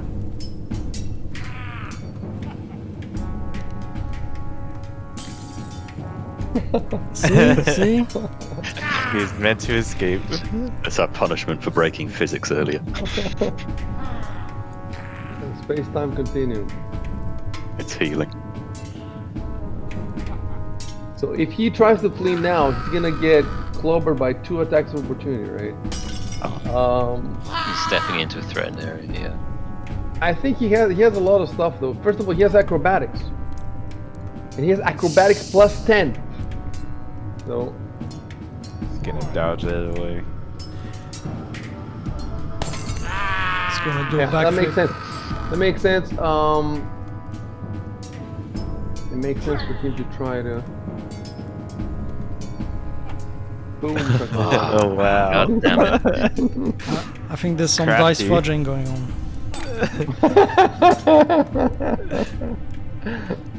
Yeah. He has plot armor. Plot armor.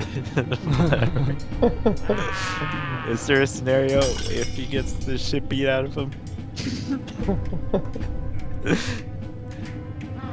Alright, I need to pull out the acrobatics, see exactly what it says. Skills.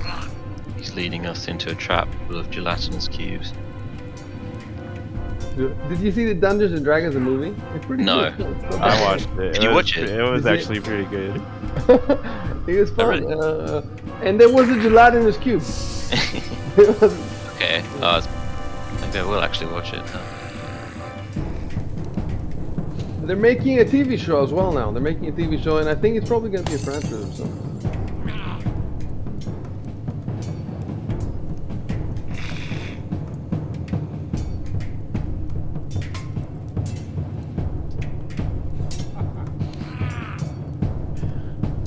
He's gonna backflip away and flip us off.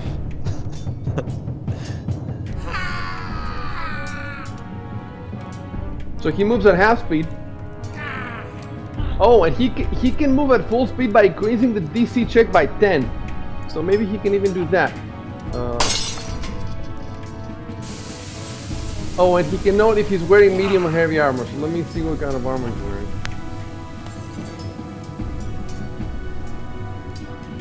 So he's wearing, it seems like he's wearing no armor. Arrows, blue. Yeah. No armor. No armor.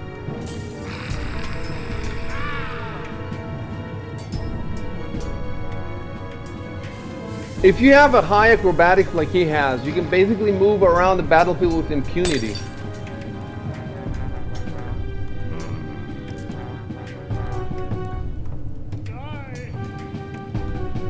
Does he have to roll for each person who's threatening him?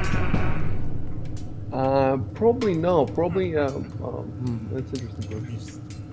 I think it's one acrobatics roll for the entire move.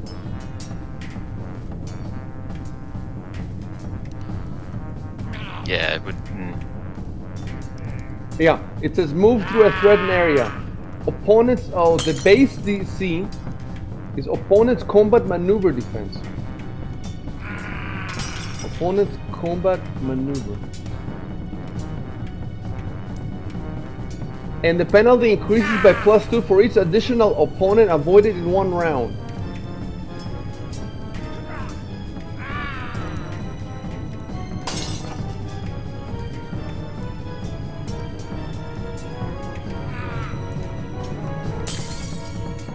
So you said the The base. question is, it says that you can move at full speed by increasing the DC by 10. So do I have to make this decision before I roll, or can I look at the roll and decide? That would probably be before the roll. For the roll decides how fast he wants to go, right? Yeah, yes, of course, because you need to know the DC before you roll. Now though I have seen the DC, that's the problem. I've seen the roll, so it's kind of hard to. It is kind of hard. Okay, I'll play it safe. I'll play it safe this time. He doesn't want to increase DC. You know, use acrobatics to move past those. No, you gotta re-roll it. All right, Yeah. let's do that one. Let's do that one. It's a good idea.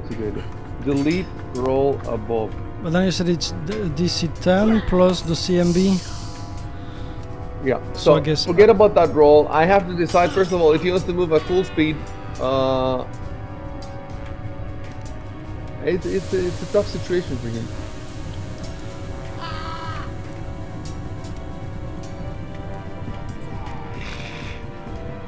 Yeah, it's okay. He's gonna try to move at full speed. I'm going to write two-tone.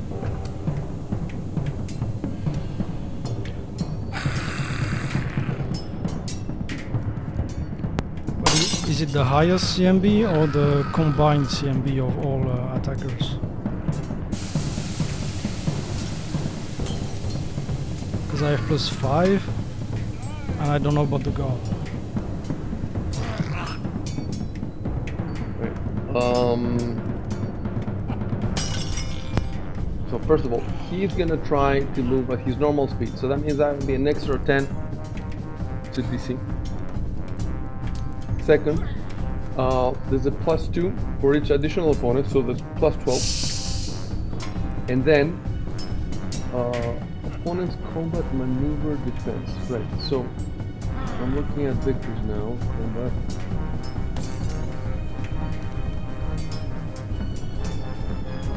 Or is What? It is it Hold the on a s- sec. Your CMD combat is 16? Or is it the CMD or the CMB? Combat maneuver defense is CMD. Oh, So you're telling me that it's 16?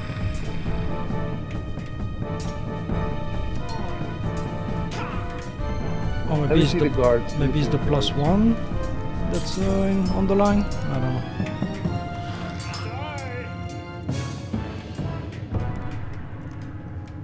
Alright, the guard has CMD of 13.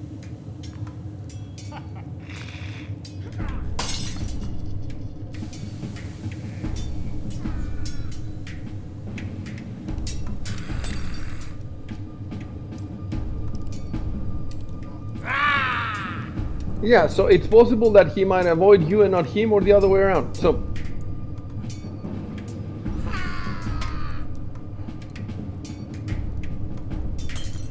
Okay, now that I know the numbers are pretty bad. You know, because if it's 16 plus 12, that would be 20 something. That's very, very hard to hit. So he's gonna try to move. On the other hand, if he doesn't mind so much about taking the attacks, because let's say he has a lot of hit points, so he doesn't mind taking the attacks, then he can still, you know, if he really wants to flee, yeah, that's what he's gonna do. So he's gonna go full speed, and I'm just gonna roll. Yeah, I'm just gonna roll again the. Here comes the one.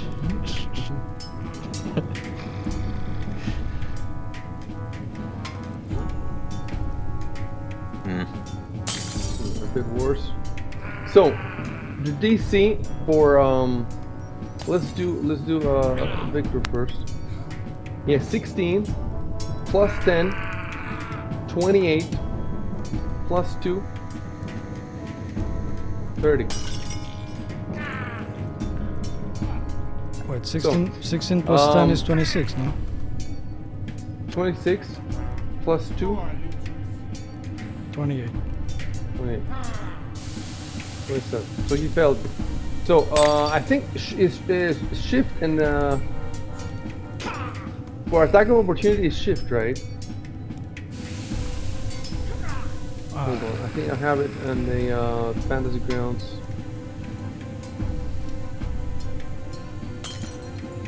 Attack of opportunity is hold shift while rolling the attack. Okay, so you target him if you haven't targeted him already.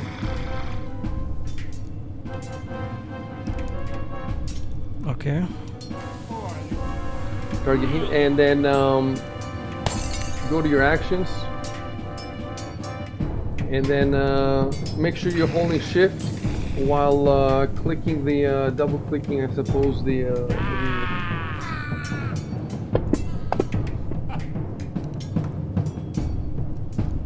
Oh yeah, it says opportunity. yeah. And then so for the guard, it's 13 plus 10, 23 plus 2, 25. So the guard's attack, he did manage to avoid that. The way it's written, I think he might have to roll twice, and only one of the rolls gets a +2 to the DC. Because it says the DC is used to avoid an attack of opportunity due to movement. This DC increases by 2 for each additional opponent avoided in one round. So if he was moving past another opponent later on who wasn't threatening his first square, that would also provoke an attack of opportunity, which would then be at +2. Couldn't you do all of them through the same acrobatics check? Roll all of them through the same acrobatics check? I don't see why not. Yeah, I guess you could, but then the +2 would only apply to the second opponent evaded, I guess. So it would depend what order the guard and the other and Victor took their attacks of opportunity. See any technical problem with using the same roll for like 10 people? Why would you need 10 rolls? It's one. Yeah, it's one action, so it makes sense to be one roll. Yeah, I think that works. I think it's the first. So there's probably a rule as to what order the attacks of opportunity go in. So the first one wouldn't have the +2 difficulty, but the second one would, and then if there was another one, it would be an extra +2 on top of that, etc. So the +2 that I gave to the DC for shubn shouldn't be there, you say. But then we have to decide, like, who gets the +2? Is it the guard or is it the... Yeah, so it's whoever strikes second will get it. So I think there probably is a rule on who... It's probably an initiative order, right? But I'm not certain. I suppose whoever has the better initiative. The best initiative in this combat goes to Chuto. He rolled 23. because he has a huge plus for his initiative. And between the guard has the worst in the entire. He has 8. Victor has 11. Yeah, so we did it in the correct order. Within the correct order. It's just that the +2 that there's nothing in the combat track in the chat log though, so we don't need to change anything. And the math for the guard is like I said, 13 plus 2, 15 plus 10, 25, and he rolled 27, so he got away with that. And now he can move his full movement, which is 30. He's getting away. So now he's done 10, 5, 10, and 15.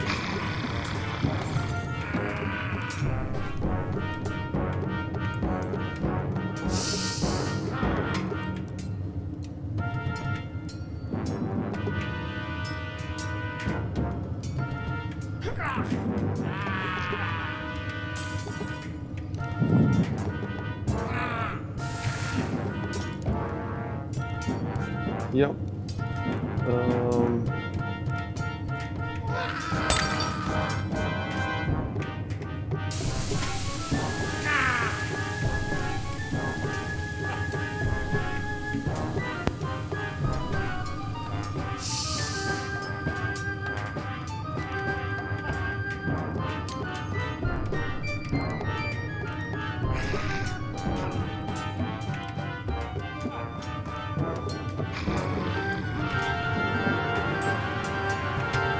It's 15.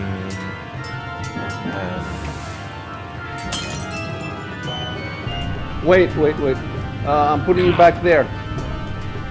You know why? Actually, I'm putting you all the way What's back. You could have gone diagonally. Try again. Oh, through the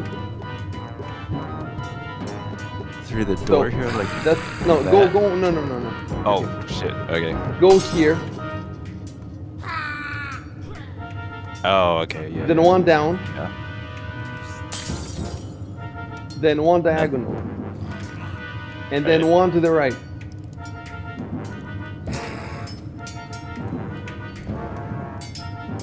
And that's it.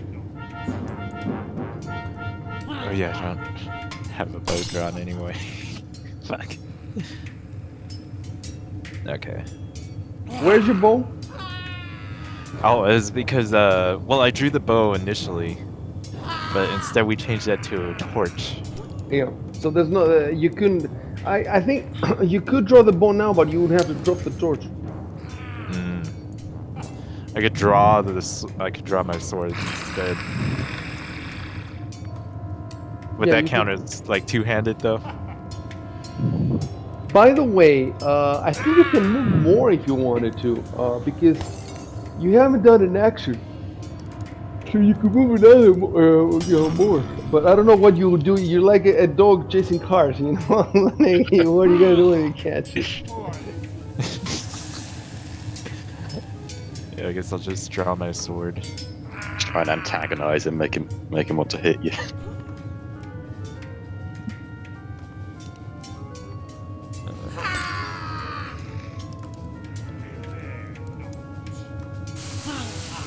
So drawing his sword is not an action, is it? It should be a move action, right?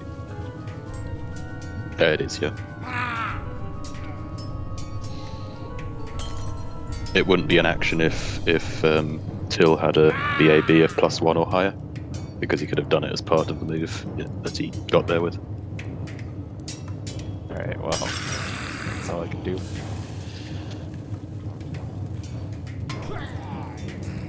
Maybe we should just let him get away and get our goblin ears.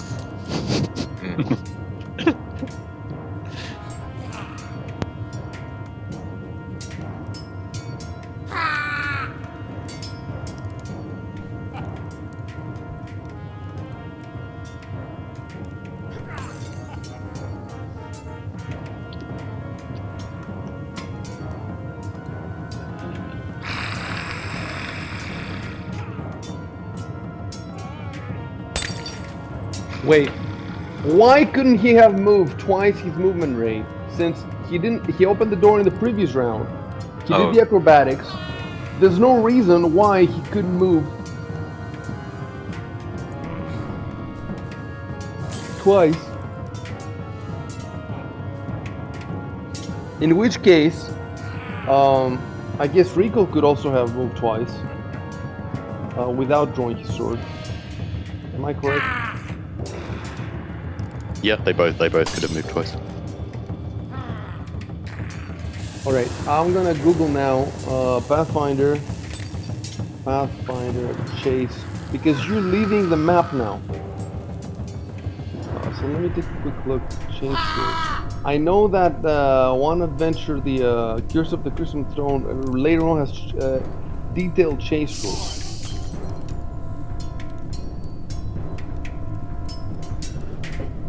I should have kept my horse.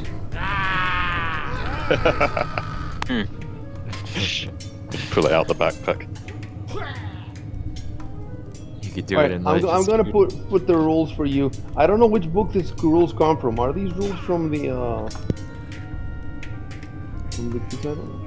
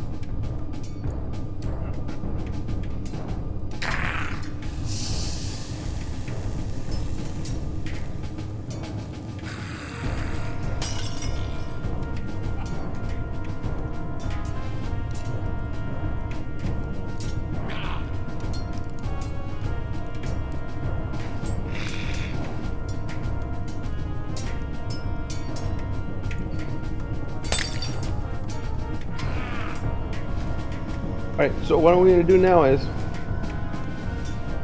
I'm going to remove recoil and okay, and I'm going to well, recoil, do you want to keep by the way, have I given you a description of the tunnel? No, I should give you a description.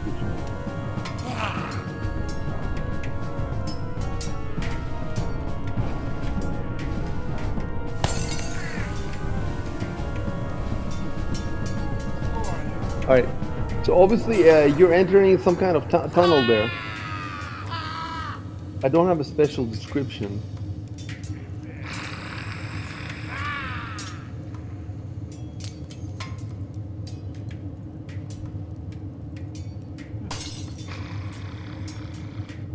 Actually, I do have something.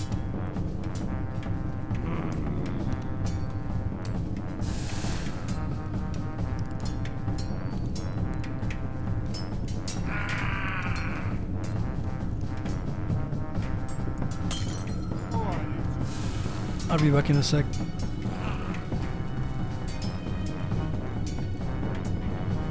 Actually, I'll take this opportunity to go to Lou as well. Yep, same here. I'll be back.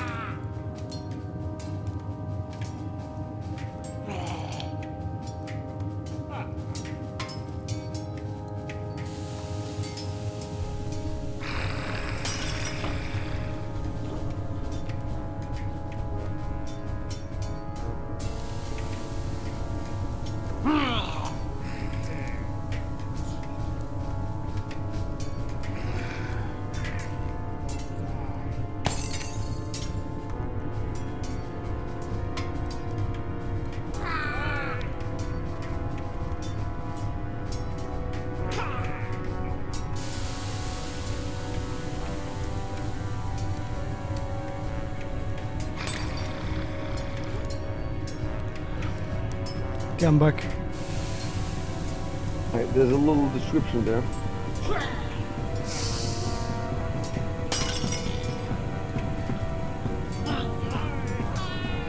Okay, I'm back. Check this little description that I posted.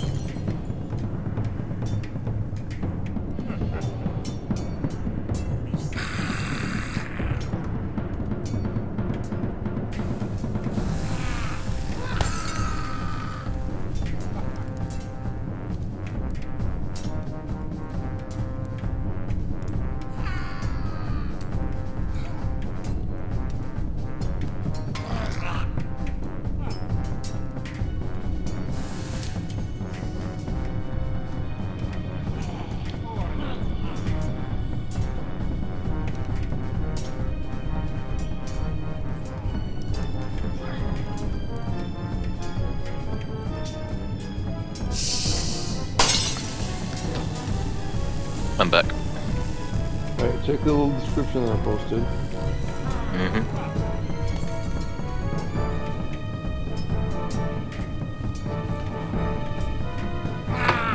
Right,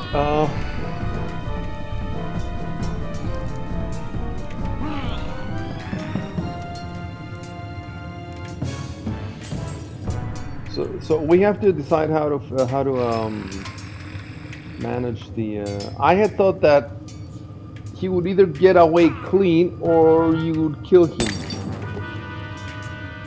Or, you know, if things had gone worse, you might have died if you had to face all 8 of them and him at the same time. That was a bit dangerous there.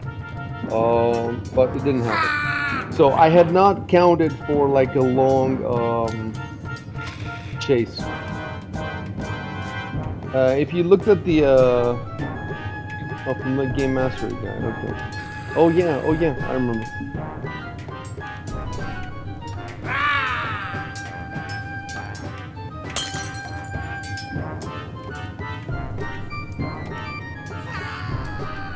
It's supposed to be, so Chef says in the Discord that it's from the Game Mastery guide. It's supposed to be a highlight of the book. So, we could take a few minutes out and read these rules. They are quite involved though. And what bothers me is that the beginning says you're supposed to take 10 small pieces of paper. Like, you know, okay. Okay, first thing to determine is how much time do we have? Shub, how much time do you have to play? Yeah, it's an hour and a half. Hour and a half, okay. So let's take 15 minutes off to grab a snack and read these rules, and then we'll figure out if it's possible to apply them during this time. If it's not, we wrap the game now. If it is, maybe we can run the right. So in order to be able to read and think, I'm just going to take my headphones off so I don't listen to the music. And we're back here in 15 minutes, guys, okay? Okay. Okay. Got it.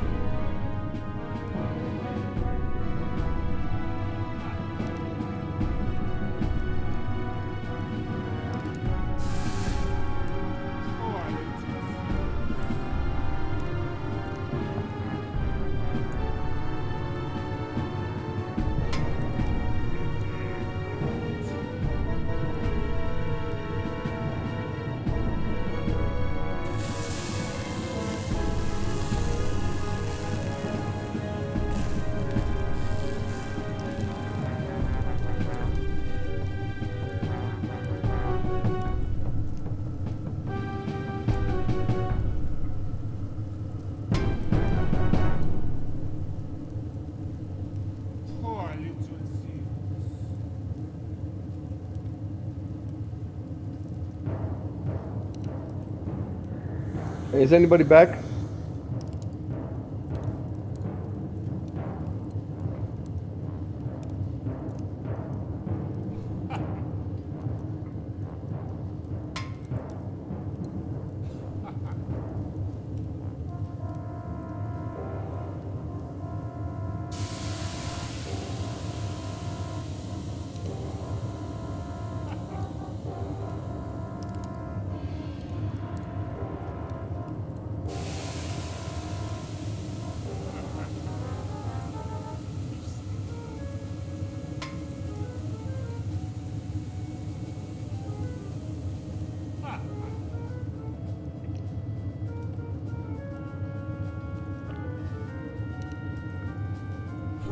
I'm back. Okay, it's me and you. Nobody else is back. What we're gonna do is, well, we're gonna wrap up the game now, and we're gonna play this on Discord later in the week. So we're gonna play it before the next session. Anyway, I'll wait until the others come so I can tell everybody. It's a whole story.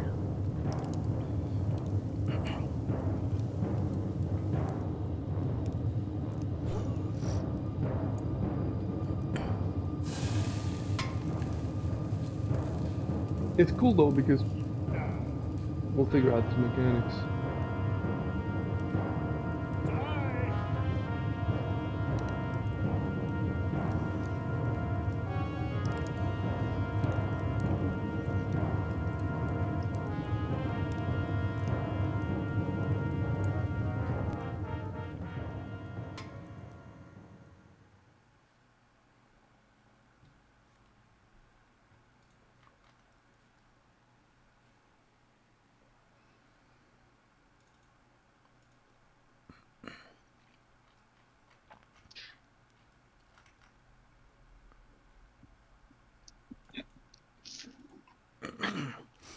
I'm Yeah, back.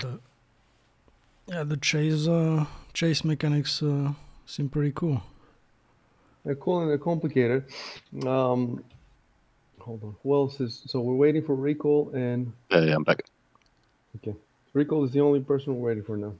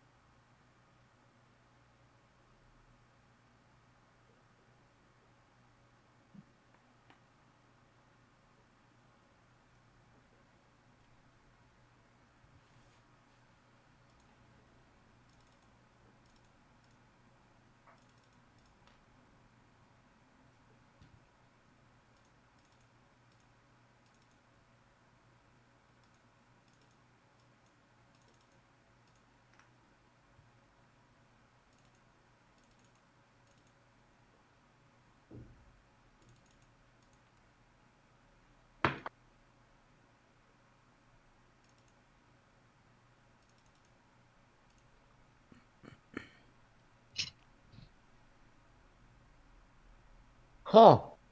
You know what we could do is I could even like. I'm wondering if I could leave the Fantasy Ground server online so that you just log in whenever you want and you do your roll. That way you can roll because there's going to be skill checks. We can roll the skill checks on Discord.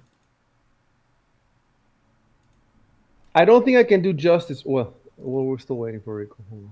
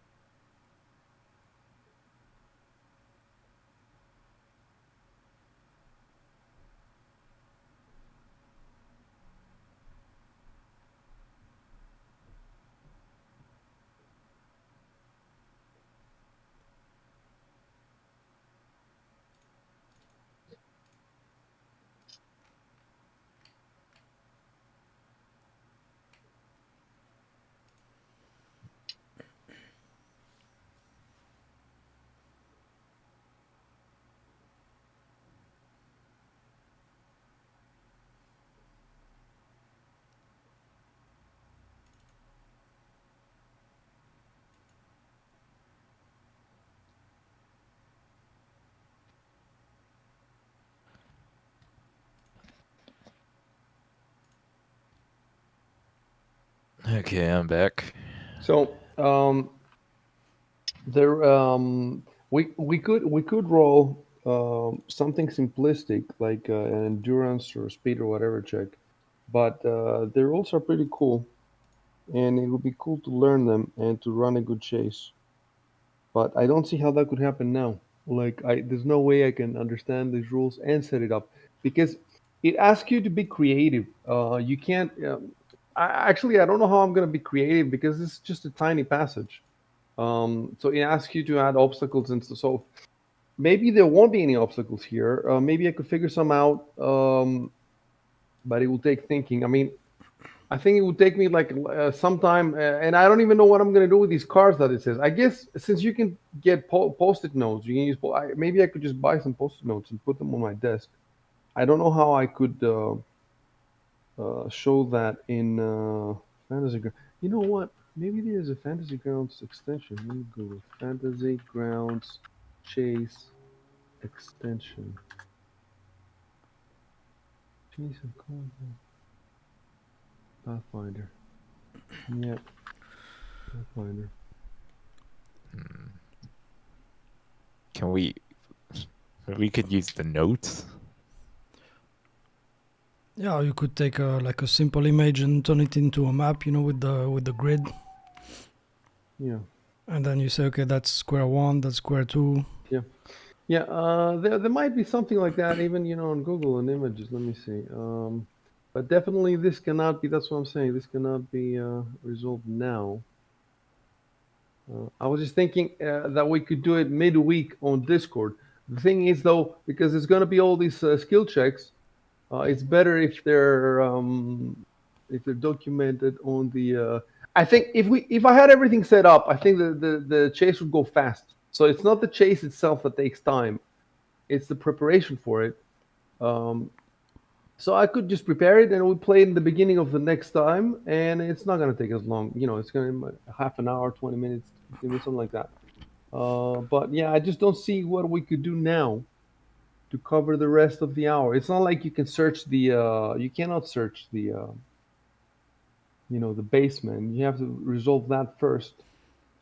And there could be already something for us. Like there could be something even outside. If there's no Fantasy Grounds extension, maybe somebody has made Chase Pathfinder. Let me see. Yeah, for example, let me show you. Somebody has alternate chase rules. Somebody has made some alternate chase rules that have a little diagram there.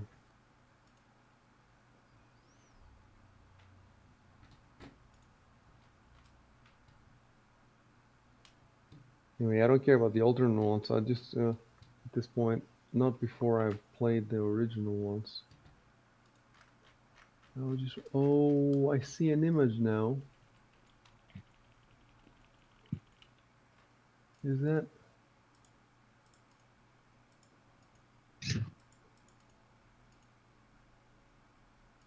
Right. Somebody has made this.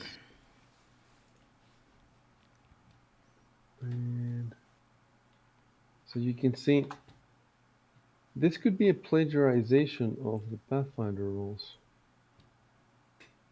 When did he post that?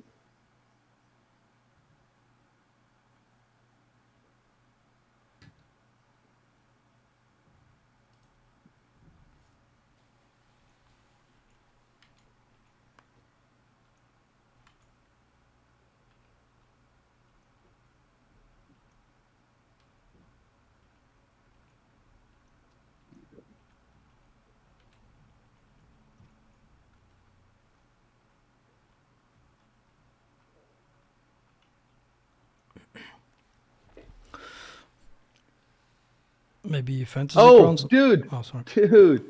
Check this out. Check this out. Of course they have a deck of cards.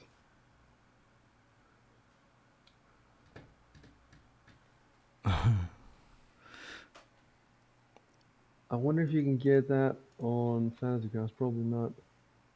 Yeah, but maybe they have something like a map or. Fantasy Grounds.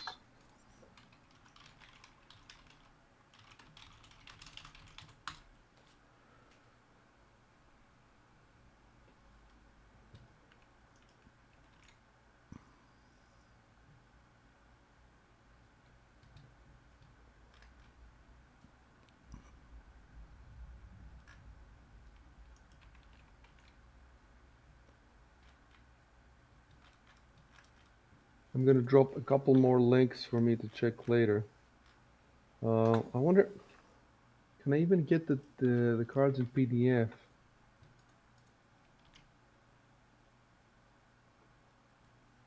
No, it doesn't exist for PDF. It looks like there's just a box. Probably though, I can find them, um, pirated.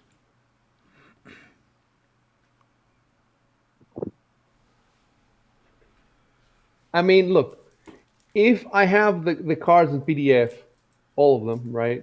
51 cards, then I could lay them out on Fantasy Grounds. We could lay them, like manually ourselves, just like you arrange all the images of the characters and the maps and all that. You could arrange a bunch of cards. You make them small, and then I don't see why not.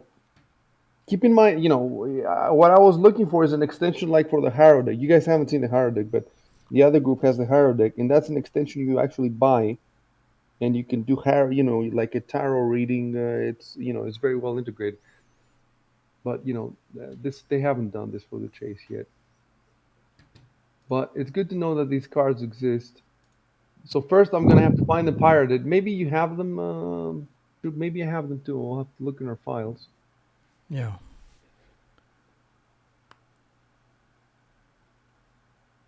Yeah, so obviously it's work, and then I have to decide. And there's something even more. That passage that he's running down is not infinite, so it might have branching. And I don't have it as a map. I'll tell you what happened before starting the game. I looked on the internet because it was a bit confusing when they explain where that passage goes. It's a bit confusing. It runs under the town, and it has passages and it has stuff like that. But they don't give you a map in the adventure. And a GM has made a map. So I have this map. I have even imported it in Fantasy Grounds. We have it. Um, so I will know where you are. But for example, let's say that the map tells me that 2,000 feet later, the passage comes to a dead end. So we're gonna have to track exactly how, when are you gonna reach the 2,000 feet. You see what I'm saying? And if he has branches, he has to decide which way to go. And are you going to be able to see him? Like, what if he runs past and he ducks in a side passage, and you guys don't see where he passed? Plus, you don't all have the only two of you have light sources, so that complicates things. It's complicated, complicated. But I have Tinder Twig in my inventory, which I completely forgot about now. anyway, you can buy stuff from the magical GM shop that drops it in your inventory, whatever you want. No, but if it's stuff that an adventurer would have, and that Yeah, I do have it in my inventory. Tinder Twig. what does that do then anyway? Yeah, lighting a torch to you just strike it on a rough surface, and there you go. You've got a basic torch. It's a standard action. Really, the tinder twig? That's what But it I does. totally forgot about it. What is the weight of the tinder? Is that gonna put you above? It says I have 3 of them. Why do you have 3, and where did you get them from? That was from my original, like, was making a character with Dan, and we were like looking through what I could buy, what little money I had. Though, those are 3 of the things I had. Well, Also, something else I could do is I could drop my torch for somebody else, and then I just rely on my low light vision. So Yeah, somebody but else I could gets also, that torch. I could also, with my first round, I could cast light on Victor because there's no way I'm catching up in the chase anyway, right? Tinder twig has no weight. I just looked in. Oh, okay. There's no weight.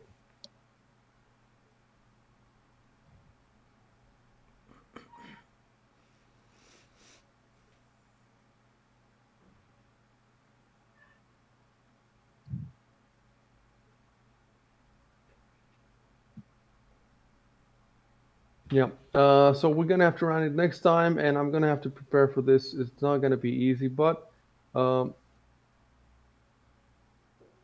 think the toughest part for me is figuring out what kind of obstacles you can have in the tunnel. But it will help when I look at so those cards. We're gonna. It's good to have the cards because you can see what your options are. If it's 51 cards, there's 51 options, so I can see instead of myself trying to figure out what the fuck would happen in the tunnel, I can just look at these 51 cards and see if any of them have anything to do with it.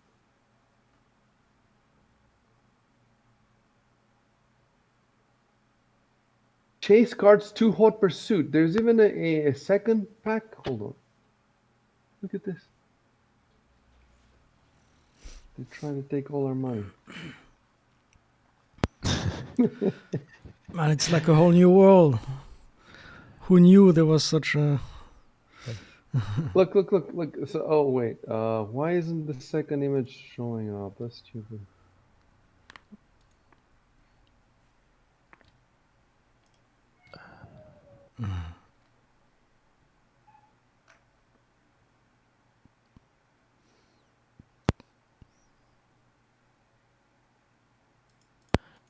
Oh, there's something for dungeon corridors. So there's chase cards 2.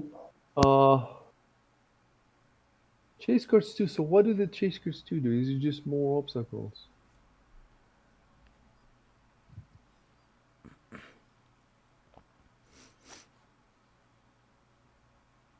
Don't stop streaming, by the way. As long as we're talking, let's keep it.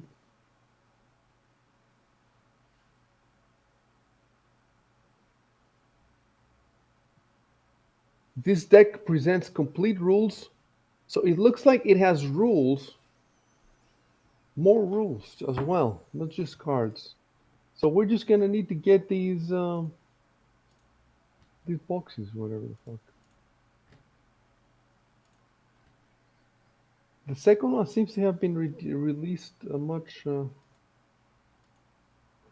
later because he has a different logo. It doesn't say Game Mastery. It says just Pathfinder cards.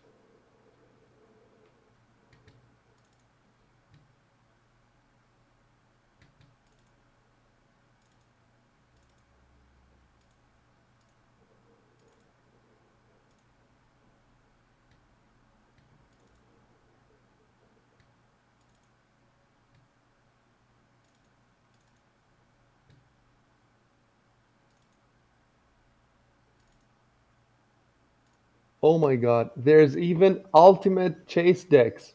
These are from the Ultimate Company. So there's two of them. One for urban chases and one for forest and jungle chases. Those are PDF, but it looks like Países aren't PDF. So maybe we won't be able to find them unless we buy the actual fucking boxes. I hope not, but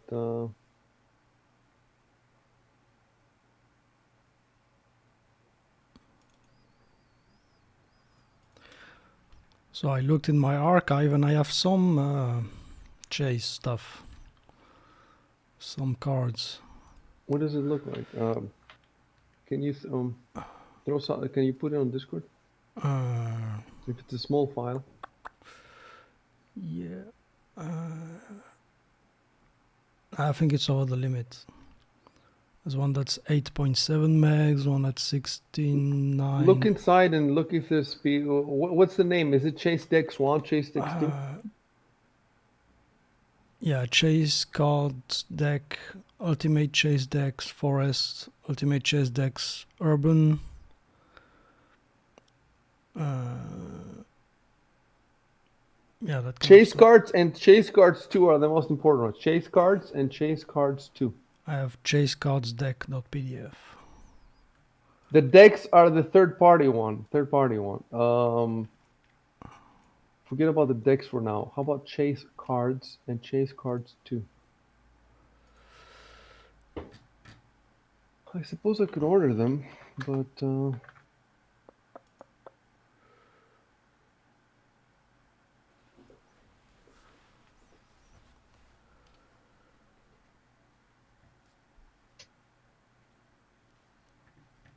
well, there's also one for the second edition, but we don't want that.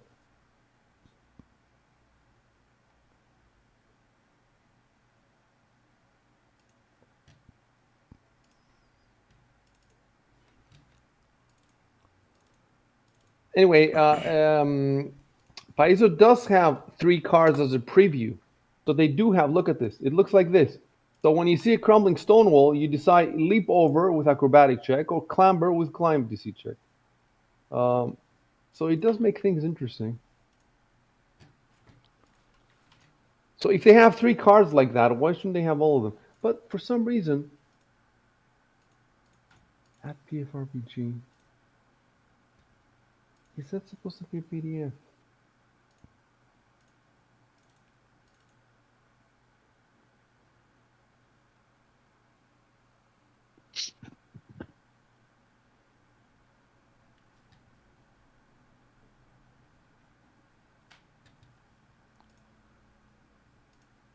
Yeah. So one of the guys here says the whole idea of the chase started in the Curse of the Crimson Throne. Check on Discord what I posted.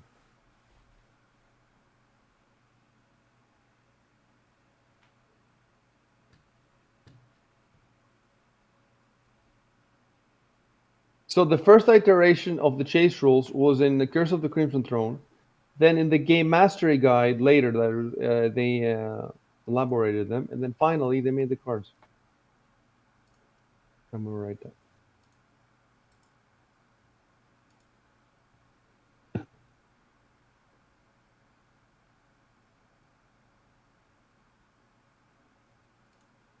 In fact, the chase is coming up. The first chase in Pathfinder history is coming up. Official chase. It's like on the rooftops. It's pretty cool because you can fall down and stuff like that.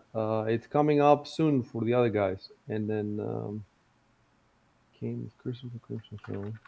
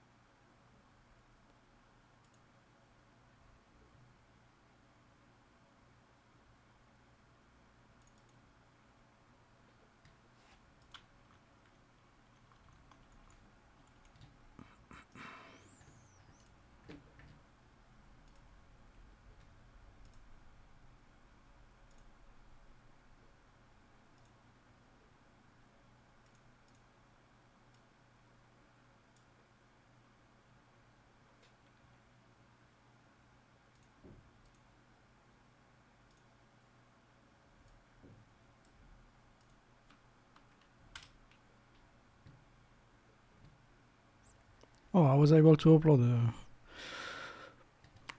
I forgot what the limit was. You see it now? Yep. Chase deck. This seems to be the official one. Yeah, I think so. I think it's the official one. They're not. They're not separate though. They're like one page.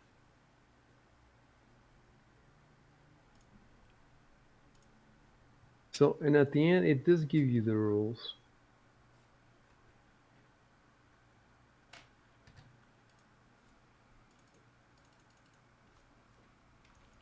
Um, the obstacles don't seem to apply to us. Like, oh, well, maybe a couple of them. But for example, Tangled Forest, Cliffside, you don't. Yeah. So I am gonna have to figure out which of these.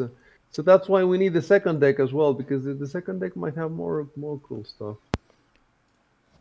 Yeah, it says they have stuff for dungeon corridors, so that might some of those might apply.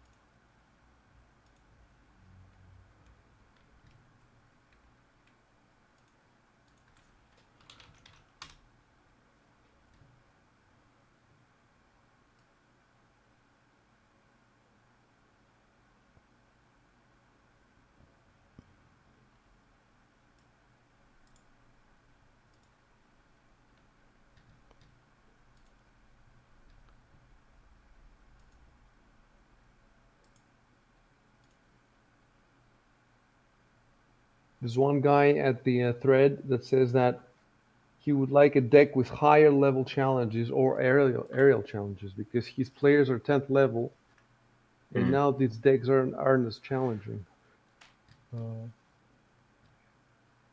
Very interesting. It's not a problem we're gonna have very soon. I do not like the idea, of course. Like what? So if you're in this exact same passage but higher level, suddenly you get more difficult. I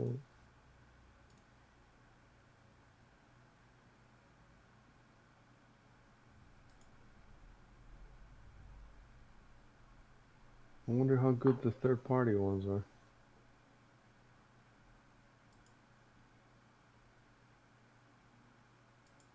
Yep. So I thought that this would go a bit faster, one way or another. But we have the chase, and eventually a chase was going to happen. So we've been playing for, I don't know, 200, 250 hours. Um, Back in the second edition days, I don't even know how I would have. Basically, we probably have. You know what we've done? We would have rolled running. There was a running skill, and you just roll, and that's it. Whoever rolls higher, whoever rolls better. Actually, back then it was whoever rolls lower. It is extremely simple, but these guys they just gamify everything.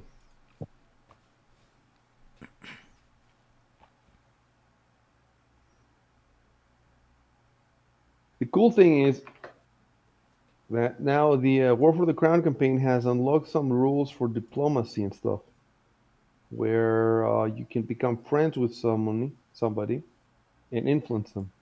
So in the beginning, I was planning. Remember the EP points where each player unlocks different stuff, right? But afterwards, I trashed that, and whenever any player unlocks anything in the entire multiverse, then those rules are available for everybody.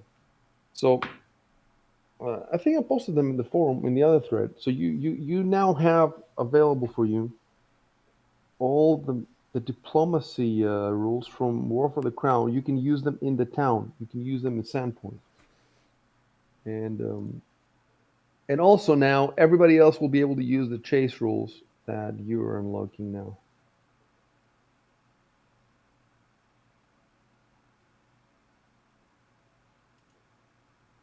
All right, let's double the streams. I'm a little disappointed because I was expecting you guys to get further.